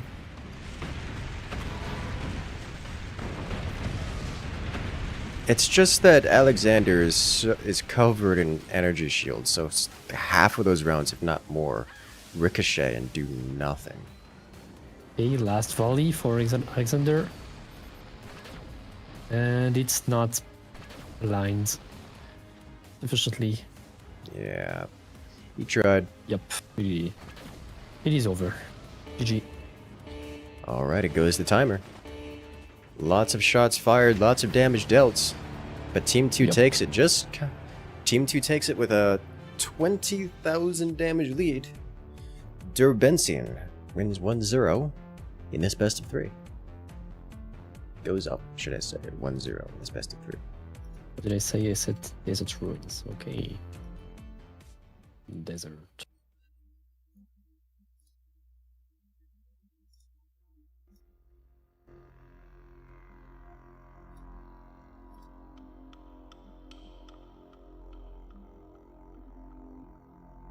Okay.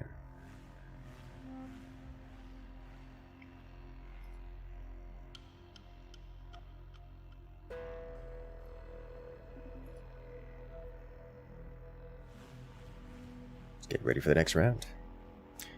Remember, if you guys want more Forts Pro League without a time limit, competitive Forts without a time limit, make sure That is to true. make sure to check out the Forts Pro League Season 6.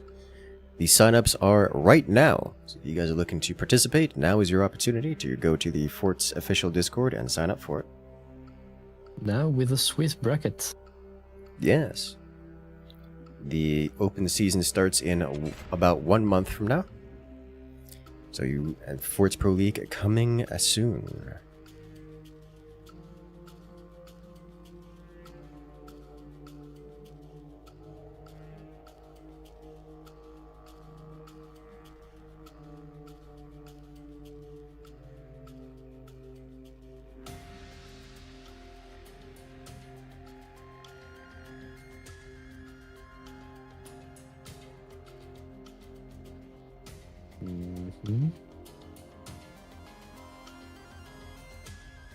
I'm slightly tempted to kick OG right now because I don't think I can force start. Wait, I maybe can. Let me try this. I don't think you can if he's still playing. I It has to will be. try. No, it doesn't. Yeah, he has to be out of round. I have DM'd him and he has not answered, so I guess he will just have to join mid game. Alright. Right. Let's just not pick him for infinity. And yep. Wait, I need to change the. It's okay. 3, 2, 1. And we're off to the next round. Best of 3 in the bronze match. Let's see how this one goes. How many memes? Or will these players get all sweaty? Here in the desert. Yay, scatter shot. Oh, Lord have mercy. Derben is certainly not afraid to have fun. He's certainly not afraid of 20 mils.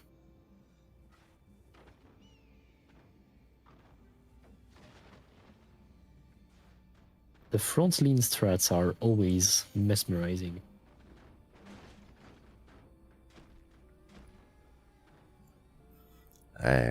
Mesmerizing. I do enjoy 20 mils. They are very satisfying to watch. I just also want to make them explode a lot. Mm-hmm. Using a couple of snipers.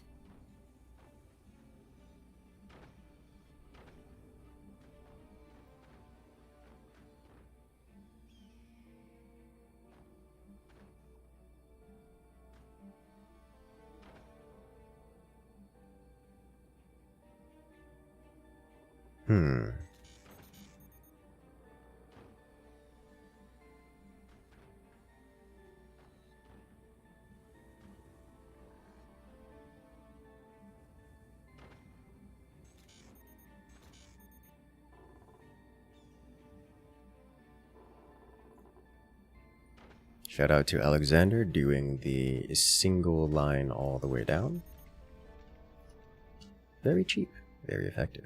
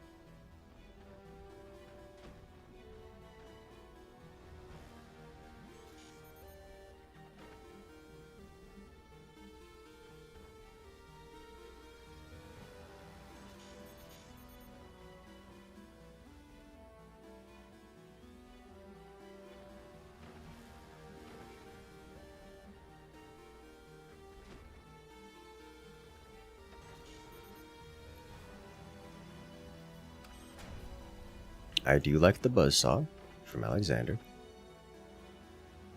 It's not... Always menacing. It is menacing. It's not incredibly damaging here. It might be able to get the core. Oh. Well, okay. Well, that's potentially game ending. If there's a follow-up shot and he makes that same shot and it hits the connection point up top and Derben doesn't manage to defend in time, but I think he's going to defend in time. Okay, yeah. He's good. Good enough. Yeah. That was not something I expected to see happen.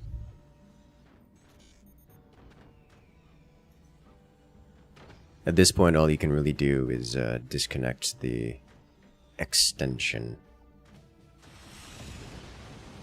Which he almost gets.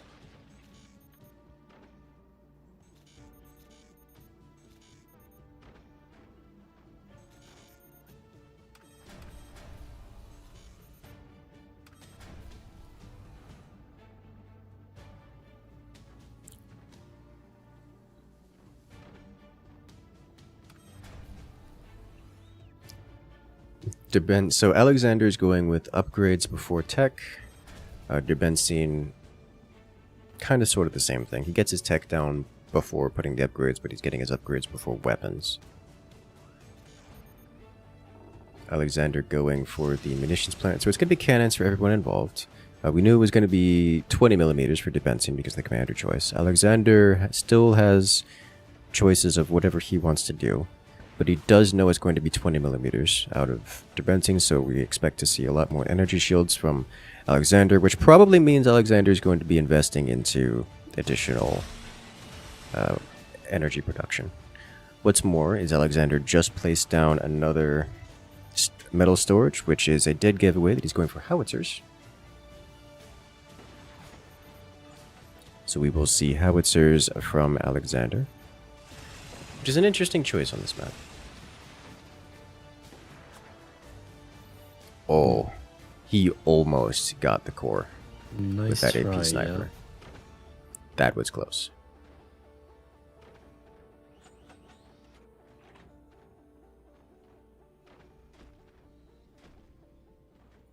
Okay.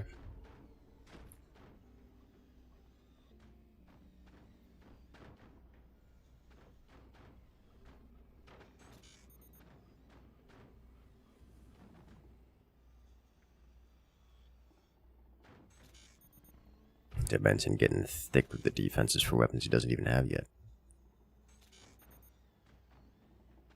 Really, Alexander not placing howitzer first? Question mark? He goes cannon first. Okay. I mean, I'm okay with this. That's historically that's been the more effective answer, but still.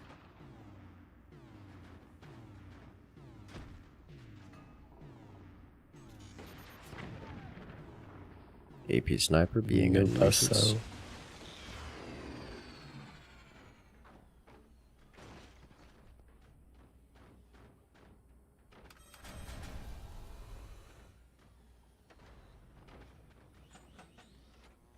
It's worth noting that Derben has taken enough damage to fulfill his commander ability bar, so if he wishes, he can send his first volley. And he does. And he does. And he takes out a cannon for it. Totally worth.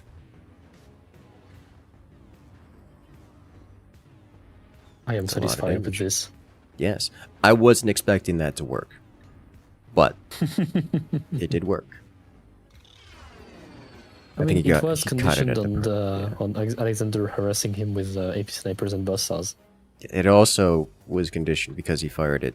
The only one of them was conditional on Alexander having exposed weapons, which he did. Yeah, like he placed that cannon exposed and then defended it afterward, and Benzine slapped him silly for it.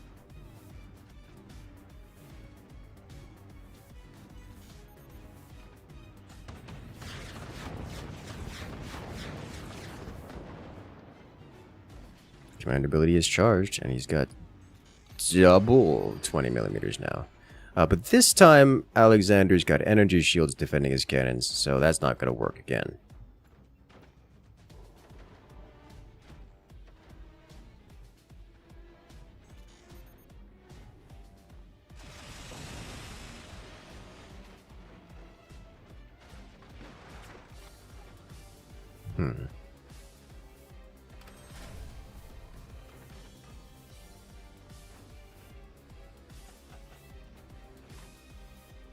I don't know that Derben is aware of Alexander's energy shield placement.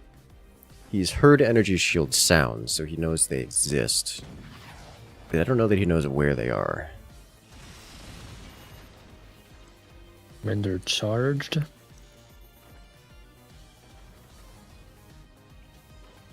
I don't know where he could shoot to be safe.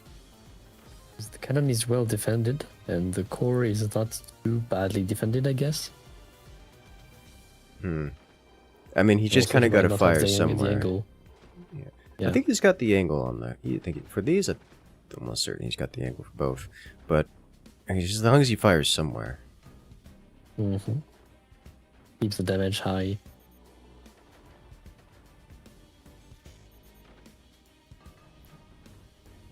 He's electing to do other things first. There it is. Straight to the core. Get some damage done. Ooh. Receives none in return. Oh, the buzzsaw from on high, and Derben takes it 2-0. Of all the ways to go. Didn't expect that one. That one caught me off guard. Certainly caught Alexander off guard. Well played.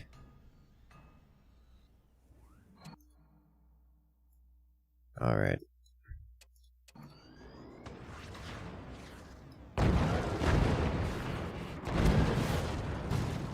It cuts. Look at the. It didn't eat. The 20mm didn't even destroy the metal defending the nodes. It just bypassed it. That's not okay. Look at that, just from up high. The angle is ridiculous.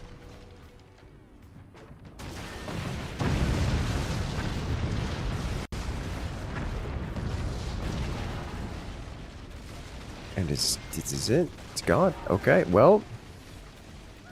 There it is. Derben takes 3rd place in the 31st tournament.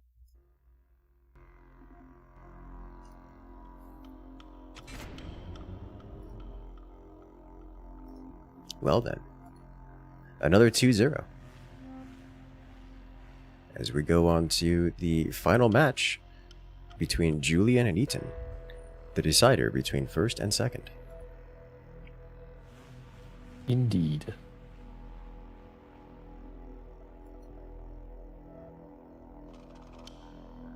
Right. I'm afraid we will not be seeing OG back again. He has some technical difficulties. Sadness. You'll be missed.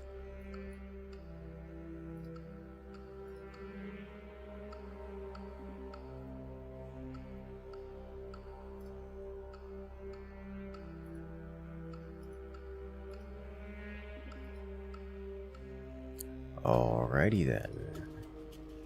It looks like we're good to go. The match is made, the players are ready.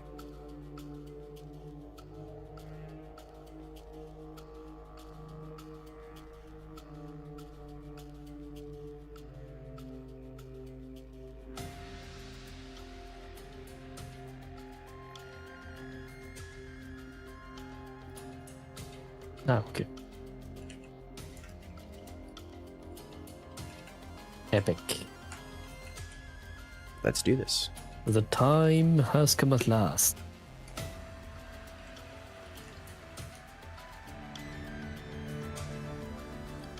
Ladies and gentlemen, we are off to the finals.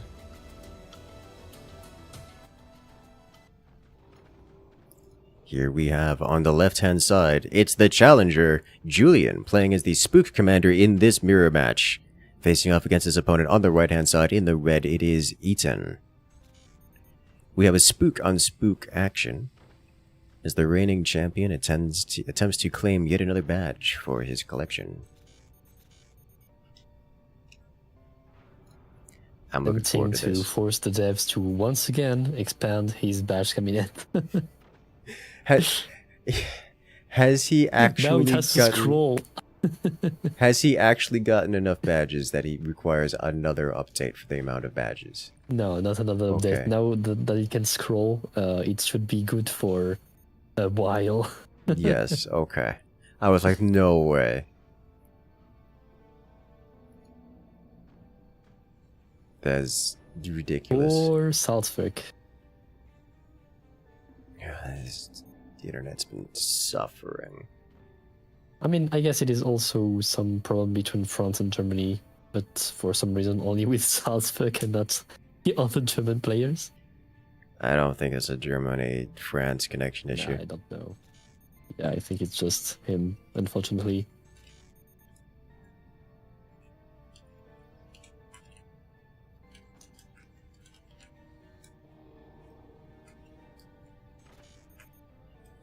Say shout out to Julian making it this far.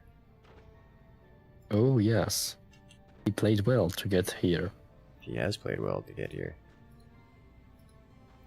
But can he claim Eaton's position as first place in the tournament winner?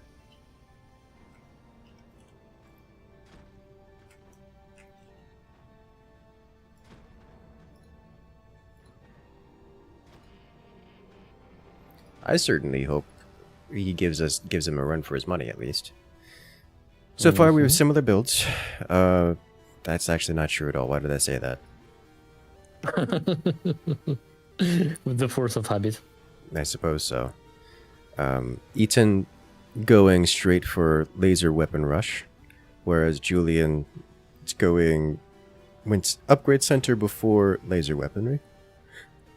Eaton doesn't have an upgrade center at all. Both players getting snipers in various positions.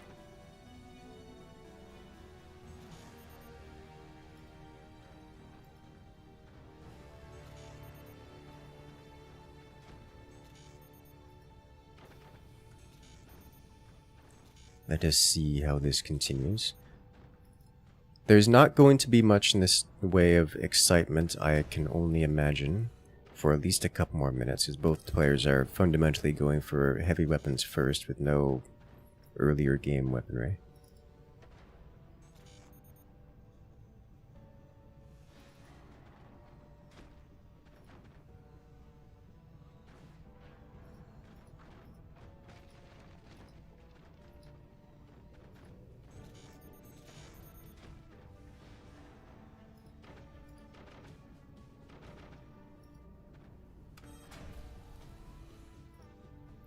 Question will be,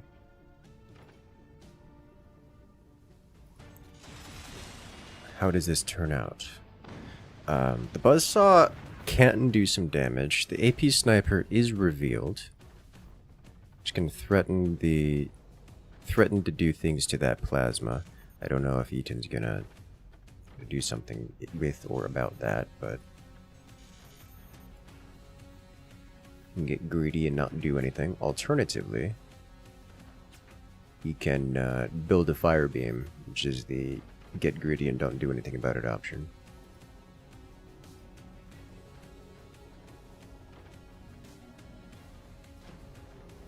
Badges for the badge throne. Yes.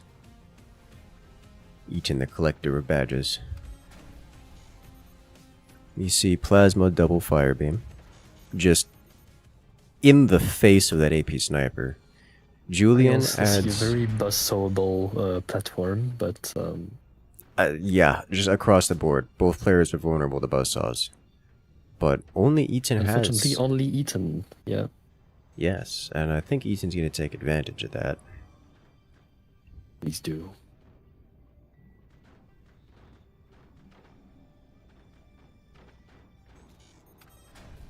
I mean, Eaton's buzzsaw can only shoot up.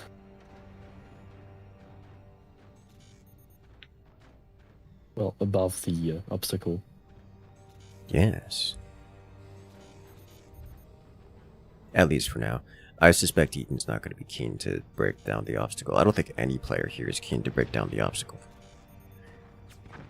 But not right now. If any player would, it would be Julian. Now here's the thing. I'm not actually sure Eaton's got the game advantage here, despite having weapons constructed, double fire beam, plasma beam actually ready to fire, and Julian not having any heavier weapons even placed. I'm not convinced Eaton's in the upper position here. Just because Julian has maximized fully upgraded eco with all of his expansions.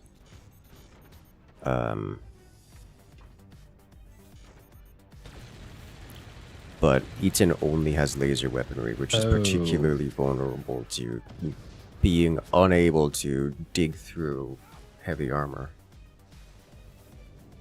And also, Eaton just got counter-sniped,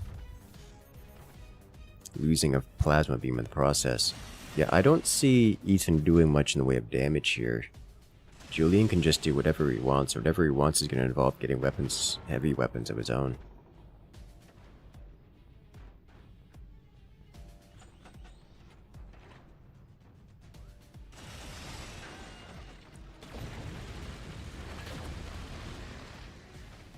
And there's the energy shield.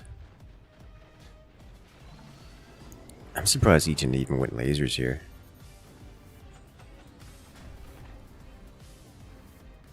At this point, Eaton's got to be thinking, alright, what do I do now? He's got energy shields in the position that deflects this angle specifically.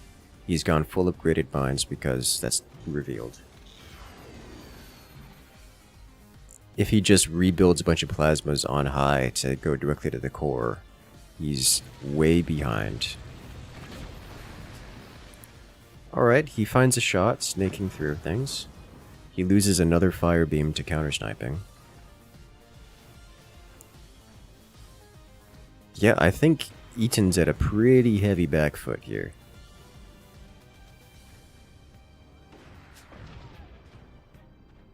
Yeah, I don't know what they would do in this situation. Like, you gotta just either tech switch or something. Yeah, you have to find some way to counteract this shield. Yes. And even if you do, like, there's not much to shoot in that direction. Correct. Is it just mortars? Like, do you just go mortars here? Like, mortars seem like a decent idea to me. You can put a fire beam where his sniper currently exists, or just like right on top of the core. Cover anti-air. Meanwhile, Julian has 2 plasmas on the way. It's going to be a problem for Eaton. Oh, Though not that yes. big of a problem.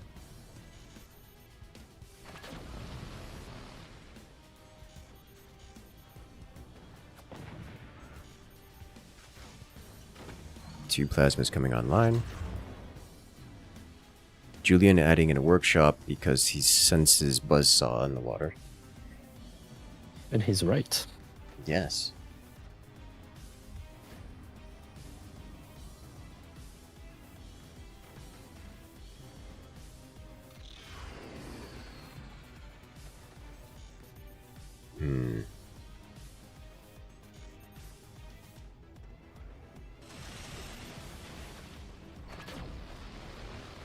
Yeah, there's nothing there.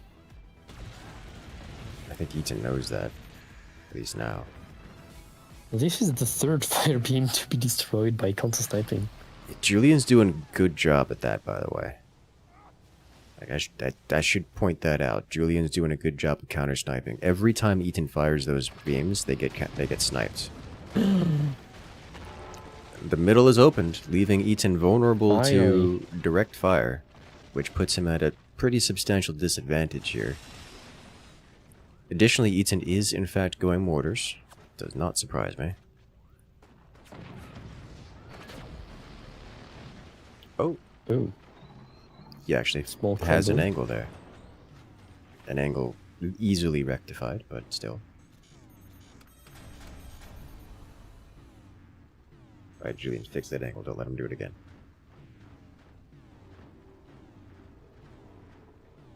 It's a dangerous angle. It's bad. Stop.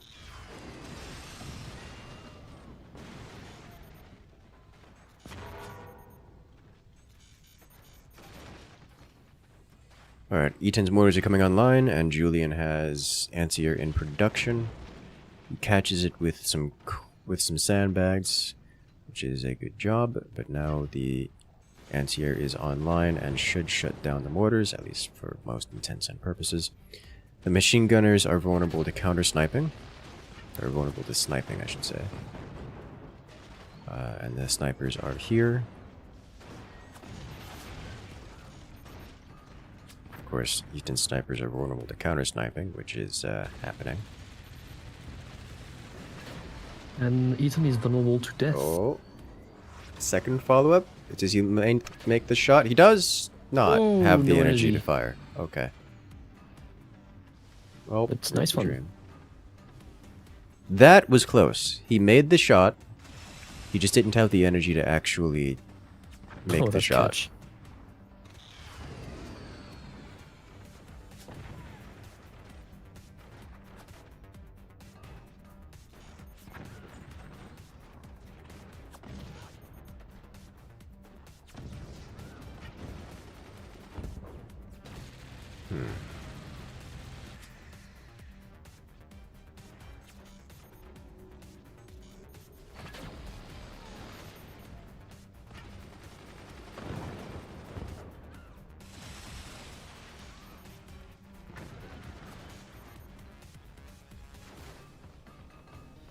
Alright, Eaton is armoring up to prevent that kind of thing from happening again. He mortars himself, which is an experience for everyone involved. Fire beam from on high. Doesn't have a laser angle to follow with that. Tries anyways. Haste the terrain. Does Julian build the buzzsaws down below where the snipers currently reside? I would personally build them next to the plasmas to rip off from the foundations. That is also a good option.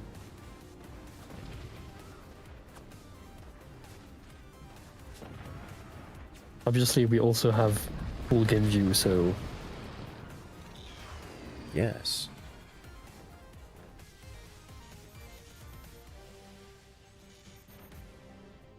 This game could be decided by like 5 buzzsaws hitting Eaton at once. Just completely destroy him.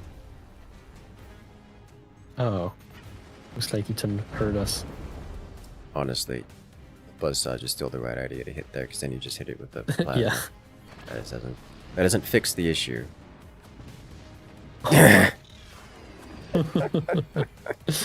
No nice things for you.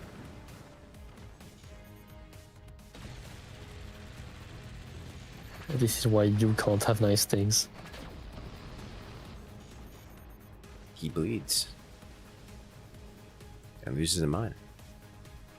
Yeah, there's no way Eaton ever breaks Julian here. Not with this setup. It's not gonna happen. Yeah, but he might have racked up more damage overall. Yeah. In 60 seconds, the game will end to timer, and Eaton may very well win it by virtue of dealing more damage. I don't actually know.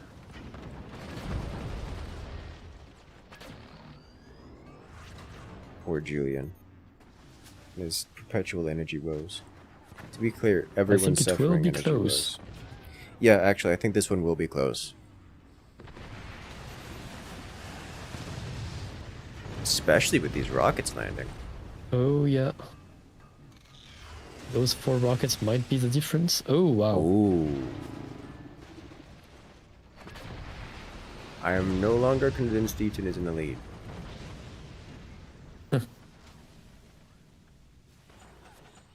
That's a lot of damage. It is still Eaten by Oh! 5,000 damage. That was so close. By the thinnest of margins. Eaton takes round 1 in this best of 3. Okay.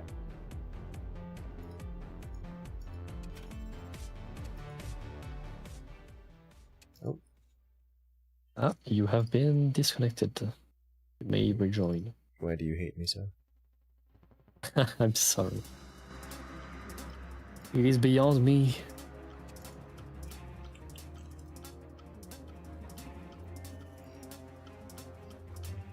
Alright. Round 2 it is on moorings.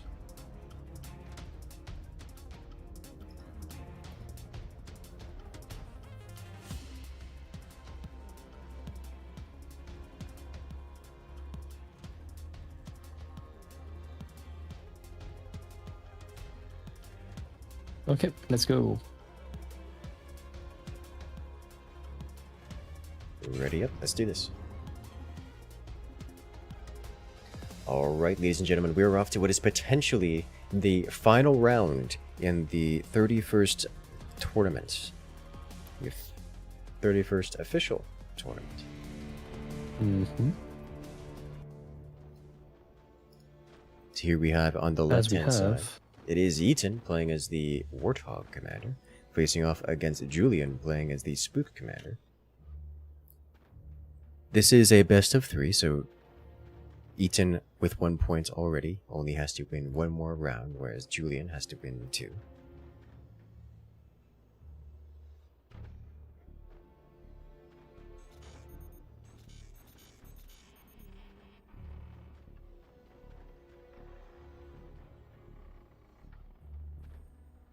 I am curious to see what the strategies will be.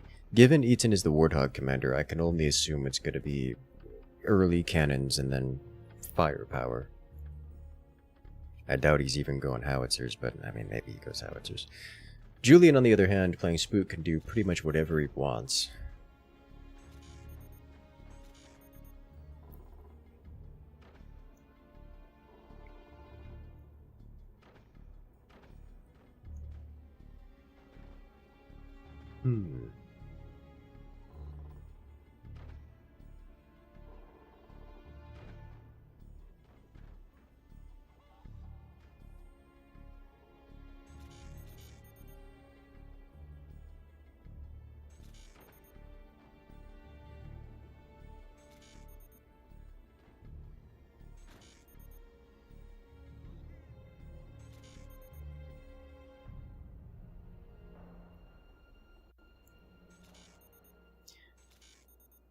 Is this going to be another... Surely this is not like another 8-minute no-rush truce match. No, I think Eaton wants to have it a bit fast. Yeah. Oh, really? Oh, I see what you're doing here. Oh, wow, see. Julian as well. Interesting. So we're not going to see upgrade center with mine upgrades. We're going to see damage. We're going to see a lot of damage. It's not going to be a lot of damage. This is going to be a precision sniping of the core. Strike. Yes. Yep.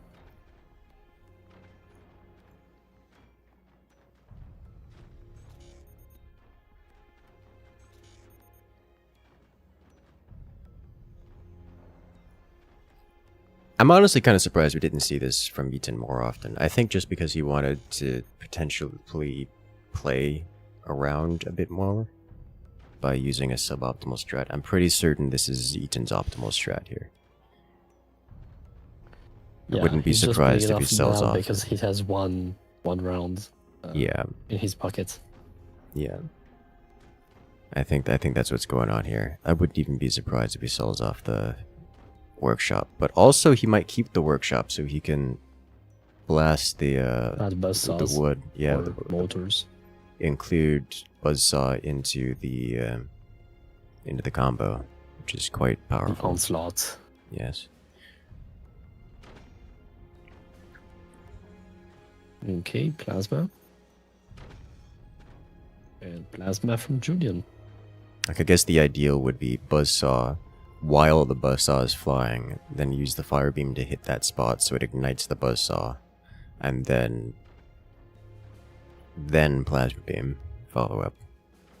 Ideally all with Warthog active, which is unlikely to be the case for the Alpha Strike, but Well, the first one, yeah. nevertheless. Either way, Eaton going with fire beam plasma beam combo, and so is Julian. They're actually neck and neck here. It's worth noting that Eaton hasn't sold off his workshop while Julian has, so Julian is actually going with a more all-in version of this. Potentially more dangerous because it'll hit earlier. I say as if it's faster than Eaton's. It isn't. The firebeam was like maybe 2 seconds earlier, but the plasma is later. Yeah. And the I don't plasma think is it will the... make such a difference. Correct. The plasma is the limiting factor anyways.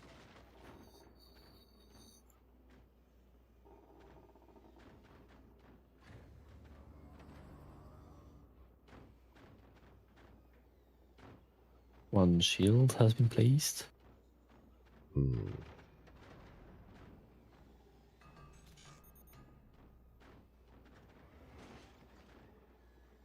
Defending some terrain.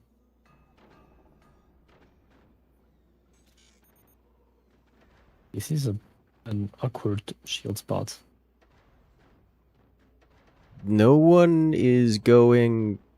No one is defending their core with enough bravado here. Julian... Oh, no, that's a sure. I mean... Julian kinda sorta is. Yeah, the sandbags will help, but Eaton can just aim between those easily. But he goes for the weapons, and he has every right to do so. He will probably hold on the I was gonna say hold with on to the that, we plasma. hold on the plasma. Just wait for the Fabian to recharge and choose another spot.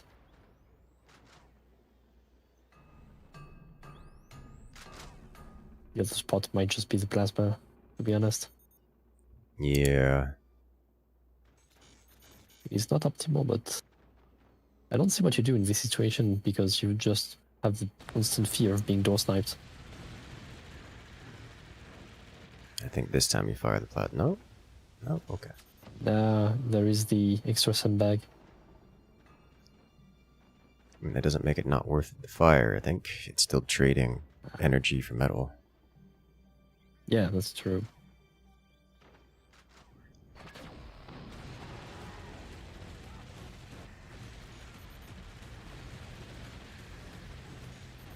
Okay.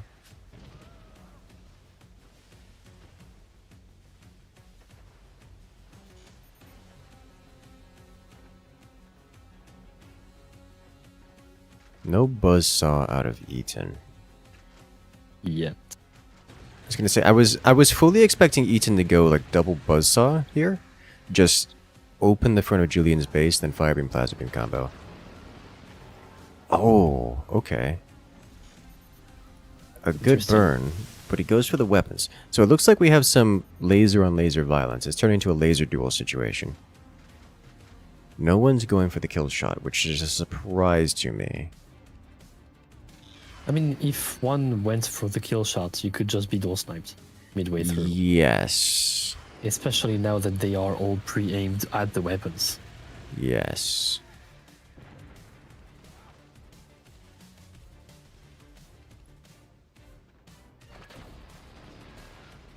That's just in the plasma door. Yes.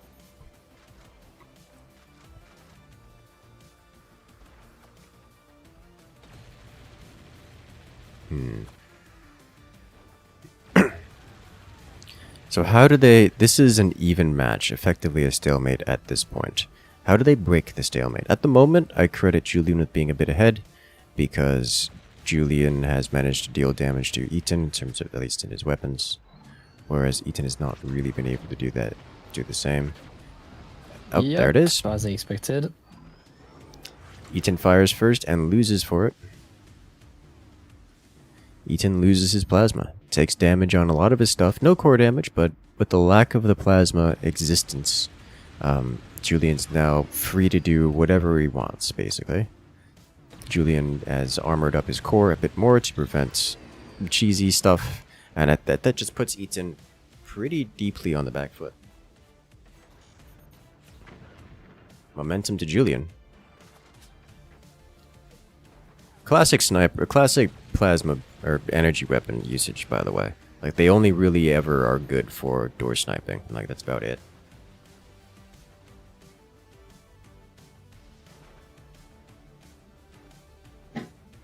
And yeah, there's the double buzzsaw from Julian. Julian's doing what I was expecting Eaton to do earlier. These are going to go straight to the front of Eaton, and then we're going to see fire beam, plasma beam to Eaton's core. And that's likely going to be it. Unless Eaton starts massively expanding his defenses right now, which I don't think he's going to do, then... Or additional shields, but yeah. Yes, door shields, yes.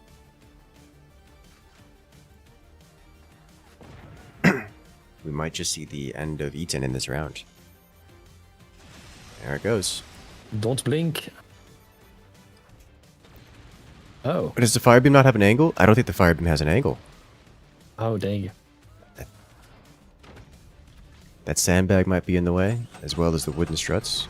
He's not selling it off or replacing it, so maybe... I don't know what the plan is then.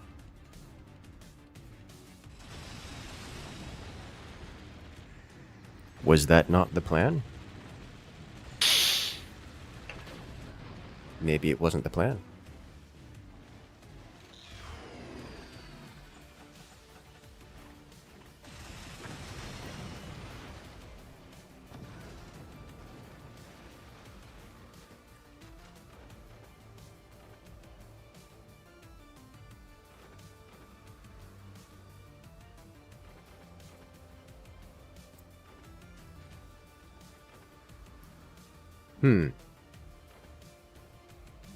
What is Eaton's plan?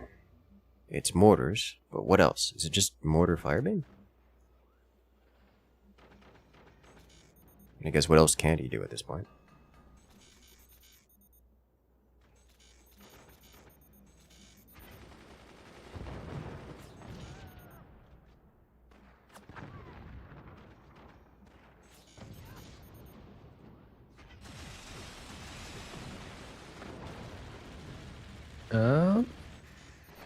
Gets close. And there it is.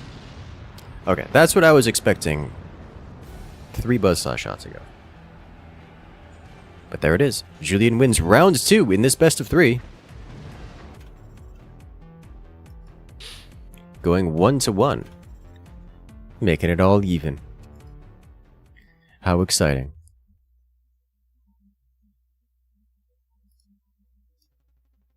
So we're going into the final round. Win, lose, or draw, we will have a victor. Actually, if it's a draw, we won't have a victor. We'll have to do another tiebreak. Not that it's really doable, practical to get a draw.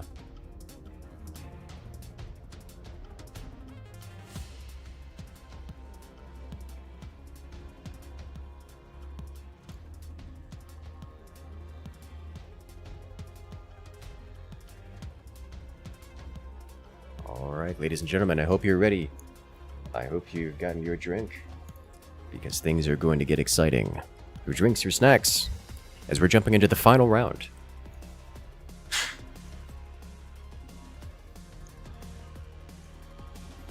The final match to determine first and second place.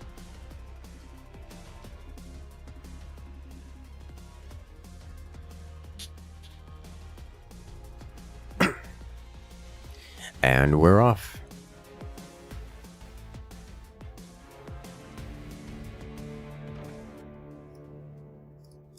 Let's do this. All right.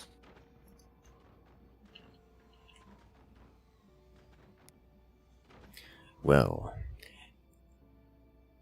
the pace is going to pick up a little bit, because here we have on the left-hand side, it is Julian playing as the Hurricane Commander,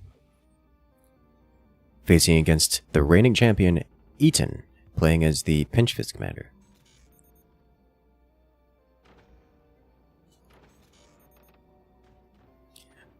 This is not going to be a 7-minute truce fight.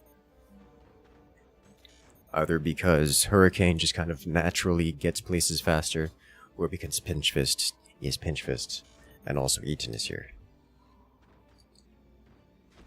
He has placed in the very center. But it might be for... As this is looking like he's going for mortars. You don't build out back here yeah. this early. Oh, yeah. Oh, wow. It's New Crush. I was expecting Unexpected. mortars. Yeah, New me Crush too. works too.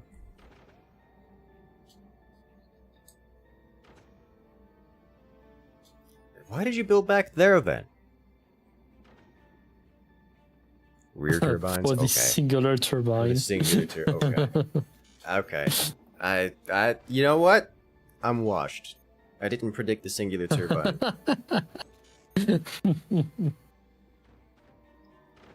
Out of touch in GL. Of all the places.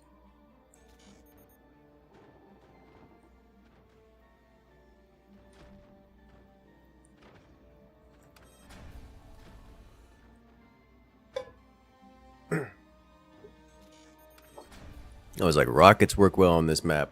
Mortars work well on this map. Please cross brace, please cross base. You can't tell them what to There's do. an AP sniper. He's gonna get shot. He's not gonna do it. He doesn't know about it. He thinks it's mines upgrading, because it's mostly mines upgrading. Oh, and there it is. I knew it.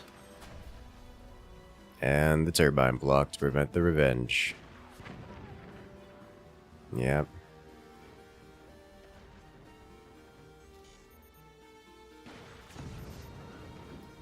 Well, Eaton takes a hit, so if this goes to time, he loses. Eaton has to eliminate Julian or at least deal substantial core damage in order to come back from this. Though, with nukes, elimination is the goal. Generally speaking, at least. Eaton does not have the energy income to... Well, no, he doesn't really have the energy income to manage this, especially when you have to add in other things to map control and such. I wouldn't be terribly surprised to see Eaton go with an armory for the purposes of... Oh no. Eaton is choosing violence today. Does not have the energy production to do this.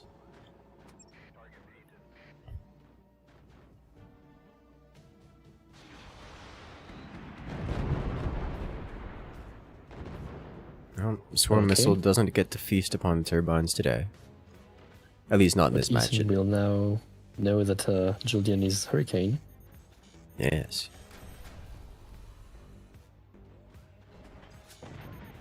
Which makes the whole mortar thing a little bit less appealing. Yeah. But he's going for it anyways. You know, there's only one flag, so... Yes.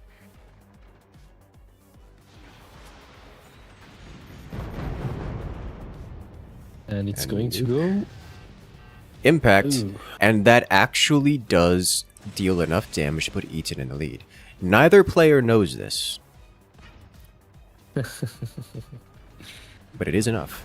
Oh, and a direct impact onto the cannon. Julian...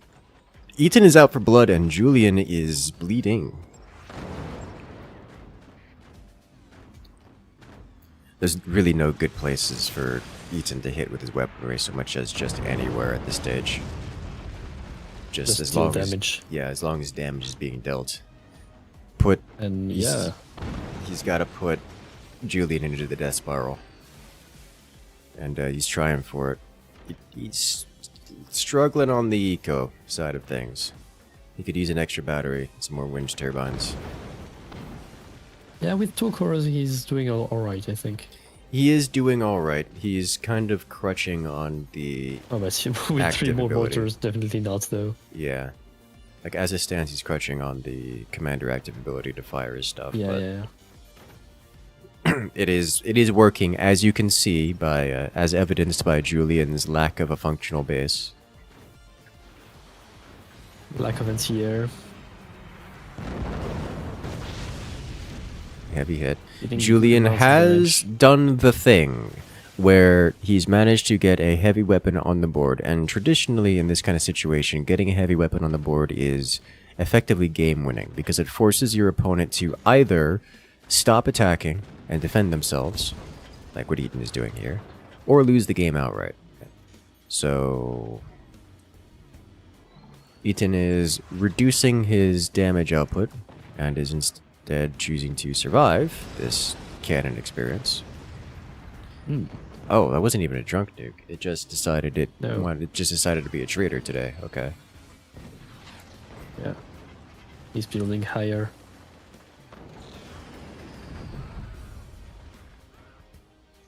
Okay. Oh. Now, Julian seems to be aiming for Eaton's energy production, which is wise, because it's the one thing keeping Eaton from... keeping Eaton able to participate in this game. If Julian hits even just 2, 3 of those turbines, and suddenly Eaton just loses his ability to shoot, to fire, at least in any meaningful capacity. At this point, Eaton has sufficiently defended himself. Yep, that's rough for Eaton. Eaton has sufficiently defended himself that he's not in immediate concern for death. So Julian will have to increase the firepower, but he's going to have more time to do so because Eaton, upon losing those turbines, again, is basically out of energy right now. Will have to hold off on firing his big weaponry before continuing, which will give Julian extra time And with that extra time comes opportunity. Opportunity to get a second cannon.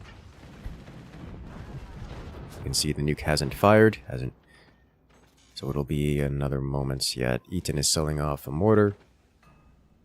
Looks like is that a metal store? Yeah, so Eaton is... That's the sign that he wants to tech up, like he wants to get cannons or lasers or something. Both of which would be good. He's sealing off his own mortars. He knows he's been knocked out of this early fight. He's done damage. He's done core damage. He can't know if he's done enough core damage to take first place. So he does actually have to scramble, and he has to fight. The question is, what kind of fight will it be? What direction will he go with this? I don't know what this dangle is about. We're gonna find out here. Oh, buzzsaws. Oh. You dirty, filthy cheeser. This is like panic Eaton. Eaton doesn't typically do this kind of thing. But, I mean, he's got 6 minutes. What else are you supposed to do? He can't realistically tech up, because in the time it takes him to get, I don't know, a howitzer or something, the game's gonna be over.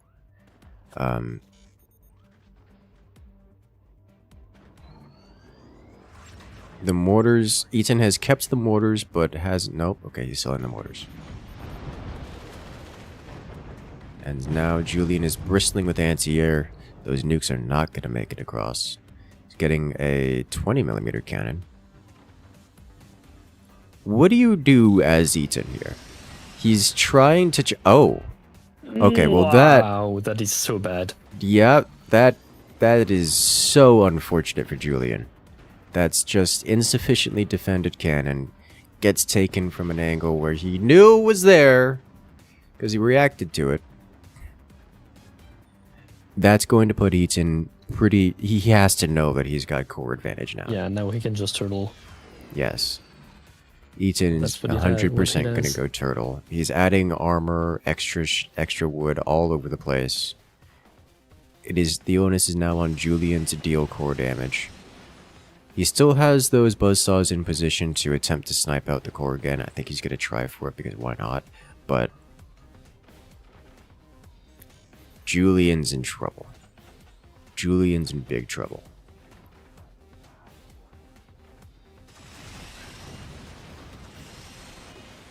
Not quite.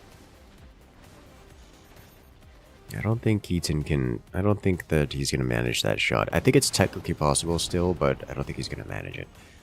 Eaton, however, is completing his laser, and he has purposefully gotten just enough storages to produce a plasma.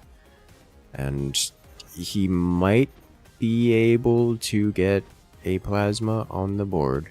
He does have a singular mortar, which I think he is going to use for bait. Just try to get the nuke across again after placing down his plasma, which he will be doing now. There it is. It will get 3 or 4 shots. Bait mortar, almost losing its life. Oh my god, it's got almost no HP left. Bait mortar, go! Good job, bait mortar. You got it. You got this. Nuke flies. It did its job. It gets across. More damage dealt. Buzzsaw follow-up. Splashing onto metal, so no major damage dealt.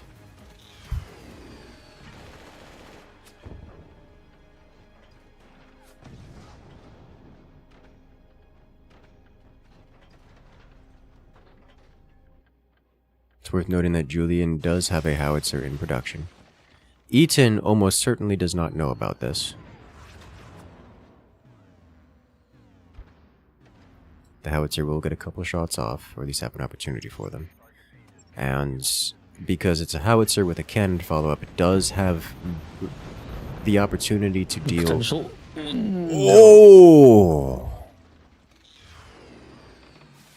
Julian is in the lead. Is that true? By 1%. It is true. Julian has just taken the lead by 1%. Now... Oh! Never mind. Oh my god! That's it. Yep. There's no way that surely Julian doesn't let him come back from this. 16%. Like he still has energy production because double core. He hasn't lost any of his mines. But Julian certainly has the eco advantage and the firepower advantage. And there it is. Yep, GG. Oh my god. Wow. And there it is. Insane. Eaton is eliminated outright and directly as Julian takes first place in the 31st tournament. Defeating Eaton in the finals. Congratulations. That is absolute cinema right there. Absolute cinema, yeah. You'll love to see it. That was a devastating hit. Holy smokes, well played to Julian. Taking the victory 2-0 over Eaton in this best of 3. Please. I absolutely give Eaton credit though for going for the win. He could have just sold off those missiles instead of risking, you know, the nuke going back at him. Yes. Right. Holy smokes, that was wild. What a beautiful ride that was.